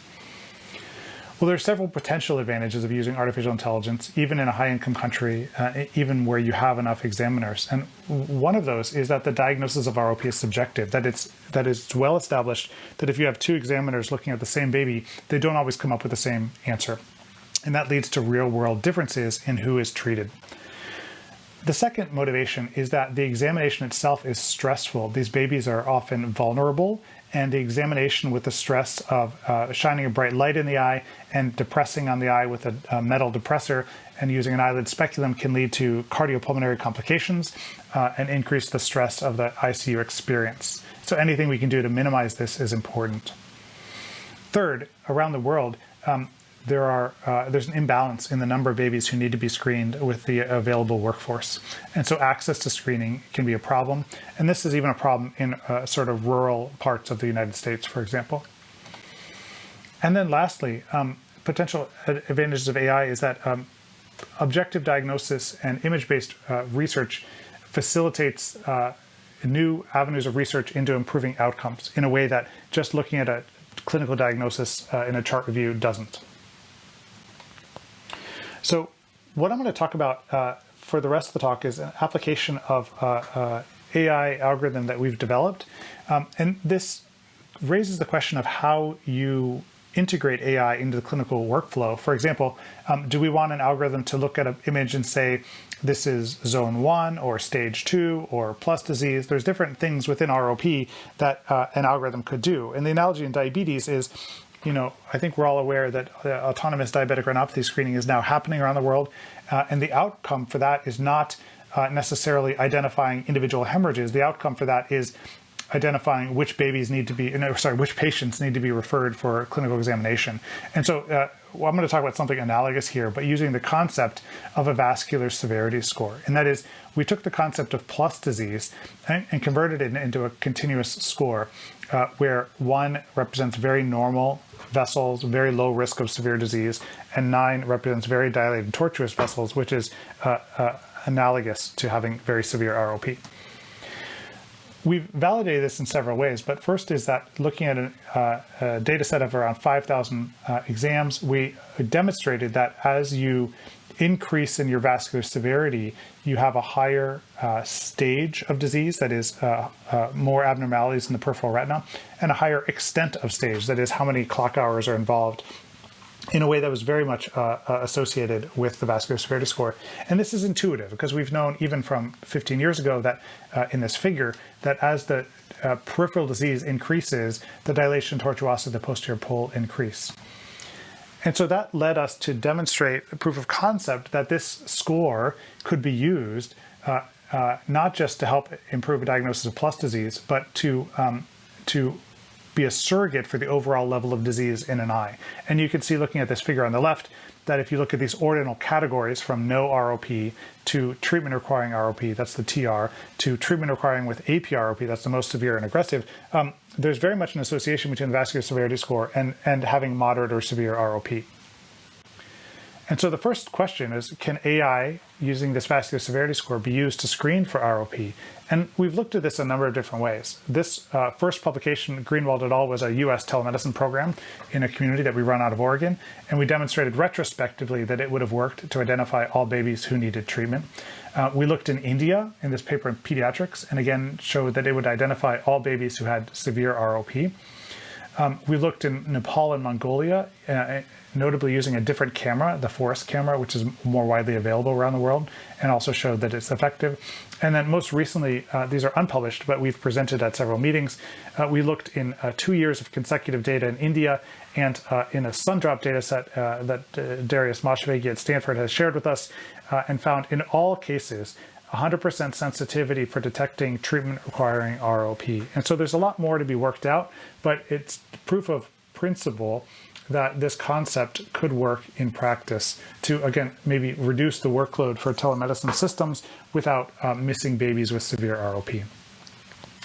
The other advantage of having objective diagnosis, where that is the vascular severity score is a surrogate for the overall level of disease, is that you can monitor disease progression. So on the left, we looked at 5,000 babies, or 5,000 exams, and sort of showed that those who are progressing to treatment had increased vascular severity over time. That makes sense. but the curves actually separated even earlier than we would expect, which I'll come back to in a minute. And the figure on the right, again, shows this small telemedicine data set in Oregon, which showed the same thing. The two babies who progressed separated from the rest of the groups, and we can monitor disease progression objectively. This is analogous to looking at a change map on an OCT to say, is the diabetic macular edema, for example, getting better or worse with or without treatment. So we then asked the question, given the fact that these curves separate, potentially a month before treatment, could we develop risk models that use this to identify, in addition to demographic risk, which babies need closer treatment, and as importantly, which babies don't need close treatment, so that we can improve the specificity of our current screening criteria. And rather than examine all of the babies in the large triangle, could we only examine all of the babies in the small triangle and not miss anyone with severe disease? That was the motivation. So this is work done by my colleague Erin Coiner and published in Pediatrics. We looked at a number of different factors, and we wanted a model that could apply to every baby as simply as possible, and including an image from the baby at 32 or 33 weeks post-menstrual age. So again, that's roughly a month before most babies are treated. We developed a model using just gestational age of birth and the vascular severity score at that one time point, 32 to 33 weeks, and showed in two separate populations that we could have an effective model that didn't miss any babies, 100% negative predictive value, with moderate to high specificity.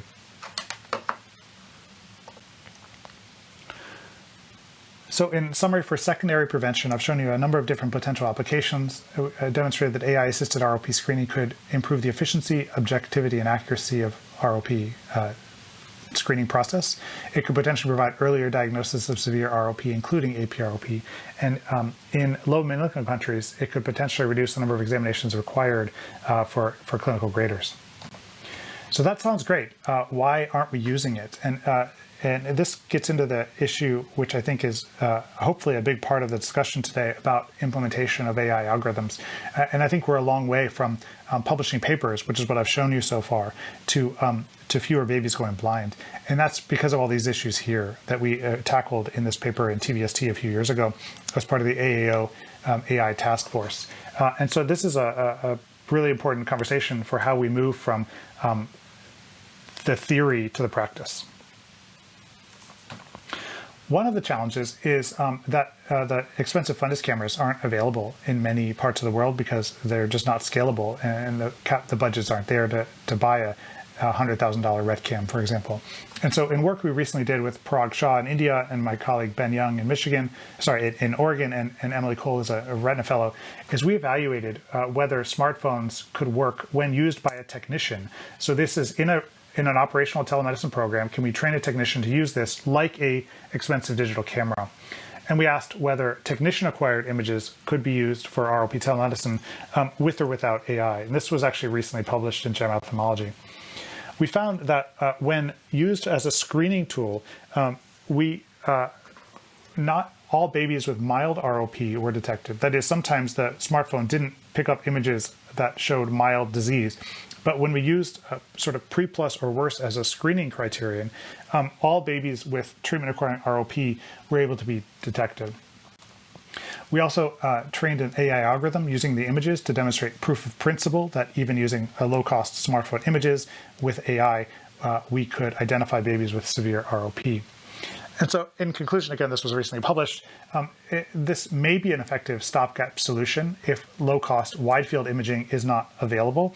I think everyone in this space wishes that was a solved problem and we could have low-cost wide-field imaging. But in the meantime, this proof of principle demonstrates that smartphone images may be good enough if there's trained technicians and graders understand what to watch for and understand that you may not diagnose the full eye crop classification, but you may see enough to refer babies who need to be treated. So I'm going to transition now to tertiary prevention, and that is a sort of consistent treatment and identification of complications. A few years ago, we demonstrated that the vascular severity score concept could be used to monitor disease progression prior to treatment and disease regression after treatment, as shown in this figure here on the right.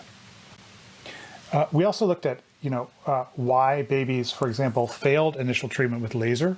These were babies that either were retreated with laser a second time or were not retreated in the yellow. And we found that babies who required additional treatment had a higher vascular severity score at the time of treatment, suggesting, based on the earlier work I mentioned, that either they were treated late when there was a higher stage or extent of disease, or they had more posterior disease. And this has been a common theme. The more posterior the disease, the higher the rate of reactivation in clinical studies, and the higher the rate of laser treatment failure. And this has implications for clinical studies and choosing treatment algorithms in the future. We also looked at this in the CARE-ROP study. This is work done by my colleagues in Germany, where we looked at, and this is a ranibizumab randomized controlled trial of 2 different doses of ranibizumab a few years ago. We looked retrospectively at their data set and identified time to reactivation. And we found a relationship between not just the vascular severity score and the clinical decision to retreat, which is what's shown on the right here, but also the time to reactivation was very much dependent on the vascular severity score at baseline. And other work that is soon to come out also has made this association with more posterior disease being associated with earlier reactivation. And again, this is important for clinical trials, but also important just for day-to-day management of these babies. I alluded to earlier that there's a problem with inter-observer variability. And there's many, many papers looking at this in ROP and in other diseases. These are 2 babies on the left and on the right who were treated differently by different clinicians. The baby on the left, even though they have more severe disease, was observed at this point in time. And the baby on the right was actually treated. And when we looked at all of the babies treated by these 2 clinicians, we found that the clinician on the right actually tended to do this. He then tended to diagnose and treat disease at a lower overall severity when measured objectively. And so this is one potential way we could help improve this in the future. And again, I'm not saying the person on the left is right and the person on the right is wrong. I'm simply saying that this is a problem when we have subjective clinical diagnosis, and AI could potentially help with that in the future. So in summary, for tertiary prevention, we talked about AI could provide objective treatment thresholds and standardized treatment between clinicians. It can identify treatment failure and reactivation. And in the future, potentially, it could help determine the most appropriate timing and or method of treatment.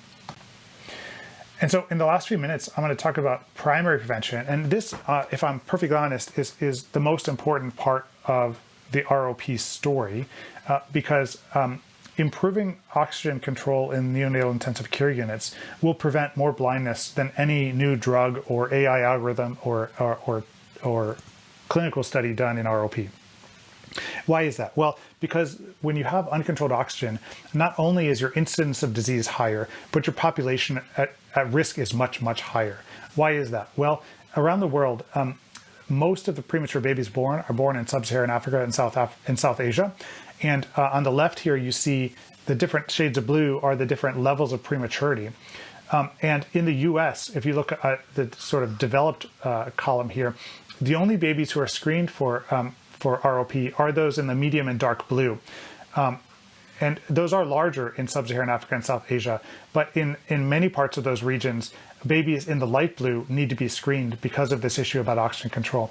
And so all of a sudden, not only do you have a higher incidence of severe disease, but you have a population at risk that's 1 to 2 orders of magnitude higher, which just compounds the problem with matching resources with available clinicians. So how can AI play a role in this? Well, I mentioned to you that we can use AI to assign a surrogate level of ROP for an individual baby. Well, by looking at all the babies in NICU, we can assign a surrogate institutional vascular severity score for the overall level of ROP in a neonatal intensive care unit or in a region. And a few years ago, we looked at this in this ROP telemedicine program at Aravind in South India, and we found that there was a difference in the level of ROP in NICUs that did and didn't have the ability to carefully titrate and monitor oxygen. So what do I mean by that? Well, just looking at these two hospitals, Hospital 10 and Hospital 11, Hospital 10 had the lowest level of ROP based on this institutional severity score, and Institution 11 had the highest. And you might think, well, that's because Institution 11 took care of younger and sicker babies, but that was not the case. That is one potential explanation, but that did not explain it in this case. And when we look at these 2 hospitals, we found that Hospital 11 had higher rates of ROP, even among big babies. suggesting differences in primary prevention. And sure enough, they were a hospital that didn't have access to oxygen blenders and pulse oxygenation monitors in a way that Hospital 10 did. Encouragingly, we recently went back and looked at these regions in South India. This was recently published in Ophthalmology, and we found that when we match babies for age and birth weight, gestational age and birth weight, the same baby born in this region in South India is at approximately a third the risk of severe ROP compared to 5 years ago. And this is certainly due to improvements in neonatal care and primary prevention. In the future, this will lead to fewer examinations being needed, and it is already leading to fewer babies needing to be treated and fewer babies going blind. We can apply the same methodology to hospitals in the US or other high-income countries where it may be differences in demographics to explain differences between hospitals. And this is work that we did looking at 8 different sites in the US, and we found an association between higher levels of disease and higher demographic risk. Again, just sort of proving that principle that this at a population level could be useful for sort of geographic and even temporal variation in ROP epidemiology. So primary prevention, population level assessment could contribute to a better understanding of ROP epidemiology. It could potentially lead us to target outlying NICUs, like that Hospital 11 I showed you earlier, for intervention. It can reduce the population at risk and incidence of severe ROP. And hopefully it leads to an end of the third epidemic of ROP. So I talked about 3 levels of prevention: primary, secondary, and tertiary. And I listed several individual use cases for each of these, supporting the argument that there are multiple potential indications for use for AI and ROP, and at every level of prevention. In summary, we talked about primary prevention of ROP can identify geographic and temporal trends in disease severity. We talked about secondary prevention of ROP and the number of different indications for use for those algorithms. And finally, we talked about the tertiary prevention of ROP, where we can monitor response to treatment, reactivation, and it may help guide treatment in the future. So I know that was a lot of information. I really appreciate the opportunity to be here. My email address, the simplest one, is johnpetercampbell@gmail.com. If you want to get in touch, I'd love to interact. And again, thank you for the opportunity to be here. Hope it was helpful. Bye. Hello everyone, my name is Siamak Yousefi. I'm Assistant Professor, Director of the Data Mining and Machine Learning Lab at the Department of Ophthalmology, University of Tennessee Health Science Center in Memphis. The title of my talk is From Subjective to Objective Glaucoma Assessment based on unsupervised machine learning models. Here are my lab members. I have funding from National Eye Institute, from the Bright Focus Foundation, and also Research to Prevent Blindness. Here are my disclosures. So I'm gonna start by discussing the number of papers have been published over the past few years, particularly in applications of AI in glaucoma. So we conducted a search based on a number of search strategies, including glaucoma and artificial intelligence, deep learning, machine learning, unsupervised learning, and unsupervised learning. We included about 690 papers from 3 different databases, including PubMed, Embase, and Scopus. And then after applying a few exclusion criteria, ultimately we ended up with about 200 papers discussing AI in glaucoma. And then over here you see the number of articles discussing AI in glaucoma over different years. This is 2017, the year that a number of landmark papers discussing AI in ophthalmology were introduced, particularly in diabetic retinopathy. And you see that the number of papers published in AI glaucoma since then has been exponentially growing. And this is the number of papers based on different imaging modalities. And you see that well over half of the papers discuss different AIs, particularly deep convolutional neural networks, based on fundus photographs, and then based on OCT and then visual field. And this pretty much makes sense because most of the imaging modality that has been used over the past few years is fundus. It's been used a long time for documenting the status of the optic nerve. And also it is a newer technology, so the number of databases and number of images in OCT actually has been maybe less, and also accessing to OCT is much more involved compared to fundus, and also analyzing OCT is more involved compared to fundus. Fundus is a single 2D image, but OCT is a volume, typically many BSCNs. And then visual field. And visual field, the reason is that most of the recent deep learning models are based on convolutional neural networks that are more appropriate for images and videos, and not for visual field test points, which are about 52 for 24-2. It is the most popular test mode for assessing visual function patients with glaucoma. Anyway, we are going to discuss a number of models that we have developed, mostly unsupervised machine learning, applied to visual field.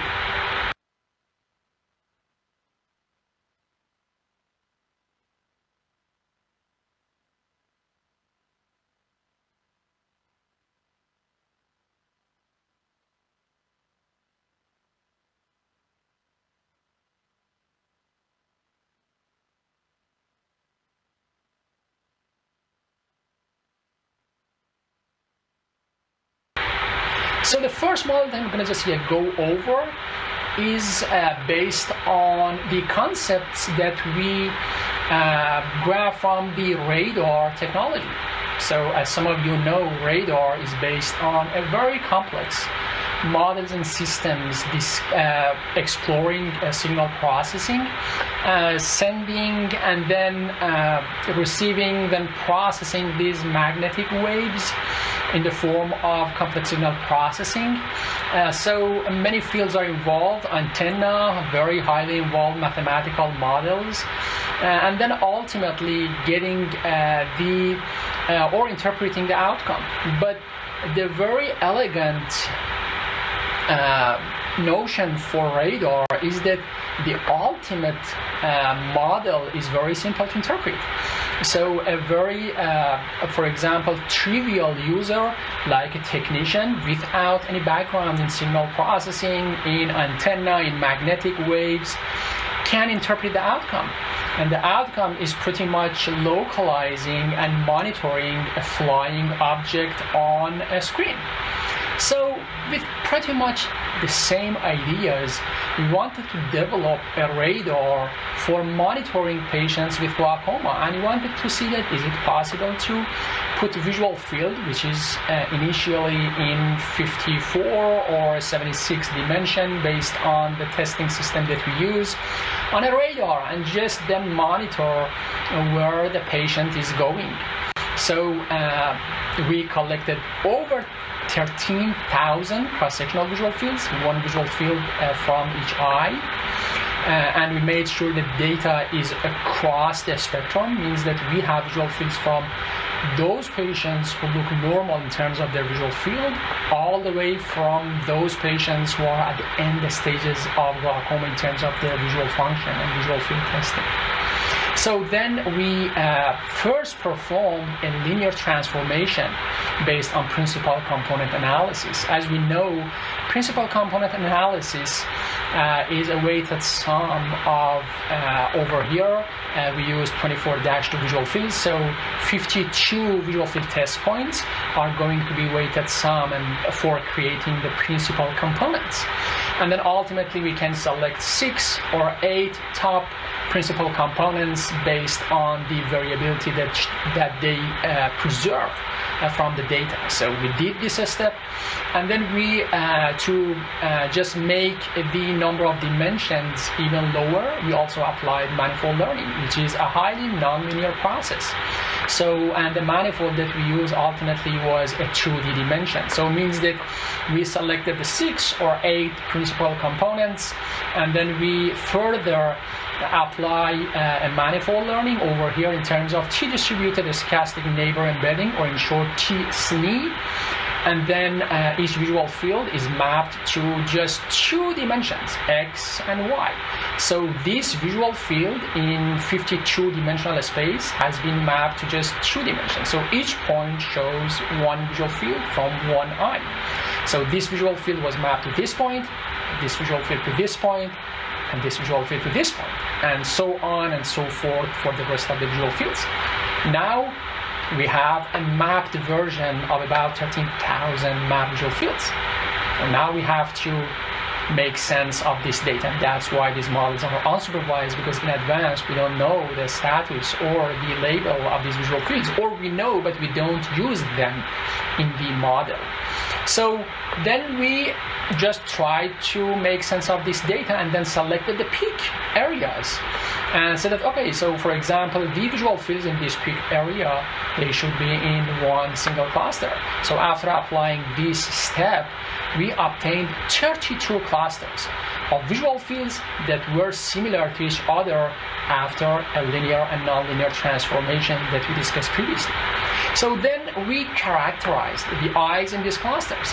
For example, the eyes in cluster 22, this is their visual field. On the y-axis you see mean total deviation or mean deviation, and on the x-axis you see the clusters. So the eyes in this cluster, pretty much they had similar MDs, and the same for these eyes. And you see a very nice and consistent trend that the mean deviation or overall and mean of the eyes, mean of the MDs of the eyes gradually declines, and it's pretty much consistent. All the way from the eyes over here, which look pretty much normal in terms of their visual field or in terms of their MD, because the MD is just pretty much in the positive range, all the way to the eyes in this cluster number 8, which the MDs are close to minus 30 dB. It means the eyes are at the end stages of glaucoma. So the very first thing that we learned is that the AI, or unsupervised machine learning, identified global functional severity in a very consistent way. And then we characterize the eyes based on superior and inferior hemifield. So for each cluster, we computed the inferior, shown in green, and then the superior hemifield in red, just next to each other. For example, these are the superior and inferior damage of the eyes in this cluster. So we have visualized the eyes in cluster number 1 and 17. Why? Because these two clusters are close to each other. However, they have very distinct superior and inferior. In one cluster, the inferior has a severe damage, while in the other cluster, the inferior has a severe damage. So the AI, although these two clusters are next to each other or neighbors, but the hemifield severity is absolutely different for the eyes in these two clusters. So the AI also identified hemifield functional severity in a very smart way, even for the neighboring clusters. And for this particular cluster that was a little bit away from the rest of the clusters, you see that it has a very interesting characteristic. The inferior is pretty much normal, while the superior has a severe damage. Then we decided to further characterize those clusters over here based on the patterns of visual field loss obtained by archetypal analysis. To refresh your mind about the archetypal analysis, these are 17 archetypes.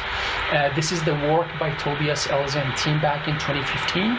We also have published a couple papers based on archetypal analysis and deep archetypal analysis, the same approach. So the idea is this: each visual field can be decomposed to a weighted sum of these archetypes. And most likely each visual field has one of these archetypes or patterns of visual fields as a representative pattern. So we perform this analysis and then characterize the clusters. For example, for the eyes in cluster 24, we calculated the representative cluster. So the representative for the eyes in this cluster was this, which is superior arc width. And for cluster 29, it was this archetype or this pattern of visual field loss, which is pretty much a central visual field loss, which we don't like. Why? Because it will impact the quality of life of the patient. So this cluster, this pattern of visual field is more serious than this one, because this is going to more significantly impact the quality of life of the patients. For example, they likely experience difficulties in driving, in reading, and also walking compared to the eyes in this cluster. And the same process for the rest of the clusters. For example, this cluster, if you remember, we said that the eyes had pretty much normal superior or close to normal superior, but very severe damage and depressed visual field in the inferior. So this cluster was the representative of the eyes in this cluster. So the local patterns of visual field loss also were identified by the unsupervised machine learning. So now this is pretty much the radar or the dashboard that we introduce. So, and it has a number of different glaucoma knowledge. For example, we know that the eyes over here, pretty much they have normal visual fields. The eyes over here, they are at the advanced stages of visual field loss. And different clusters have different patterns of visual field loss, representative patterns of visual field loss. And then pretty much this is the trend of worsening of visual field. So these are the things that we know. With this knowledge, we can use this dashboard for monitoring eyes with glaucoma in terms of their visual function and visual field. So we claim that this can be used for personalized glaucoma monitoring. Why? This patient was monitored for over 20 years, and this patient just progressed all the way from here to the moderate and advanced stages of glaucoma. So it is possible to retain the history of past patients, assume that you are a very organized physician, glaucoma specialist, and you keep the track of your patients. So you know that, for example, this patient has progressed to over here, and this is another patient that just goes all the way to here. So if you know the history of this patient, this may help you for making an informed treatment plan for other patients. So you can identify rapid and slow progressors easily. You have two patients. You notice that one patient is progressing rapidly while the other is progressing more slowly. So you may want to change your treatment regimen for the patient that is progressing more rapidly. And more importantly, for adjusting treatment regimen, assume that you have a patient that has progressed to this cluster.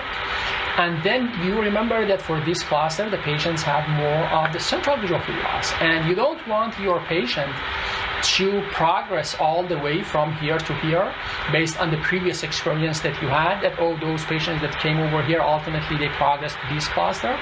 So you may want to change your treatment regimen over here. Means that either more frequently monitor this patient or just make a more intensive treatment plan for this patient to prevent the patient to likely go to this cluster, which impacts his or her quality of life because of the central visual field loss. So anyway, this glaucoma radar published a number of papers based on this and also presented this at AAO a couple of years ago. And this was highlighted on the cover page of the Ophthalmology Times as well. So now I'm going to shift the gears towards another model that we developed last year, and it's towards objective criteria for glaucoma severity staging. Means that this time I'm going to go to glaucoma staging. So you know that Hoda, Parrish, and Anderson is a very well-developed expert-derived glaucoma severity staging system in glaucoma. It's this is pretty much the table that describes Hoda, Parrish, Anderson in detail. This is a classification system based on visual fields.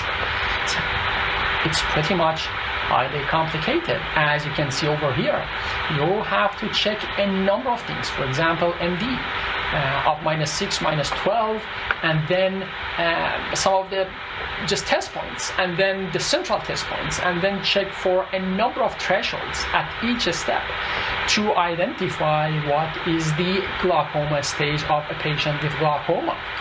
So, but you also know that the people typically, the researchers typically use a simplified version of this. Means that they just typically go with this -6, -12, and I have seen that over here -18 they use for classifying or staging patients with glaucoma to different severity levels. But this is an elegant work that was just developed in 2000s, and it has been used extensively. What we asked was, okay, so why minus 6 dB? Why not minus 5 dB or minus 7 dB? I mean, this is a very simple question that everyone may ask. And based on this, we decided to develop an unsupervised model and try to see that whether we can come up with a staging system that is objective and then identify these thresholds objectively. So we prepared two different data sets. The first one we called the discovery data set. It means that we apply our model and then get the outcome. And then say that, okay, so these are the outcome. And then another model, another data set that we called it validation, means that again we apply the model on this data set and then try to see that whether we can get consistent outcomes to make sure that the model is reproducible. So the first data set included over 13,000 visual fields, the second one over 8,000. The mean deviation was around minus 4 dB for both. So pretty much, overly at the earliest stages of glaucoma. And then the age for both data sets was pretty much consistent in the range of 60s. So over here, we show the distribution of the data set. On x-axis, you see mean deviation, MD. So these are the number of visual fields in terms of different MDs, pretty much the same for both data sets, and also the distribution of MD versus PSD, or pattern standard deviation, on the y-axis. So this was for the discovery data set, and this was for the validation data set. So based on this data set, we developed a pipeline. This is a snapshot of the pipeline in a single slide to explain everything and then go to details. So we just collected visual fields, 52 visual field test locations based on the 24-2, applied an unsupervised machine learning model, and then identified 4 clusters. And then when we characterized the clusters, we realized that, they are at different stages of glaucoma or glaucoma severity levels, as you can see, very nicely organized. And then we said that, okay, is it possible to use a minimum error based classifier to detect a threshold that separates these clusters with the highest accuracy? And we were able to identify those thresholds. So these are the thresholds that we identified. So based on those 4 clusters, showing again over here, the thresholds were minus 2.2, minus 8, and minus 17.3 dB.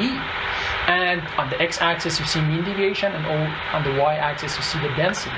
So we claim that minus 2.2 dB can, with a good accuracy and with a reasonable accuracy actually, say that if the MD is over minus 2.2, pretty much we can consider it as a normal visual field.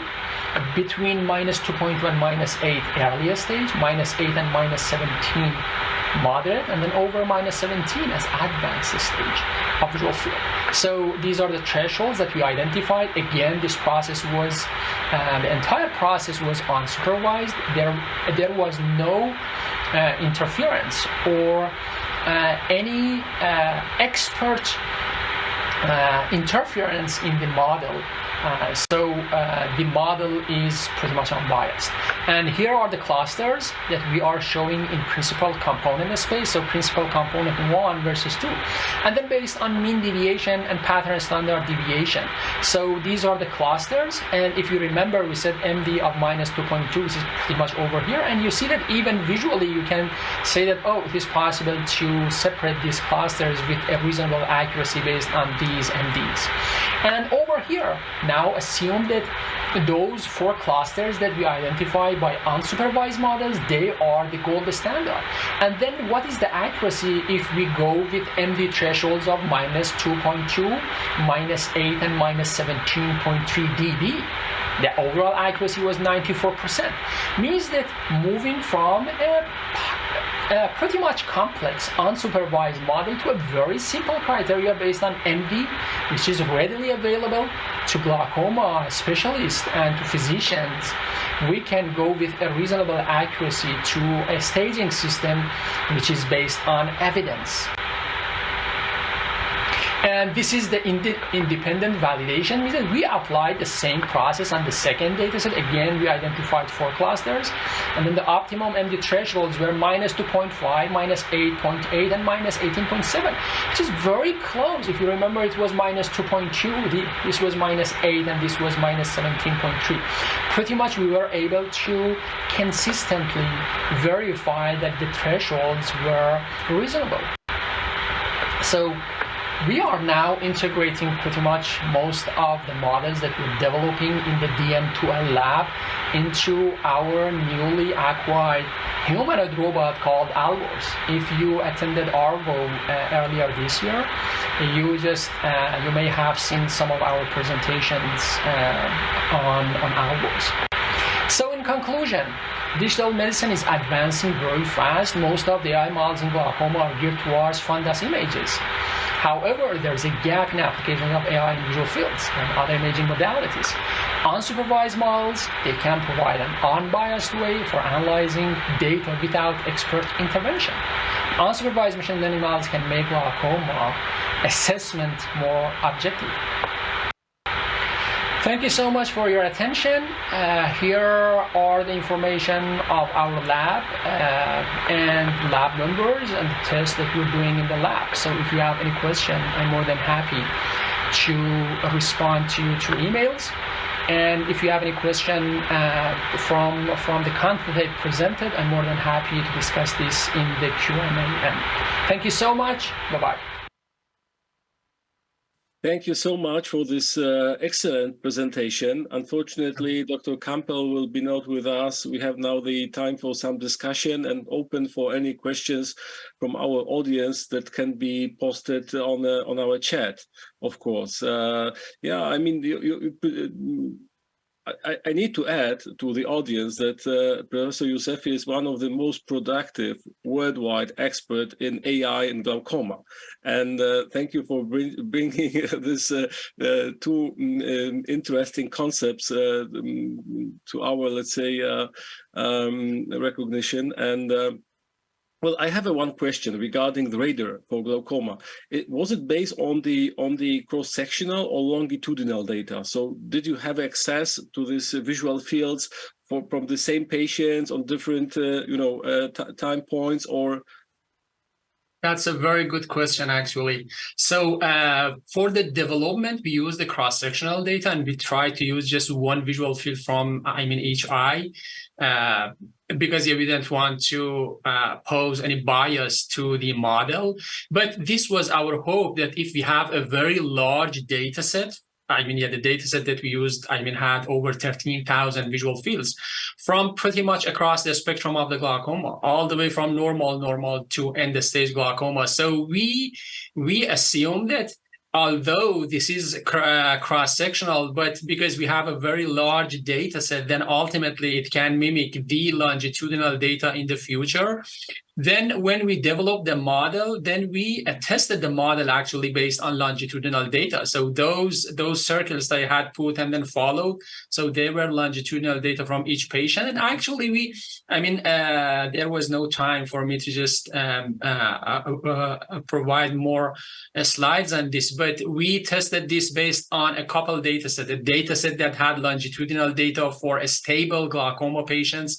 And then we checked the accuracy, and then based on a data set that we knew that the patient have progress based on clinical evaluations, and then check the accuracy as well. But in short, for development, cross-sectional data, for testing and using longitudinal data. Thank you. At the last slide, you presented this humanoid robot that raised my interest. Does it has any, let's say, role in your lab, in your work, or just it was just showing for fun more? So both, actually. So the lab members actually love the robot. Now Alborz, he's a great friend for the lab members as well. For sure, we use it for fun. We have actually a number of ideas for using this robot integrated even into clinics. For example, with pediatricians over here in our center, we're in the process of discussions to use Alborz for pediatric ophthalmology as well. This is one thing that very simply assume that patients, kids, children who are inattentive, some of them, they have comorbidities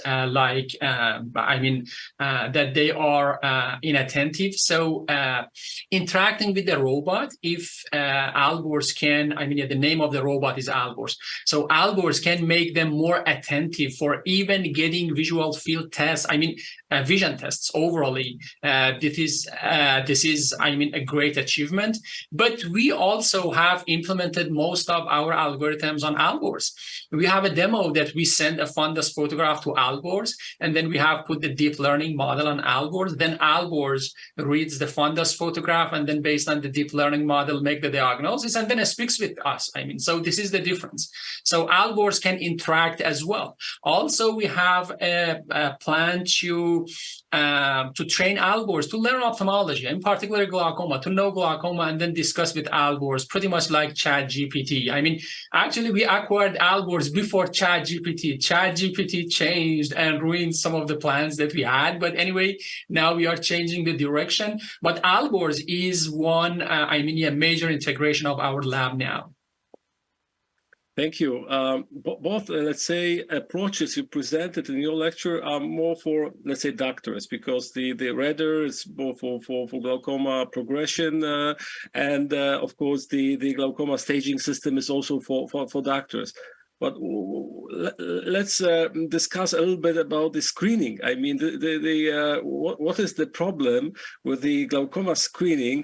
Because at first we know that there is no algorithm approved for this purpose in the US.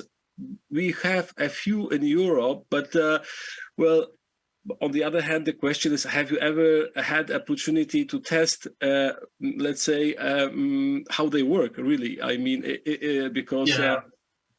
That's a great question. And a very important actually topic in glaucoma, because as you know, there are now 3 FDA-approved AI algorithms for screening of diabetic retinopathy and diabetic macular edema, but nothing in glaucoma. Maybe one reason is that the prevalence of glaucoma is very low compared to other conditions, and still we have no solid publication or report that whether these screening tools are cost-effective for screening. Overly screening glaucoma. Based on the population-based, maybe opportunistic-based, it is possible to justify it, but still for population-based, it's very challenging. We also have work on those. I didn't present anything on fundus photographs. We have developed a number of models and published a number of models, even for glaucoma prediction, or forecasting ahead in time, for example, 7 years and 4 years, and then a couple years ahead of time, whether someone is going to develop glaucoma or not. And we obtained, reasonable accuracies as well.